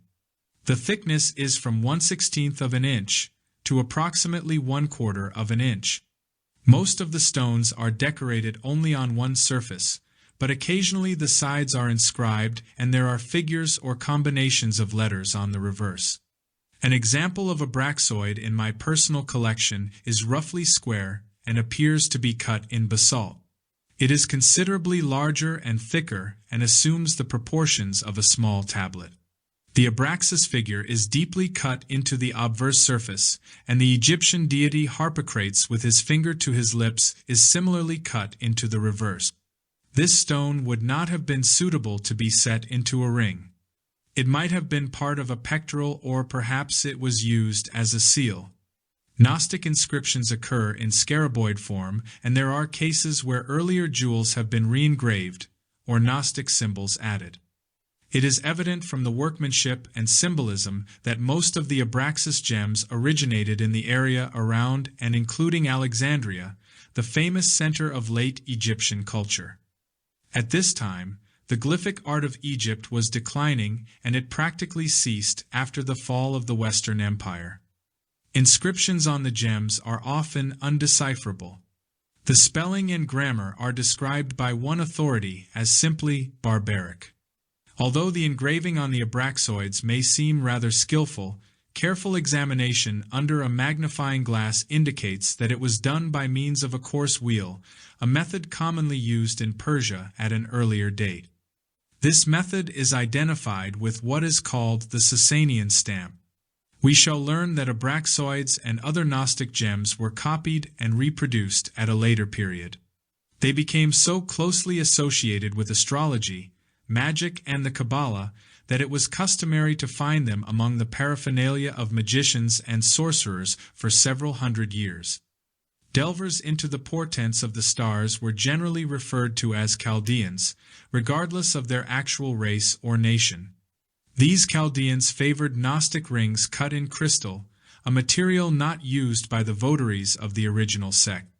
There are many fine and beautiful gems of Gnostic style in existence, but careful research shows that they originated in the Cinquecento school, which flourished during the period of the Italian Renaissance between 1500 and 1600 AD, and is especially remembered for its revival of classical art. In some areas, the Renaissance was accompanied by a strong revival of interest in mysticism and higher philosophical speculation. Talismanic gems came into vogue and were worn by persons in all stations of life. Needless to say, the original meaning of the symbols did not descend with the figures themselves, which were more or less faithfully copied according to the taste of the designer or the requirements of the purchaser. Therefore, in estimating Abraxoids' crudeness may be accepted as a good sign of both authenticity and antiquity. The Gnostics were a comparatively small religion and by force of necessity were inclined to secrecy. It is unreasonable, therefore, to assume that all of the stones bearing their symbols originated within the school itself. They held to the belief of divine intervention in the affairs of men. They practiced magical healing and may have supplied charms to non-members as part of their religious or magical services.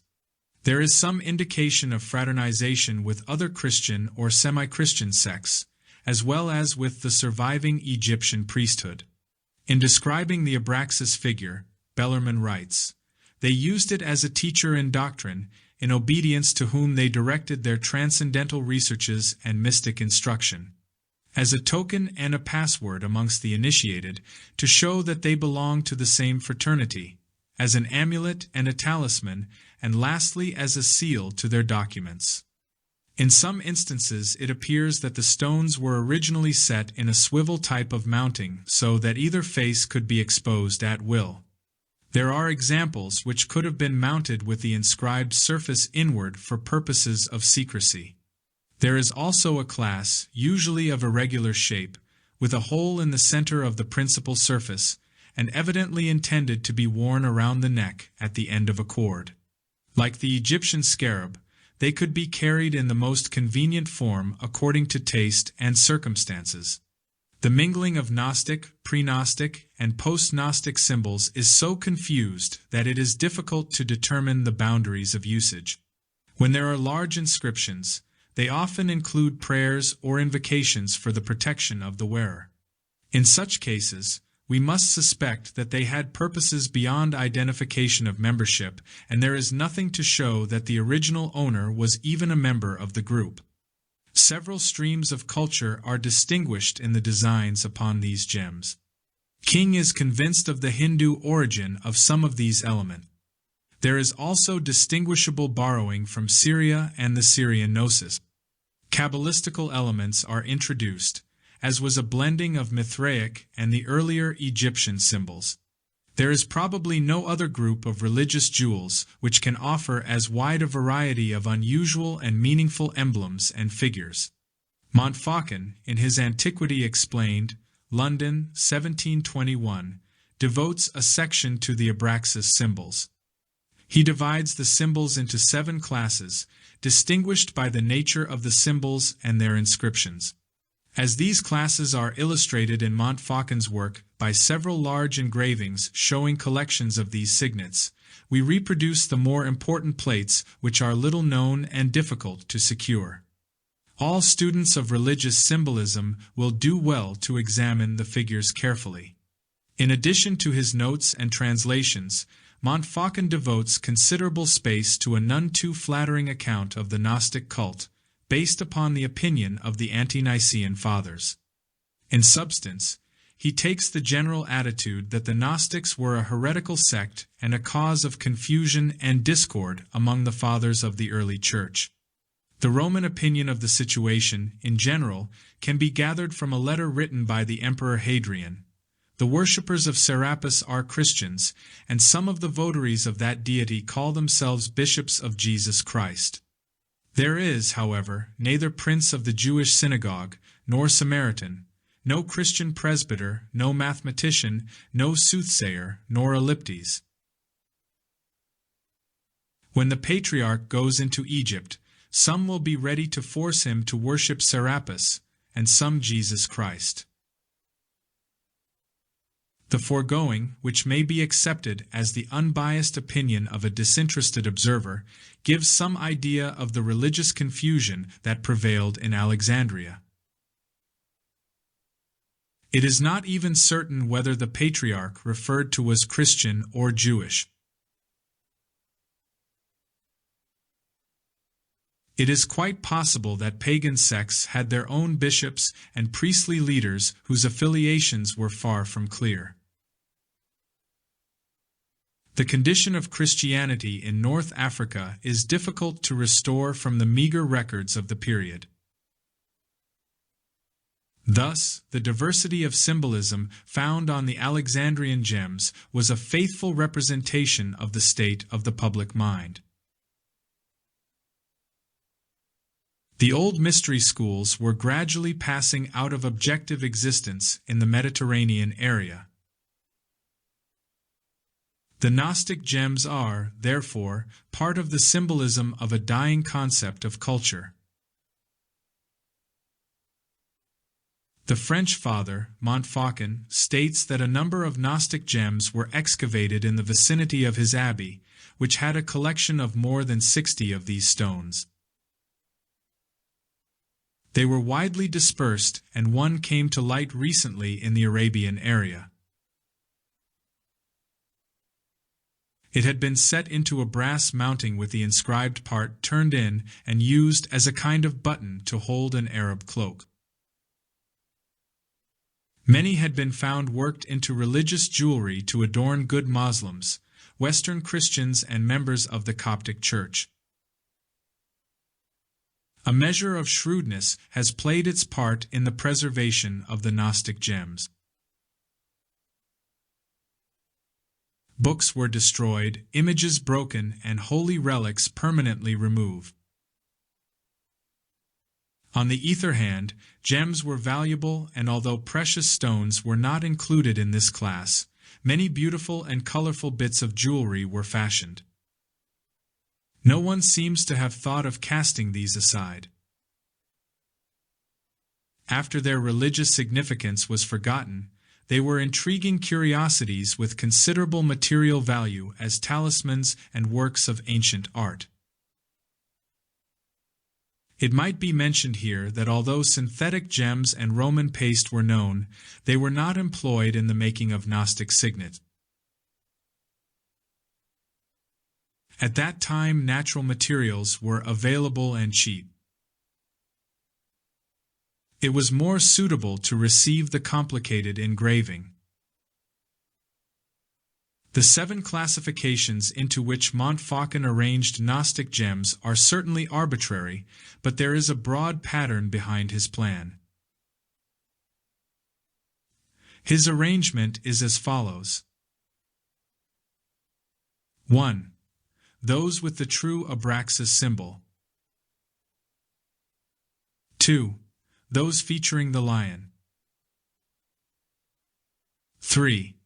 Those with figures or inscriptions of Serapis. 4. Those with symbols taken directly from the older Egyptian religion. 5. Those with human figures. 6. Those with inscriptions only. 7. Miscellaneous examples with extraordinary designs. Obviously, those of the first class are bound most closely with the Gnostic religion, and contemporary manufacture may well have belonged to the initiated members. The peculiar concept of the human body with the head of a rooster and legs ending in serpents would not be so readily acceptable to non-members or those of contrary beliefs. The symbolism was too definite for mere decorative or even talismanic uses. The second class, featuring the lion, often with the body of a serpent, was also originally Gnostic in reference to one of their principal concepts, that of the lion-faced light aeon. The other group drifts gradually away from the central focus, and the symbols and deities represented are derived from a variety of sources. They are called Gnostic by association, or perhaps because we are not certain as to the boundaries of formal Gnosticism. It should be pointed out, however, that even the Abraxas figure may be found in combination with these more indefinite designs. There are also simple inscriptions which are intimately Gnostic, so it is impossible to say that any of the groups are actually disassociated. It would be interesting to know how the Gnostics organized this confusion while preserving the structure of their own belief. It will be necessary here to summarize the Abraxas concept. It is commonly held that Abraxas was a solar deity and that Gnostic Christians attempted to associate Christ with the sun or the solar principle. The head of the rooster was used, at least according to the critics of the Gnostics, because this bird hailed the rising sun with its crowing. The Gnostics may have regarded themselves as heralds of the dawn of enlightenment. The deity carried a shield and a whip, the symbols of Sophia and Dynamis, the shield of wisdom and the whip of power. These were certainly the passive and active extensions of the soul. In the Egyptian ritual, the head of the cock stood for foresight and vigilance, and, as the Gnostic phronesis, it combined with the powers of wisdom and strength to form a kind of triad of primary divine attributes. The human body of Abraxas suggested the natural form of God, which according to the ancients was similar to that of man. From this body extended the serpent legs or supporters, nous and logos, the mind and the word, which sustain creation. Thus interpreted, the symbol is no longer entirely unreasonable or fantastic. To the initiated, it represented the qualities of the divine nature more graphically than would have been possible with a less curious type of figure. Numerological speculations also played a part and mingled with the theories of the Alexandrian Gnostic. The numerical equivalent of the name Abraxas is 365, equivalent to the days of the year. There is also a spelling of the name Mithras, which can be made to give the same number. The circle of the year was an ancient emblem to represent the world, time, the mutations of seasons, and the orderly procedure everywhere in mundane affairs. This ties Abraxas with the cosmic speculations of the astrologers, magicians, and geographers. Thus, this Gnostic pantheos, as the term signifies, was inclusive of many deities and doctrines, and as such was an appropriate symbol of the Basilidian gnosis. The figure itself is sometimes accompanied on the gems with the word abraxas, but more often only by the letters IAO, which may be scattered around the central motif. These constitute the sacred name of deity. The abraxas is sometimes shown in a chariot drawn by 4 horses, representing the ages in India, the yugas or great procession of eons. These are the gold, silver, bronze, and iron ages of the Greeks, and return in Christian symbolism as the 4 horsemen of the Apocalypse. The sun and moon occasionally accompany the abraxas image. It is not known whether the Gnostics made statues to abraxas, as none have survived. In the 19th century, the French transcendentalists, following the school of Eliphas Levi, carved abraxas figures of wood, painted them in brilliant colors, and regarded them with considerable veneration. I have seen several of these figures, which are highly decorative. The first plate in the Montfaucon collection presents a typical group of gems. When lines connect 2 seals, the obverse and reverse are indicated. The italic words below the various gems indicate the sources of the illustrations. The general similarity of the abraxas figure will be obvious, but it will be noticed that the deity faces either right or left and may or may not carry all of his attributes.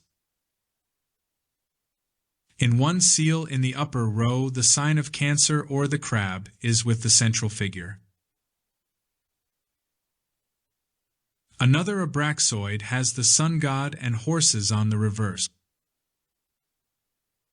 In several cases, the shield of the deity is inscribed. At the lower right, abraxas is represented as a quadruped with a rooster's head, standing over a prone human figure and apparently receiving the veneration of a devotee. As previously mentioned, the instructions are often so corrupt as to be unreadable, but on the reverse of the gem marked number 12, the names Michael, Gabriel, Uriel, Raphael, and Ananiel may be distinguished. The reverse of number 14 is more informative. It may be translated, "Give me grace and victory because I have pronounced thy secret and ineffable name." Apparently, this name is the IAO which occurs on the shield of the figure to the left of the inscription and on several others. Number 15 has the name Mithras on the reverse, thus tying the Persian cult to the gnosis. In this case, the spelling has been changed so as to agree with the number 365. On number 16, the abraxas appears to be seated above 2 figures. On the reverse are the sacred names IAO, Abraxas, and Sabaoth, the last hinting of the Kabbalah. Numbers 19 and 20 are obviously associated with astrology. The second plate emphasizes the lion form, but includes several composite symbols. The association of the lion with the bee in its mouth may be an allusion to the story of Samson, who is also a solar hero. Figure 8 is typical of the Gnostic use of the lion.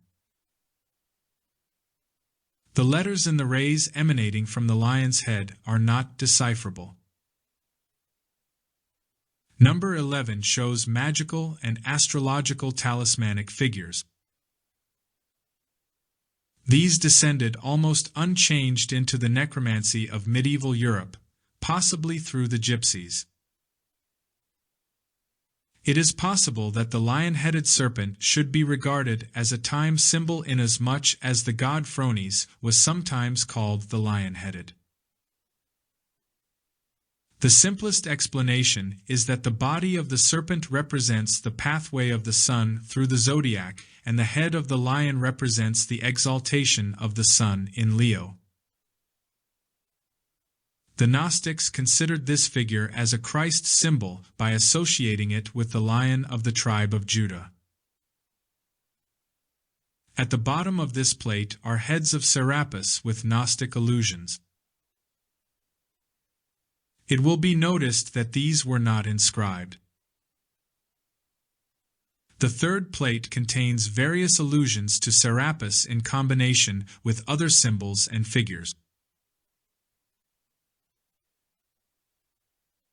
It will be noted that Harpocrates seated on a lotus, the Anubis figure with the head of a dog or jackal, representations of the scarab beetle and various divinities, sphinxes, and tail-devouring serpents are here in abundance. The vertical rod with 3 curved lines cutting through it may be a simplification of the serpent-wound stag occurring on the reverse of number 18. Harpocrates was not only the god of science, but was placed at the gates of the temple in a posture admonishing the initiates to keep their secrets faithfully and well. According to Porphyry, the later Egyptians considered the scarab as a solar symbol associated with the resurrection. In number 7, Anubis is accompanied by a scorpion and seems to have his foot on the tail of the insect.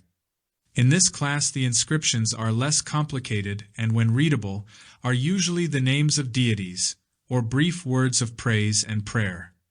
The serpent with the tail in his mouth, as represented in the central part of the engraving, is an ancient symbol of eternity.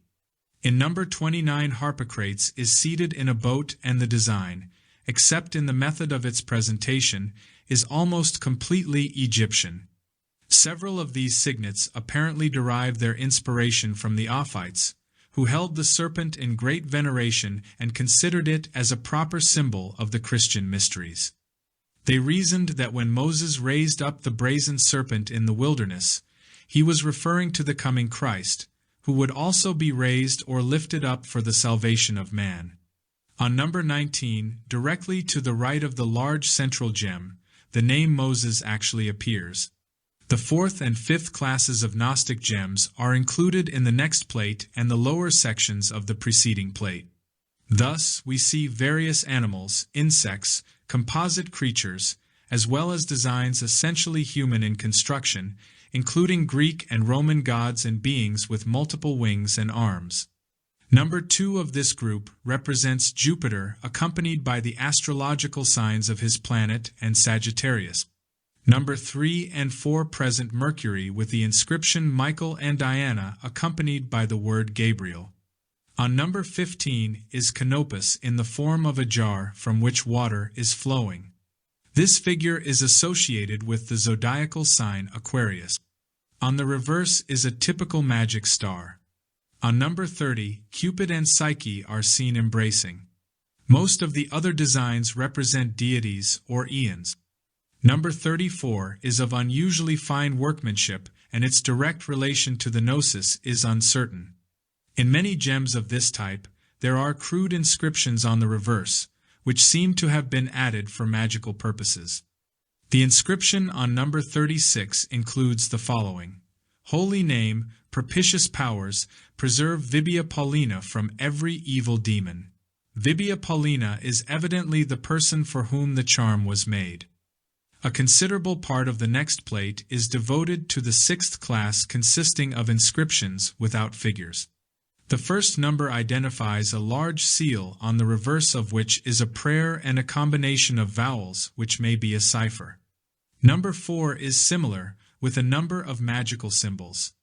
Number 13 suggests the deity Horus standing on a crocodile and is strongly Egyptian. Number 129 at the lower right is about 5 inches high, combining numerous elements and perhaps intimating a ritual or unfolding part of the esoteric doctrine of the cult. The plates that follow are largely astrological, combined with references to Egyptian and Roman deities. They are not reproduced as they have little Gnostic interest. Another important and almost unknown relic of the gnosis is the small book engraved on leaves of lead mentioned by King. At least 2 examples of the leaden book are recorded. One apparently belonged to the famous Jesuit scholar, Father Kierkegaard, and the other was in the collection of Montfaucon. We reproduce 2 leaves from the latter. These leaves measure 3 by 4 inches and are engraved on both sides. As there are 6 leaves, there are 12 groups of symbols and inscriptions. The example belonging to Kierkegaard had 7 leaves. King believes that the Book of 7 Leaves contained prayers and magical formulas to be used by the souls of the dead when addressing the deities of the planets. Montfaucon writes that the 12 pages, 6 leaves, were devoted to the symbols of the 12 hours of the day. He doubts that the known examples of the leaden book were contemporary with the original Gnostic sect, but it is evident that they are of considerable antiquity. The elaborate Egyptian manuscript of the ritual of the dead may have inspired them. In the later period of the Egyptian religion, it was usual to condense these manuscripts using only short sections of prayers, and preserving the most significant parts of the funerary rites. The early fathers of the Church liked to assume that Basilides derived his religious philosophy from the teachings of Aristotle. This position, however, cannot be adequately maintained. Basilides and his son, Isidorus, assert definitely that Glaucias, a direct disciple of St. Peter, the Apostle, instructed them in the mysteries of Christianity. The Gnostics in general assumed that Christ had communicated his true teachings only to his nearest and most advanced disciples. These true teachings were the foundation of the gnosis according to the testimony of the initiated. Hippolytus seems to have regarded the Basiliadian theory as a new interpretation or adaptation of the ancient teachings of the Egyptian priesthood. There were several schools of the gnosis, and the teachings of Basilides differ in one important particular from the other sects. This Egyptian initiate, in the unfoldment of his system, tended to downplay the usual Gnostic teaching concerning the activities of the evil principle in the universe. In this, he certainly followed the Egyptians, who would have been deeply offended by any theology which affirmed that deity would have created or entered into conflict with an evil power. In the system of Basilides, creation unfolded from spiritual seeds or roots which resided in the vast substance of unconditioned existence or dimensionless being. From these seeds came forth 3 creative agencies, corresponding to the Trinity. These, in turn, fashioned the world, which was divided into 3 parts. The highest of these parts was the eternal abode of divine principles. The lowest unfolded into the material universe, and between these extremes was placed a mysterious power, which through the release of its own potency, ultimately engendered mankind. Man, therefore, lives in what is called a middle distance, surrounded by the eons of the superior and inferior creations and containing their powers within him. Man cannot ascend directly to the abode of principles because he lacks the internal faculties necessary to experience the infinite. He must, therefore, for the time being be content to grow and unfold in the world that has been provided for him. In due time, however, the divine power will provide him with a Redeemer, who will conduct him through the mysteries and reveal to him the secrets of his own origin. The followers of Basilides believed that this Redeemer was Christ, whom they accepted mystically and philosophically, but not in the literal sense of orthodox Christian theology. With strange symbols they traced their ideas, and to those who have the proper keys, the curious inventions preserved in their writings and upon their gems become intelligible. Gnosticism will continue to be of interest as a profoundly psychological approach to the riddle of man's place in the divine plan.